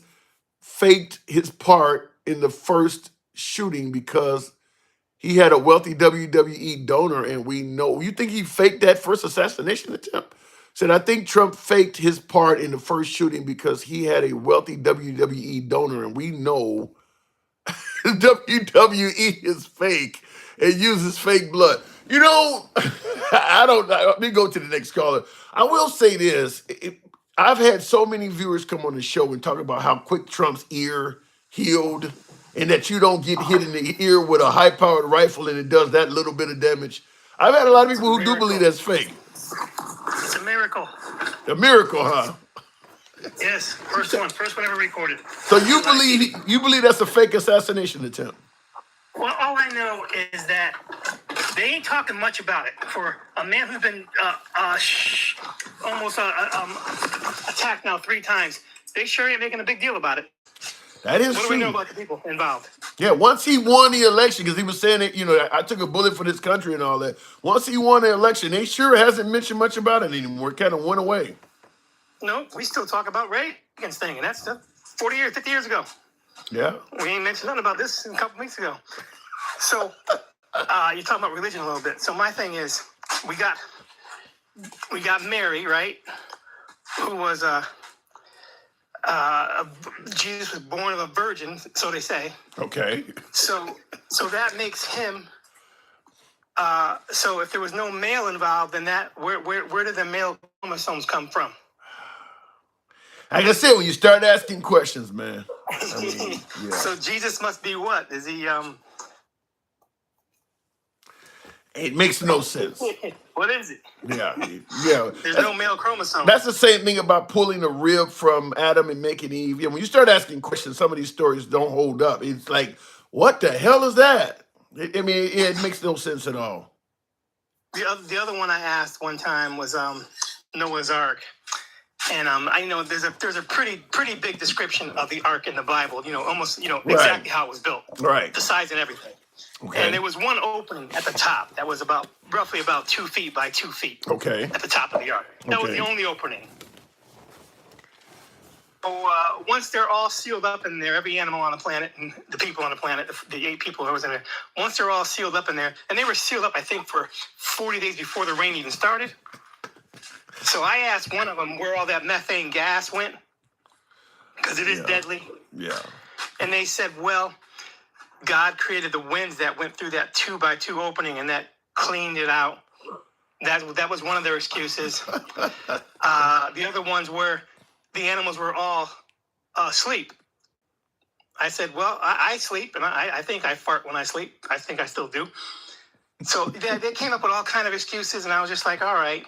So every animal on the planet, methane gas galore, and everybody's all right. Yeah. And they were I will say this. There's no way in hell you're ever going to get 2 animals of every type in the same area, and they're going to cooperate. By the time the 40 days ended, it would just be lions walking around inside of there. Like, you really think there's rabbits and all of this food is walking around and they just chilling, huh? Like that, it makes. So did you hear the latest about Hunter? Yeah, he got pardoned. Yes, finally a brave move by somebody on this side. Yeah. Should have been sooner. Hunter Biden should have been pardoned sooner. I mean, like I said, the day after Kamala Harris lost, I would have pardoned him. What do you think the reaction is going to be from the man the color of your shirt? About him pardoning Hunter Biden? I don't, something, Trump won at this point.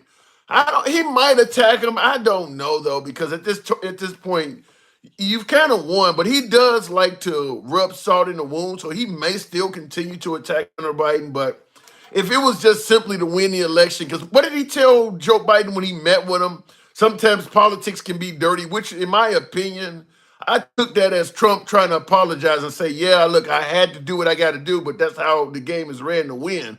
But after you win, if you keep attacking, then you just been an asshole. So at this point, you heard his thing. So you heard his Thanksgiving message. I mean, yeah. And then you win. You do win. He did say, him talking about the lunatic left and the radical lunatic left and shit on Thanksgiving Day. Yeah. So I get Then if that's the case, go ahead. I think he should come out with a line of Hallmark cards. What like insulting cards? I really think he should. Happy birthday. Hope your ass is dead next year, something like that. Sorry, I missed your birthday. I thought you were dead. Yeah. How long before you think he announces that the 2025 inauguration is going to be pay-per-view only? Oh, damn.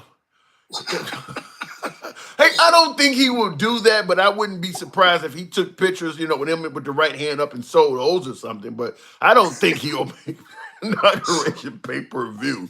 But at the end of the day, I got to give a shout out to him. People say he is not a successful businessman. He's had 6 bankruptcies. He's making a killing off of his campaigns.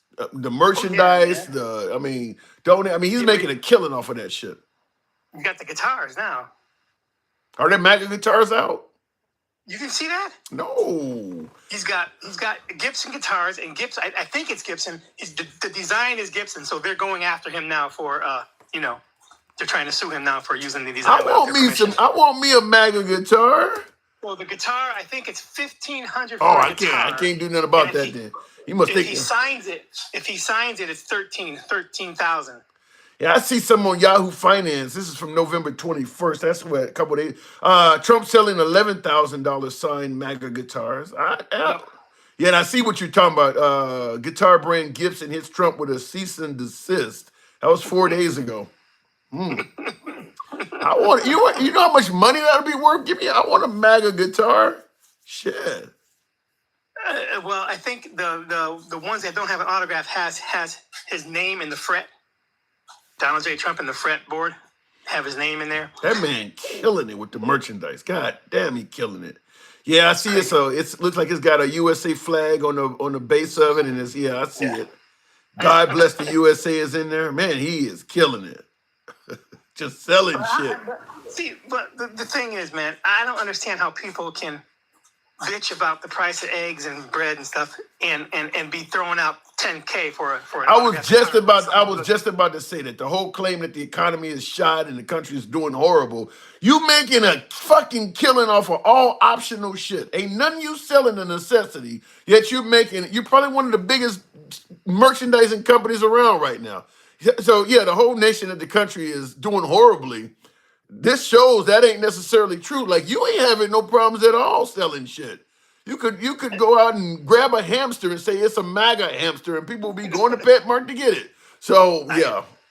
So he's got a new Bible out too. Really?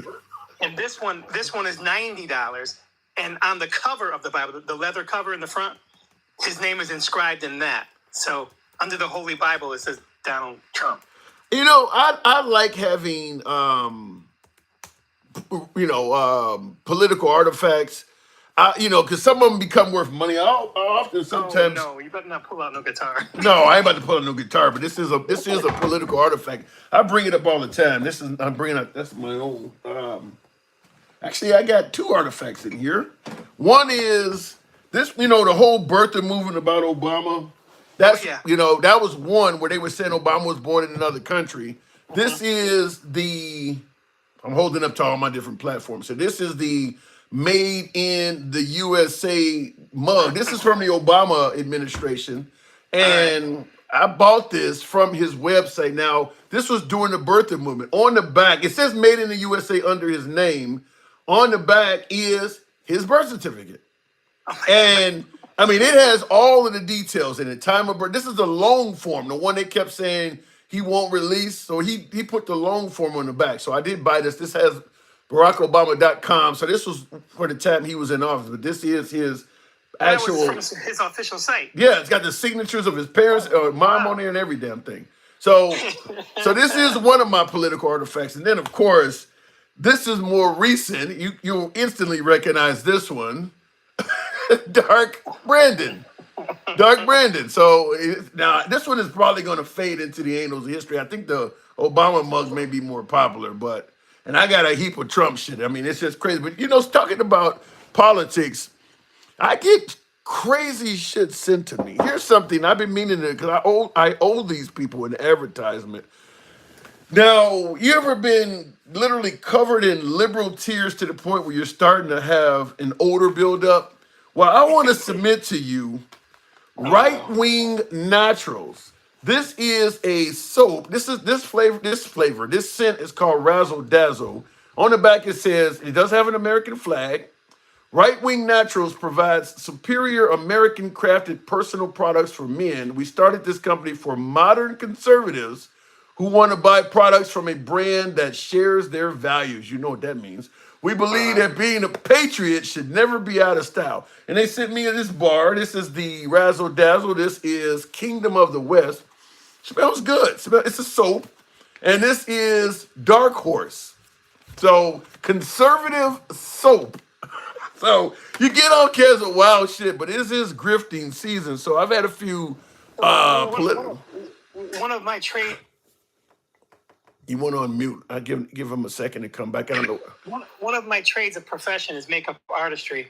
So I think that he should put a line out of that orange shit he's putting on his face and see if they all start wearing it.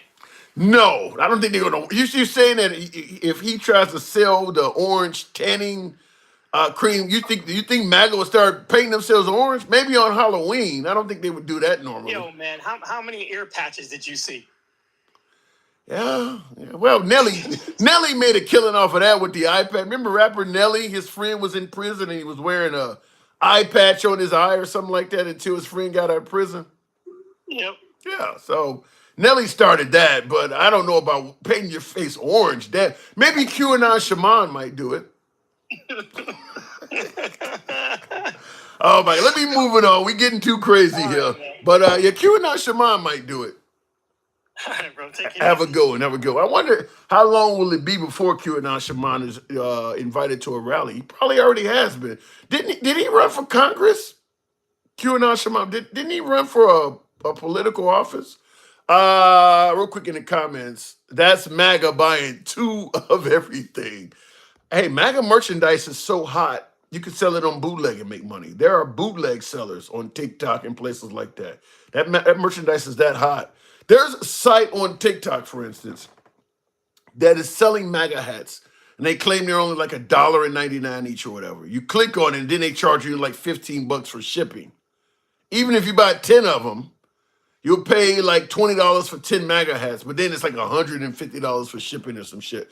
But they're making money off of even bootleg. Even MAGA merchandise is so hot, you can even make money selling it on bootleg. I'm assuming that there are people that hang around some of the rallies that sell MAGA t-shirts and shit bootleg, and they're making money off it. I'm sure MAGA has the Obama mug on display.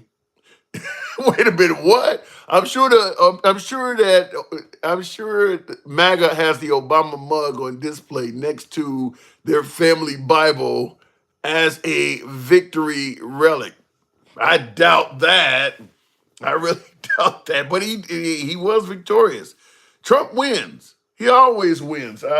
Speaking of relics, and not only does he win, you can actually indicate how much Trump wins by simply purchasing a Trump was right. This one says Trump was right about everything, which is false, but here's a Trump was right hat. Let me go back to the box. Crazy. I think I've made him a few bucks here. I got a lot of merchandise myself. Tyson said he benefited from Trump.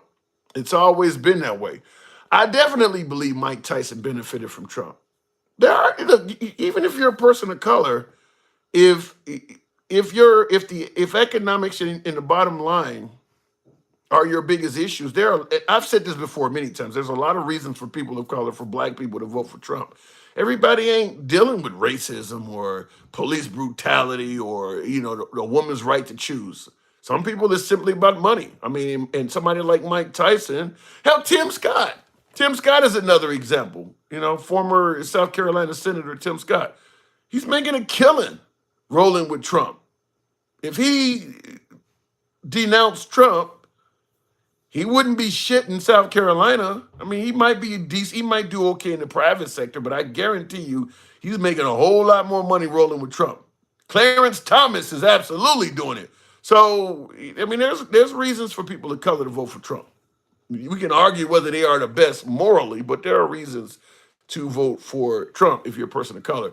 Timothy Lee 850. Good evening, Timothy. Just not good enough to be in his cabinet. He's in charge of some. There is Tim Scott does have a position. It ain't on Trump's cabinet, but he does have an executive position within the Senate or something like that. He has a position out there because I looked it up. Mr. Lee, good evening. Hey, how you doing, man? I ain't think I would get in here. I don't know what to say now. Well, what brought you on? What made you want to come on? Because you always talk negative about the Bible. Okay. And, it's like that's the only part you focus on. And you say all the time that you yourself went to church or whatever as a kid. But why you only speak negative about it? Like, when you say Bibles in schools. When I'm a Christian, and at Sunday school, we don't teach kids about, covering your neighbor. They learn, they have coloring books saying Noah and all that, And like you were just talking about Noah, why did the animals not eat one another? Because God controlled them. How you think they got on? I did that, but that's why, and see, that's why I have an issue. If you're going to, okay, you're going to give us 40 days and 40 nights of rain so that Noah has to create this ark and try to save humanity and save the animal kingdom all on his own. And you're going to prevent the animals from eating each other while they're in there, as you said that God did that. Why not prevent the rain from coming to begin with? Why not prevent from putting people through this stuff? Here's the biggest question I ask all the time. Why wouldn't you just get rid of Satan? Simple as that. Why would you allow this person to exist, the devil? If you can just simply get rid of him, your entire creation would be better off. Why would you leave him out there? Even with free will, fine, you give human beings free will. Why do you need to leave this tempting source out there that you know for certain is trying to convince people to go against you? If you can get rid of him, why not do that?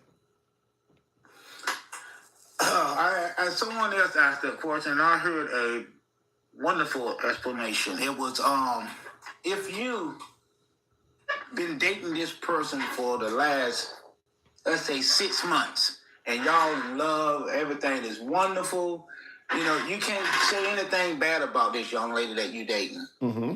And then you find out that she was paid to hang out with you. The only reason she with you is because somebody been paying her to be in this relationship with you. How would you feel about it then? I wouldn't be happy. I wouldn't be happy. Okay, so that's how it is with the world.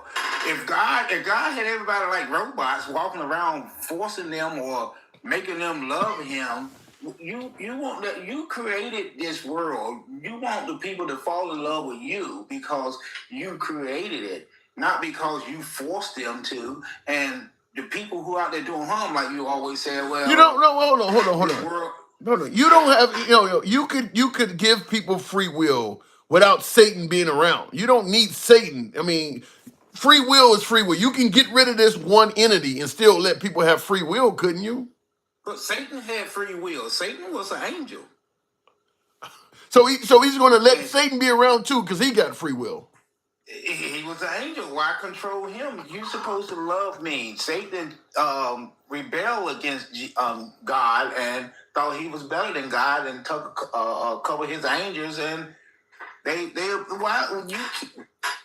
So here's what I don't understand. Here's what I don't understand. If you're going to one day punish me for my sins, or if I'm a non-believer, or if I don't follow the teachings of God, I'm going to go to hell.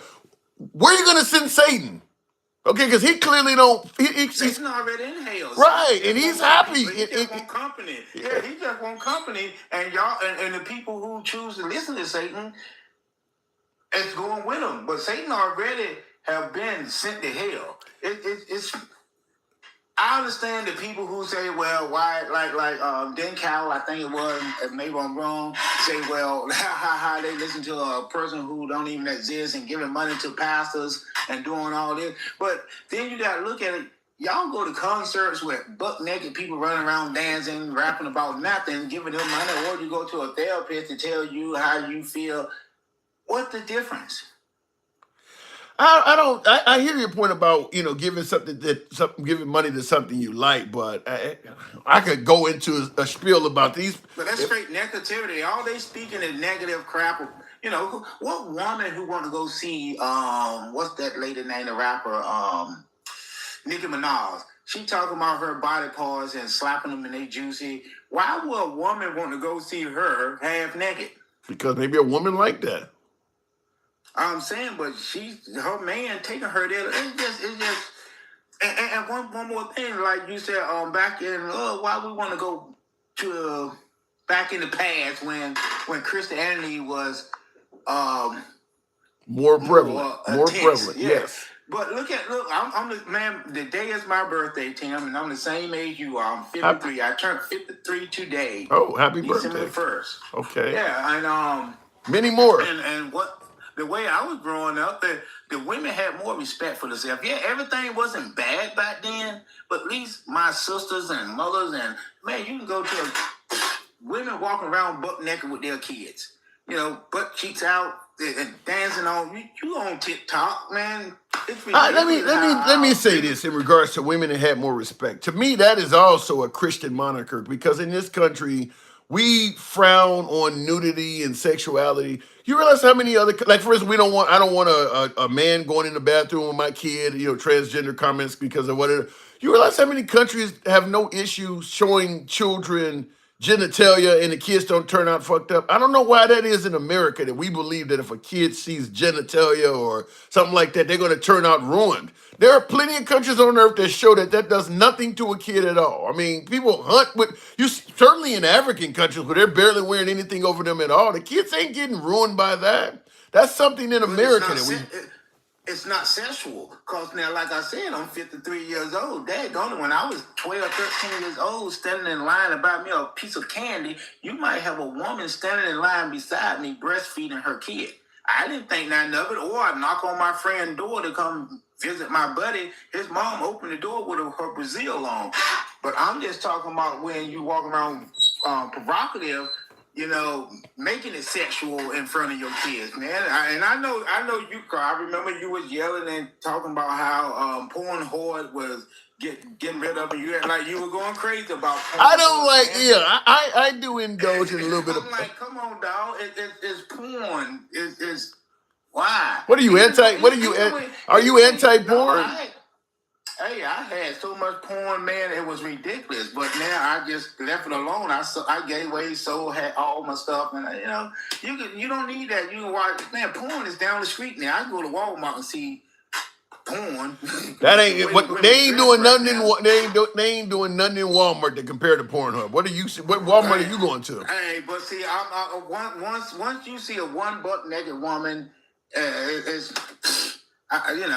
man, you ain't time we're done with it. You've been looking at it since you said you were 12 years old, had your own VCR. Oh, yeah, I've watched porn for a number of years. Porn is done.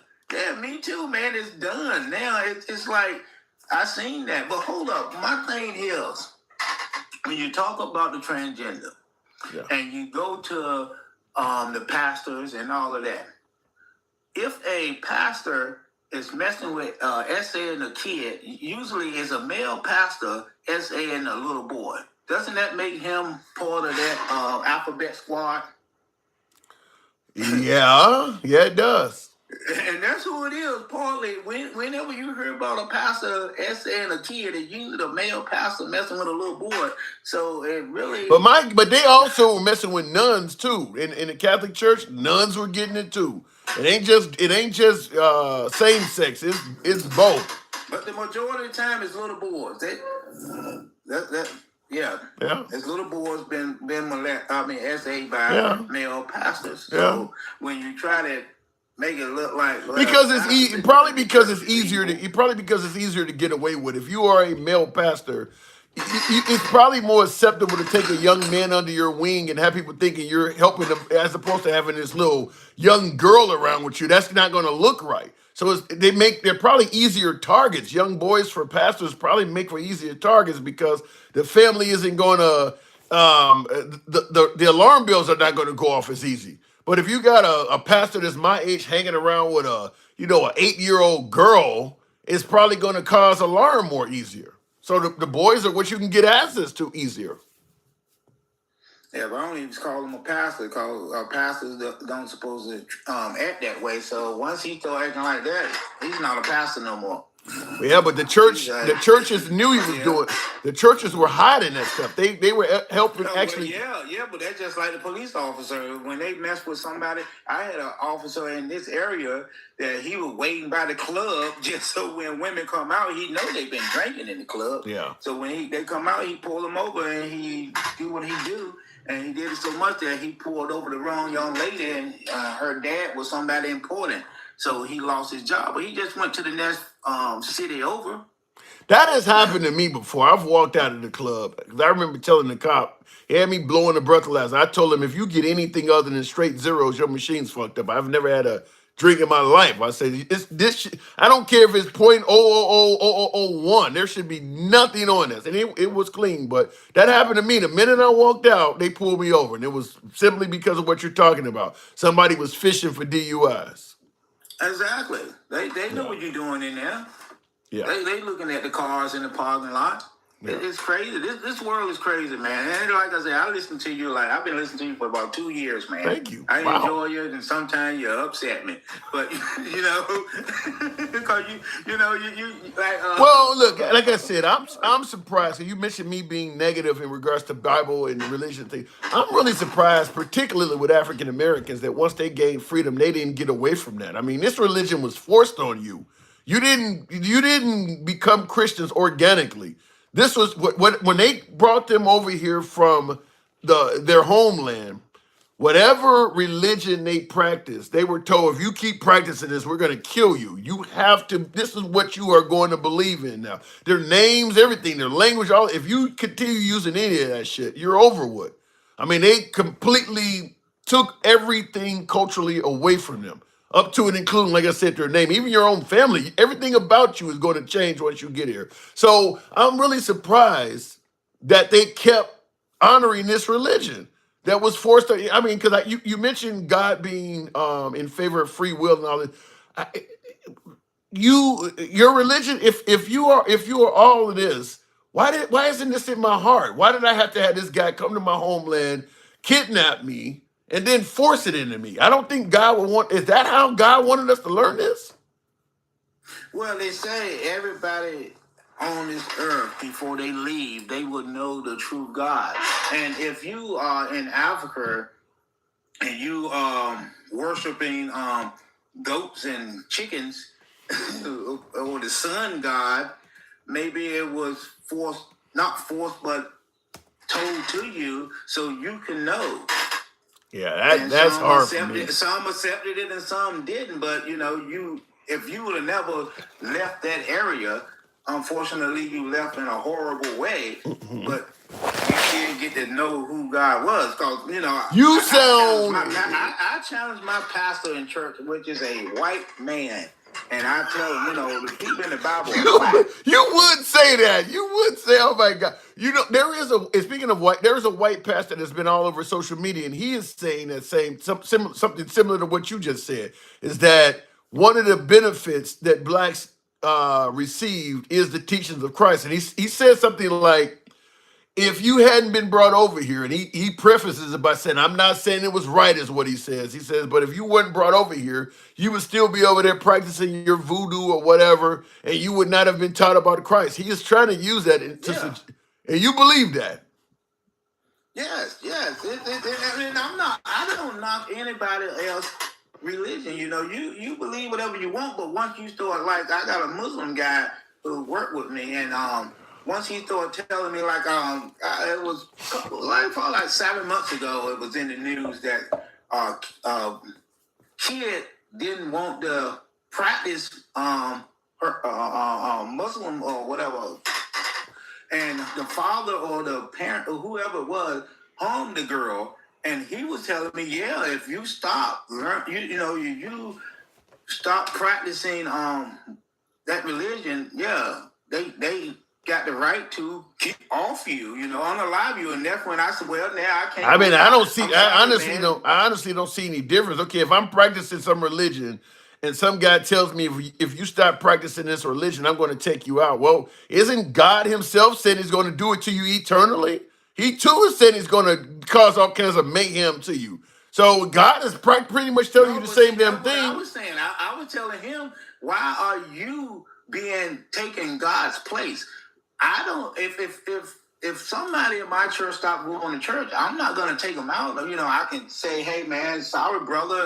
Your God is going to do it." But that's between you and God. That's just like I tell my kids, man. I'm not punishing you. You punishing yourself because you know what I told you. The rules in this house. As long as you obey the rules, man, you good. I gotta say, some of the stuff you're saying is why I'm frightened of religion. I mean, it's just all threats and punishment. Whether you, that's all it is. It's either you do what I say, or I'm gonna make your life miserable. It's all. I mean, you making your own life miserable. No, like you said, that what made me laugh when you said, well, if I like the slave masters and all them people, they had Bibles and they studied the Bible. So I left church because I felt like if I'm gonna go to heaven. Why I want to go to heaven with them? Yeah. They're not going to heaven just because they had a Bible in their hand, and you chose not to study the Bible or continue the practice of whatever religion you was.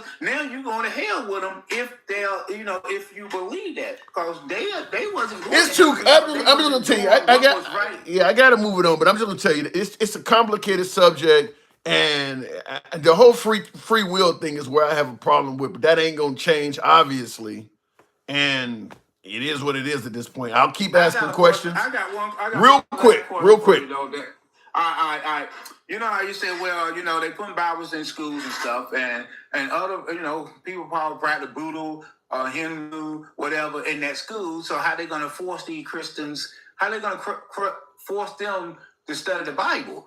And I look at it like this, Tim. If you and I work together, and you invite me to the Super Bowl party at your house, and you got this big, beautiful TV that or theater in your house with nice seats, popcorn, everything. You said, Tim, come to my house, man, and we're gonna watch this. But the way I sit down and watch TV is butt naked. Are you gonna let me come to your house and be butt naked and watch your TV? No. Because that's the way I watch it? Okay then, so if the people coming over here to America, and I voted for Kamala Harris, don't think I'm a Trump supporter. Let me just interrupt you. Hold on, hang on. You land the plane. Go ahead. They come over here for all the stuff that they want, good jobs, freedom, whatever reason they came over here. They also got to accept that this is Christianity over here. So you can't come over here and get mad because you go and everywhere you go. I get it. So how do you respond? Wait, how do you respond to people who were born in this country that are born Muslims being forced to learn Christianity? Because this country, that's what it was. It was also founded on slavery. You want them to go back to slavery too? It was founded on that too. Was it founded on slavery? Yeah, from day one, from 1776, the time we became a nation officially, we had slavery going on. Yeah, it was founded on it. Founded on racism, founded on women's oppression. You want to go back to all that too? No, you ain't going back to all of that. So why are you going back to Christianity? It ain't going back to Christianity. It is if it's in schools. Just like right now, is the black man free? Is he really equal? All right, I think different. I got to move it on. Different conversation. All right, Timothy. I understand. Good talk. Man. Good talk. Love your show, man. Appreciate it. Thank you. Come back anytime. Looking in the comments real quick. Thanks, says Johnny. Thank you for the super chat there, Johnny. I meant to respond to that. Thank you very much as well. He was favorable. He was favorable to Bibles in schools, and he is a Kamala Harris supporter. So that's what I said before. There's a lot of African Americans that were brought up Christian as well, and believe that America would be better off if Christianity was somewhat forced on other citizens.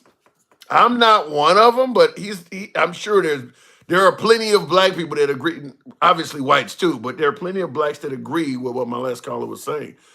I'm not. I just believe Christianity in schools is not going to go well, but I could be wrong. I've been wrong plenty of times before. A far leftist that's extreme in his religion too. That's why Stevie D, I'm hearing the same thing when he's talking. I was hearing him talking. I'm like, yeah, I heard the same thing. He is a left winger that was to the right religious. He was that. That is a great way to describe it, because I'm like, damn, he probably should be MAGA, or he probably should be at least an evangelical. We can all twist the word for our own benefit, says Johnny. True. And that's why I'm not a fan of having it in schools, is because you're talking about young, impressionable children being taught what the Bible means, and we don't know if the teacher has their best interest at heart. To me, you as a parent should be the one that is interpreting the Bible to your children, because you could tell me what a passage means. I could go to 10 different churches and each pastor would tell me something different. Just about every passage in the Bible can be interpreted some other way. So I don't believe some strange teacher should be the one telling it to your kids. To me, that it just doesn't belong in schools. You could probably, go to school in one part of Oklahoma. And let's say you go to school let's say you're in, Broken Arrow, Oklahoma. That's a real city. Let's say you're in Broken Arrow and you're in school until you're in 4th grade and you've been learning the Bible the whole time. And then all of a sudden you end up moving to Lawton, another city in Oklahoma. And because the whole state is teaching the Bible, you may find yourself telling the class something that this city completely thinks is false because you learned your interpretations in Broken Arrow. Every school, every teacher is going to be interpreting it differently. So you may show up with these interpretations you got from your last school, and they don't resonate at the new school you're at. I mean, it could create all kinds of room for issues like that. I don't know. Who told you it mean that? Who would tell you the passage? Because like you just heard my last guest talking about, the way you could keep all the animals on the ark is that God somehow told the animals to get along with each other.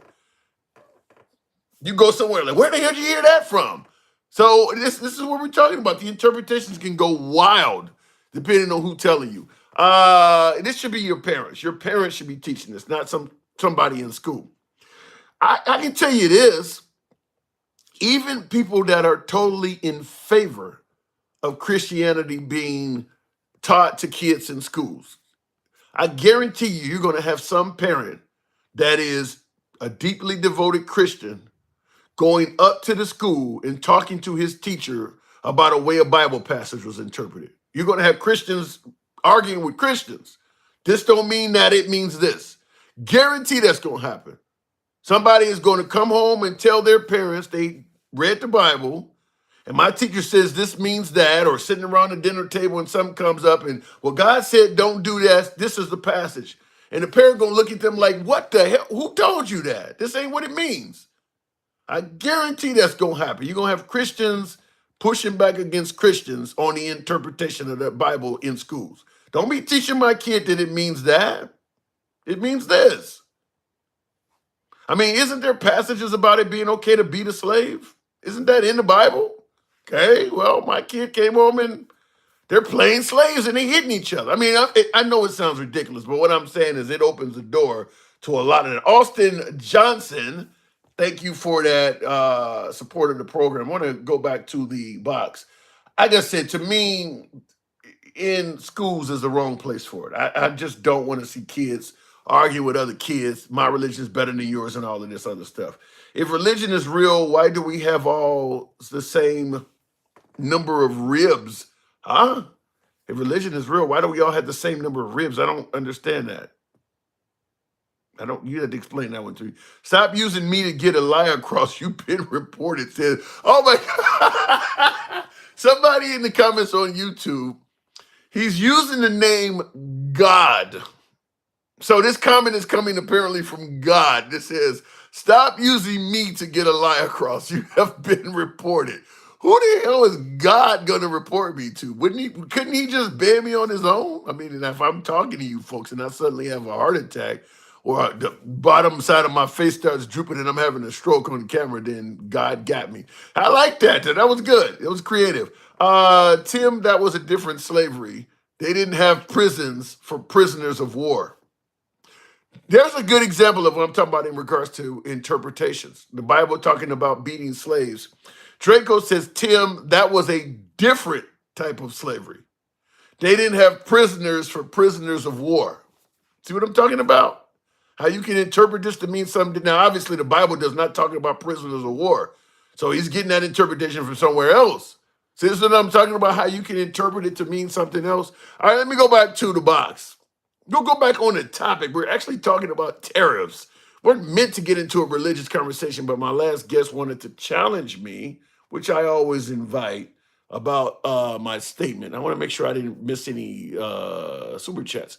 Will says the religious right are complete hypocrites. Just wait. When all the bullshit happens, laws are made and established, you will catch the same crusaders being dirty as fuck. Yeah, I agree with that 100%. That's always been that way, though. That ain't just with the right. A lot of folks, pastors and even black churches, sleeping with people and violating all the laws. married pastor that's sleeping with one of the nurses or even the deacons or some. 100% agree with you. 100% agree with you. That is absolutely going to happen. How many pastors have been caught? You know, like the Tammy Faye and the Jimmy and Tammy Faye Bakers. They've been caught doing stuff. Even Joel Osteen, who's obviously a huge pastor, Joel Osteen, during the what was it, Hurricane Katrina? Was it that one? One of the no, it wasn't Katrina. It was a different weather system. Wouldn't even let people in the church to seek shelter from the weather system. That was Joel Osteen down there in Houston. Caitlyn Jenner was at Mar-a-Lago taking pictures and everything, and what does that say? Hands on Trump and Elon. It's apparently okay for them now. Yeah, Bruce Jenner, I don't know what the hell that is. He definitely is not, he or she, I guess you'd go with Caitlyn Jenner. She is definitely not an advocate for transgender at all. At all. It was more than just Satan that disobeyed God. And I'm not religious enough at this point to know the answer. Who else disobeyed God? All man does, really. I mean, if you're sinning, I guess all man disobeys God. He was trying to get right the fallen angels, and now I'm not going to be able to pronounce this one. Nephilim, apparently. Okay, that one you're talking about. Yeah, you're above my pay grade. You know more about this than I do. I can tell right now that 75% of the people on this show is not benefiting from Trump's tax plan. Now, I brought that up. Getting back on track, how many of you folks, because Trump did change the tax plan, because for me personally, I bring it up that it's made it so that I can't claim as many things as I used to. How many of you folks are benefiting from it? Because he's right, I'm not. I am not. And I see your comment there, Johnny. Let me go back to the comments, to the box. Lewis, good afternoon. Tariffs. Hey, how's it going, Terry? Hey, what's up? We went way off the deep end there, but in regards to Trump tariffs, is this anything you have a concern? Do you think this is actually going to be good, where it will secure the border and get people to act right? Here's the thing. I honestly hoping, just like one of your last Oh, previous guests, I can't no. remember which one of them. I know what you're about to say. I hope he fails. Wow. I don't want him to succeed. I usually support the president no matter who it is, but I don't want this to succeed because it's going to hurt our allies. It's going to hurt the two most important countries to us, which is Canada and Mexico. How? People don't realize. How? If Trump, okay, wait, hold on. If Trump, he's demanding that they seal the border, otherwise he's going to impose tariffs. If they actually do protect the border, they don't have the tariffs. How does it hurt them? Well, my thing is this. They can't seal the border, just like he couldn't. They can do a better job at it. How about that? Not.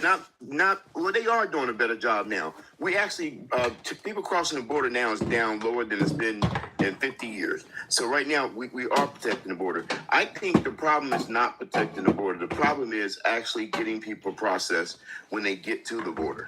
It's not. Everybody keeps saying it's people crossing the border. No, when those people come in and they go through asylum, we need more judges over there so that we can get them processed before they even come into the country. That's really where it is. We need to get them vetted and before they even come in.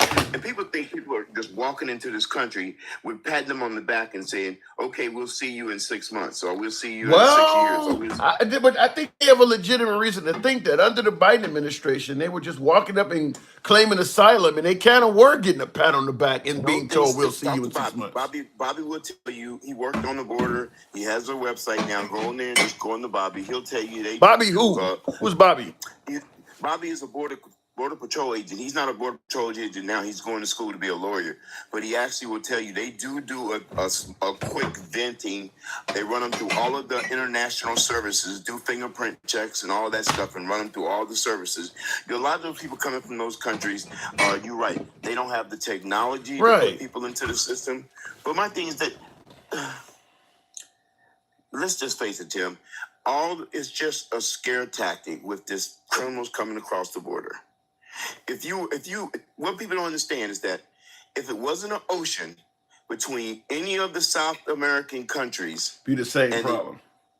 They would Yeah. no, they would go that way. Right. Why would you come here knowing how we're treating these people coming here? Why wouldn't you go in the other direction?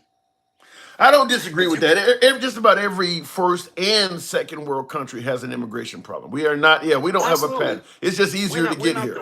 We're not the only ones with this problem. But the ones that are coming from South America, the only reason they're not going to Europe and going to some of those European countries is because of that big ass ocean. Yeah, they can't get there. You That is understand? true. That's true. That is 100% true. If the North America, if the Atlantic Ocean wasn't between them and going somewhere else, this would be the last place they would come because we treat our immigrants and migrants worse than any other country. Well, we didn't under Biden, though. We still did. We still treat them because I'm not talking about how the government treats them. I say how the Americans treat How them. the other American citizens treat them. Absolutely. When immigrants go to other countries, they get the same pay for what they do as the people that are there already.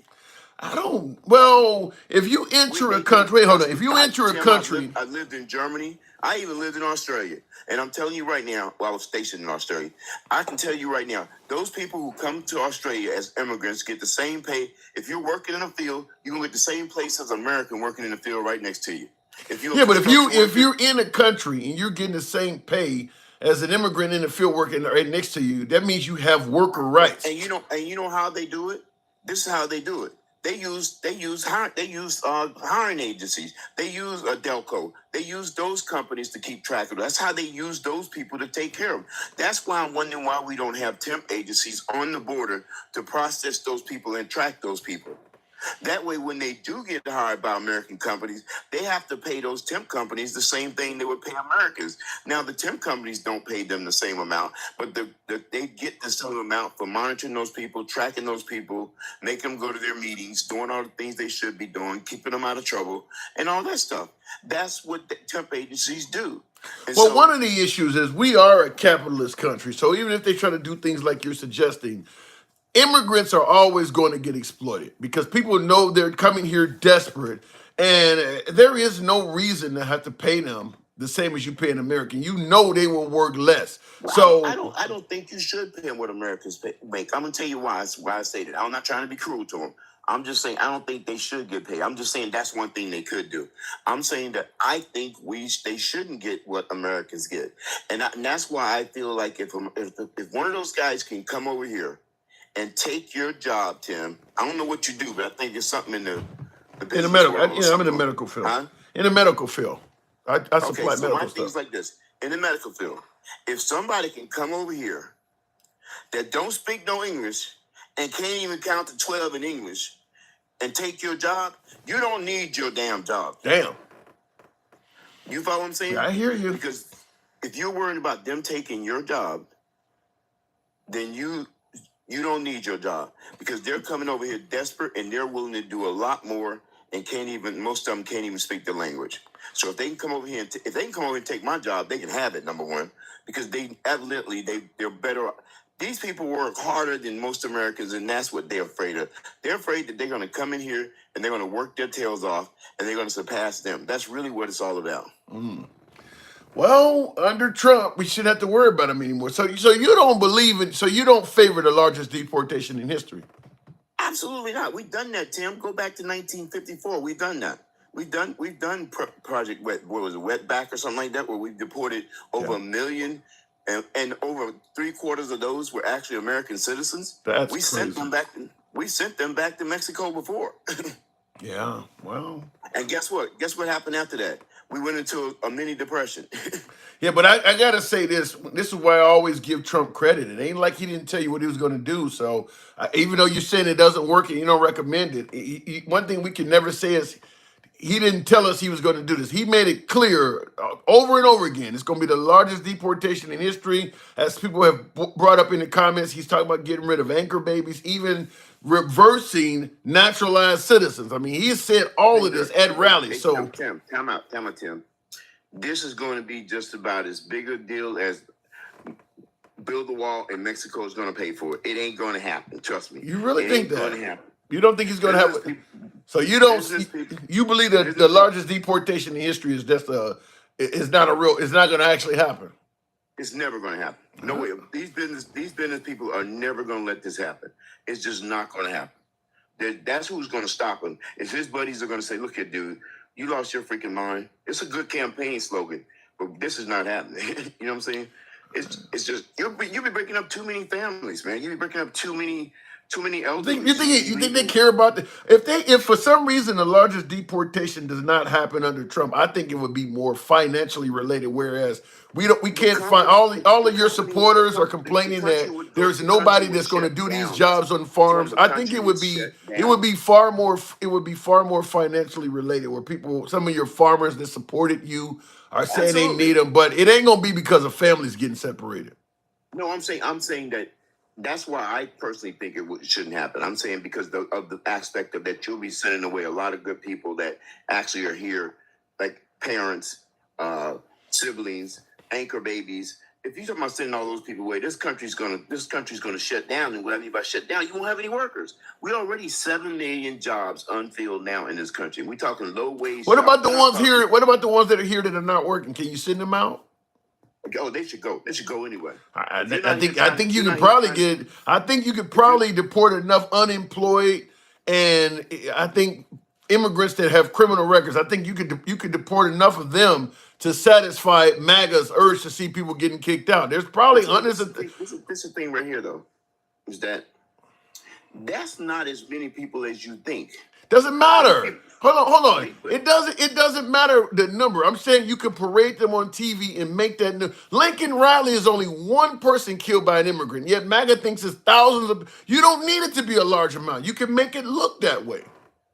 But what you don't understand is we deport thousands of them now. They want to see it.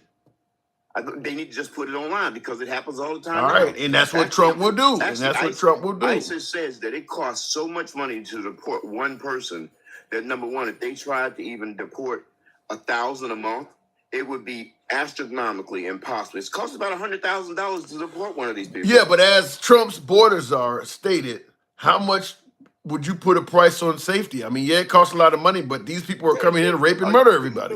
Tim, do you feel unsafe because of Mexicans? I'm telling you what they. No, I don't. I'm not dealing with immigrants at all. I'm telling you what they got people believing. If you think these folks are here, they got mega believing that. You're right. Yeah. Now, Tim, let me get back to this. I know this is off topic a little bit, but the next time somebody bring up to you, like they always bring up to me, because I was raised in the church, brother. I mean, we went to church twice on Sunday. My mother used to take us to Sunday school, then to church. You know what I'm saying? Okay. And I'm telling you something, Tim. That was when I was a child. As I've gotten older, I've learned different things. When I was a child, I played with toys. Right? Okay. And I believe comic books. So now that I'm an adult, I don't play with toys, and I don't believe in comic books. That Bible that we have was given to us to control us. And that's why I won't ever follow that. I'm not saying I don't believe in God and I don't believe in a creator. I'm just saying I'm not going to believe a book that was created to control me. Oh, all right. And that's what I said. I'm very surprised that once African Americans gained their freedom, they didn't go away from that. Get one of these so-called super religious people up here. Ask them this. Where can we find the remains of anybody mentioned in the Bible? All right. Noah's Ark is another one, but yeah. Noah's Ark is a joke. That boat would have to be as big as the freaking earth to put every animal, every male and female animal. just the birds alone would make them. Just the ducks alone would take care of that answer. Well, it didn't say. It just said 2 of every animal. It didn't say all of them. Just 2 of each animal. But there's a lot of animals. Tim, you know how many animals that is, though? 2 mammoths, 2 elephants, 2 rhinoceros. Yeah, I mean that's what it said. I gotta go though. I'll leave it at that. That would have to be bigger than a city, brother. Trust me on that. All right, man. Appreciate it. 40 days of that too. So food got to be in there for him too. I gotta go. All right, man. All right. Bye. Yeah, I mean, I agree with him. The whole Noah's Ark thing. Under scientific scrutiny, it doesn't make a lot of sense. I mean, you got 40 animals of all species in here. They're all getting along. They're not trying to eat each other, which leads to the question, what is they eating? 40 days and 40 nights, what are they eating? Where does the waste go? As somebody mentioned the methane, it doesn't hold up under the science test. It doesn't make sense. But people do believe it. Will G, I still can't pronounce it. The Nephilim are mysterious beings or people in the Bible traditionally imagined as being of great size and strength, or alternatively beings of great power and authority. Now I've heard about people that live to be 700-800 years old. Is that what that is? He says the Nephilims are mysterious beings or people in the Bible traditionally imagined as being great size and strength, or alternatively being beings of great power and authority. Like I said, you're above me on it. And also, the origins of the Nephilim are disputed. Yeah, some, including the author of the book of Enoch, view them as the offspring of rebellious angels and humans. Others view them as descendants of Seth and Cain. Wow, you really into this. You really got knowledge on this, Will. I think Trump wants another dig at Obama, as they call Obama the deporter in chief. Why would he? Why? Obama's gone. Why? I don't think Trump wants to fuck around. I mean, he's going to speak negatively of Obama for the rest of his life, but that's kind of the end of that. I mean, Obama's done his 8 years, and Trump's about to do his 8. I don't know what Trump's legacy will be. I don't know what Trump's legacy will be. It depends on this because I do believe had Trump not got reelected, his legacy was going to be terrible. But now that he's been reelected, he got a chance to straighten it out. I mean, right now, in this one, when I say legacy, I mean 100 years from now, what are you going to be talking about? 100 years from, we talk about Abraham Lincoln, he freed the slaves. You talk about FDR, you talk about, Social Security, or you talk about, helping defeat the Nazis. Some presidents, they just fade away and there's nothing to discuss. Like Jimmy Carter, for instance. 100 years from now, there's not going to be any mention of any significance about him at all. I mean, I don't believe he's done anything in regards to Jimmy Carter as president that 100 years from now you'll still be talking about. Ford, other than pardoning Nixon, he's probably another one. Richard Nixon is the criminal stuff. That's all. So some of them, they get remembered, and others really for nothing. George H.W. Bush, Desert Shield, Desert Storm, maybe. 100 years from now, nothing. George H.W. Bush, nothing. Trump, a lot. But like I said, it's negative. It's 2 impeachments. He's the first guy to have his home raid. All of that's going, 100 years from now, $2 gas, that ain't going to mean shit 100 years from now. Might not even, probably won't even be using gas. Nobody's going to be talking about what the price of gas was when Trump was president. So right now, unless he does something out of these next 4 years, his legacy is negative stuff. There's a lot of presidents that have good and bad economies that come and go. Getting impeached twice, being, the overseer of what took place on January 6th happening, you saying the election was stolen and all of that happening as a result. No other president has done that. I think the good Space Force, and so far, he is responsible for Operation Warp Speed, but the way he brought it out, I don't think he's going to get much credit for that. Space Force, maybe, but his legacy right now, unless he repairs it, it's mostly negative. It's mostly negative. Trump's going to lead a country ready for a takeover, says Mike the Sailor. I hope you're wrong about that. Yeah, no new wars doesn't mean anything. Saving $6,000 a year. Well, in regards to no new wars, Stevie D, how many presidents have been in office when there were no new wars? That ain't something you talk about. It really ain't. He's not the only president that, like I mentioned, Jimmy Carter.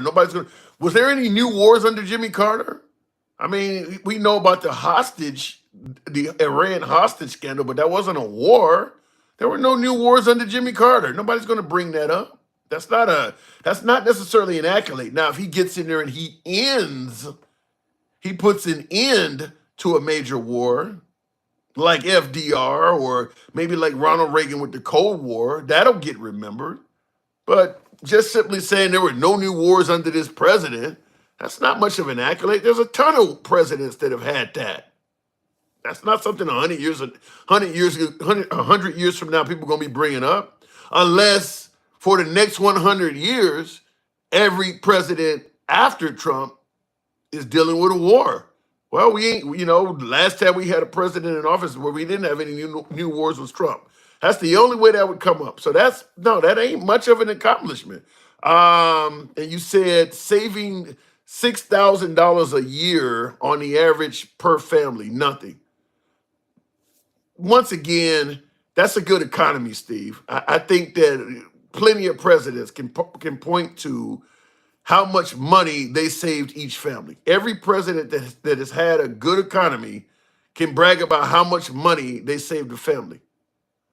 When I say legacy, I'm talking about shit that you did that nobody else did. Like Gorbachev tearing down this wall like Ronald Reagan did, or ending slavery, or beating Nazis, or giving folks civil rights.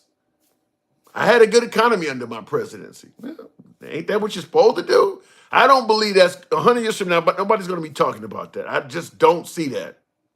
Certainly at the level of being impeached twice, or, you know, what happened on January 6th, that stuff's going to be far more, because that is stuff that nobody else has did. But a good economy, that's kind of what you're supposed to do. Now, if he gave us a good economy where we came out of a depression and all of a sudden people were living lavish, yeah, maybe then. But okay, you say he saved families an average of $6,000 a year.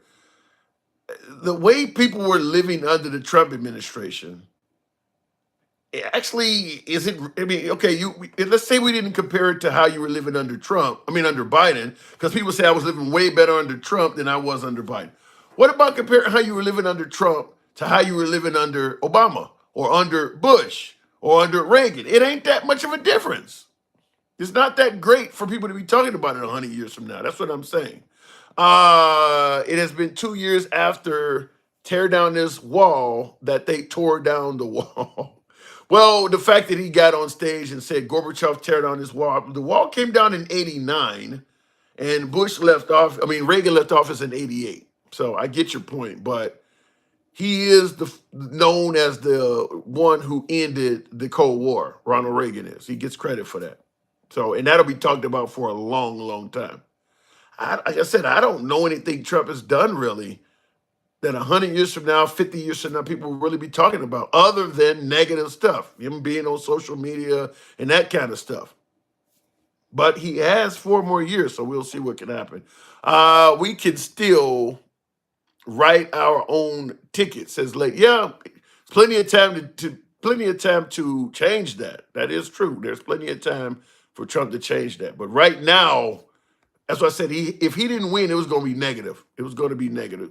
He was going to go down in history as somebody that says the election was stolen and did a lot to prove it, and didn't. Maybe now that he's in office and he controls the mechanisms of government, maybe he will show us how the 2020 election was stolen.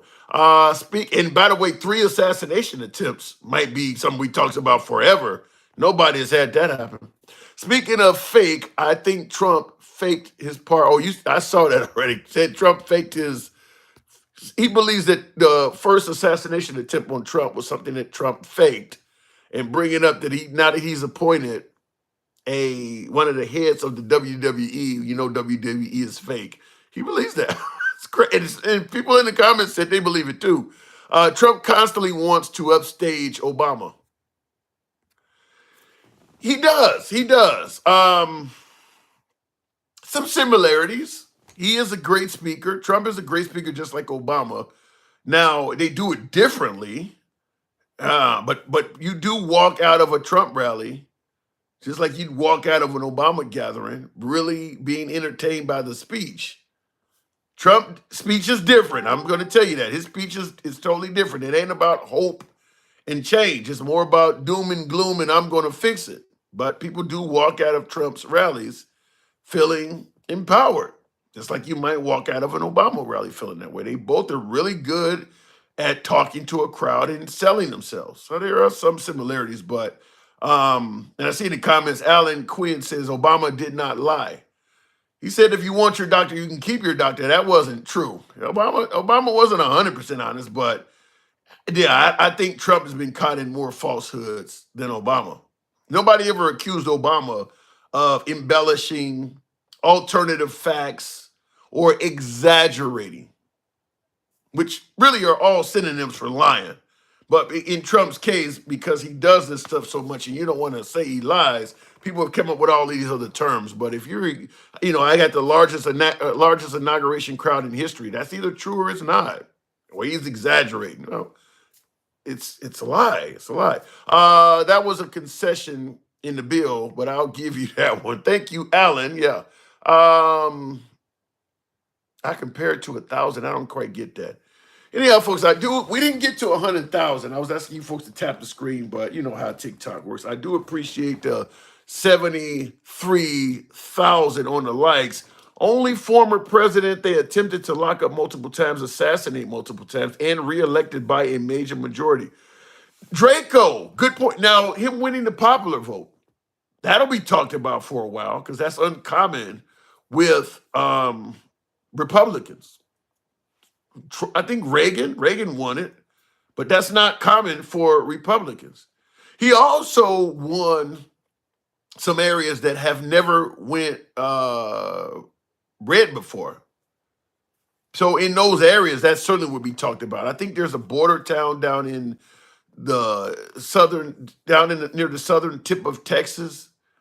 It's 90% Hispanic, has never voted Republican. They did this time. It has a 90% Hispanic population, and it went red. There is a county in, not town, but these are counties we're talking about. There's a county in North Carolina that I think is 50% black. It has a large black population. It has never went red. I think they said since Reconstruction. So it's been a Democratic area since Reconstruction. It went red. So he certainly, in regards to what he could get credit for, is that he definitely won areas and won in ways that Republicans do not normally win in. Getting 50 some odd percent, getting the majority of the Hispanic male vote, absolutely will be discussed for a long ass time. Because my guess is after this largest deportation in history, that ain't gonna happen no time soon. I guarantee the next Republican is not, if Trump does what he's promising, and there is another vote, he's not gonna get majority of the Hispanic vote. That's something that won't happen for quite a while. So and there are some accomplishments. What he did in this last election are some things that he will be remembered for quite a while. Draco, I appreciate it. Thank you for that. Trump is the man of peace, says Marlene Munez. What is your definition of being a man of peace? Trump is the man of peace. The fuck your feelings guy? The mean tweets guy? Man of peace, huh? Less than 50% of the popular vote, says Steve. I don't know what you mean by that. Obama talking to the brothers was super organic and not racist at all. Well, maybe you're a racist talking to racists. It could be organic that way too. If you know how to read the room, such as Mexico being an island of garbage, that comedian saying that, something had to make him think that this would be the crowd to say that too. Now, obviously, he did not read the room correctly because they didn't. Even the people at the Madison Square Garden rally did not find what he said to be humorous. But Trump knows how to read the room. He knows how to read the room, just like Obama does. That's why I said they have similarities. But Trump is a man of peace because he only threatens one person at a time. Who said that? Oh, man, I can't. Oakview, Trump is a man of peace because he only insults one person at a time. Blessed up Kev, I always appreciate that. Awesome content. Thank you. Trump cabinet is showing his true nature. Trump's hiring loyalists. I don't think anybody denies that. Trump is not necessarily looking solely based on qualifications. He's seeking loyalty. And he's getting it. So we'll see what happens. But I think Trump is looking to run the country his way without input, without people telling him, no, that's wrong, or you should do it this way. He's looking to do it his way. And the best way to do that is to get people in there that are not going to push back and not going to counter you. So we'll see what happens. Trump wants to destroy within. No, I don't know about all that. You think Trump's out to destroy the damn country? I don't know. That's pretty harsh. Anyhow, thank you folks for tuning in. And by the way, if you enjoy this type of dialogue, whether you think I'm full of shit or not, whether you agree with the guest or not, this is what we do. You can be a guest as well. You can state your point. Free speech is always welcome here. You can be critical of anybody in the comment section, including the host. We go left of Bernie Sanders to I'm having dinner with Q. Everyone gets to speak. That's how we run this program. So if you hear something you don't agree with, or like I said, you think the host or you think a guest is full of shit, this is the program where you can say that. Mike the Sailor, thank you. Appreciate the love. Thank you, Mike the Sailor. This is the program where you can actually say that. So feel free to subscribe or follow if you're on TikTok. Monday through Friday is when we're generally here. But for now, I got to step away. It's time for dinner. It's your boy Tim, the handsome liberal. You guys take care. And same to my YouTubers on my vertical end. What does that say? Bye, Felicia. Oh, my bad. Bye, Kamala. Biatches. Trump 20. What is Trump 2025? They don't move from 2024 to 2025. Is that Project 2025 you're lying about? I got to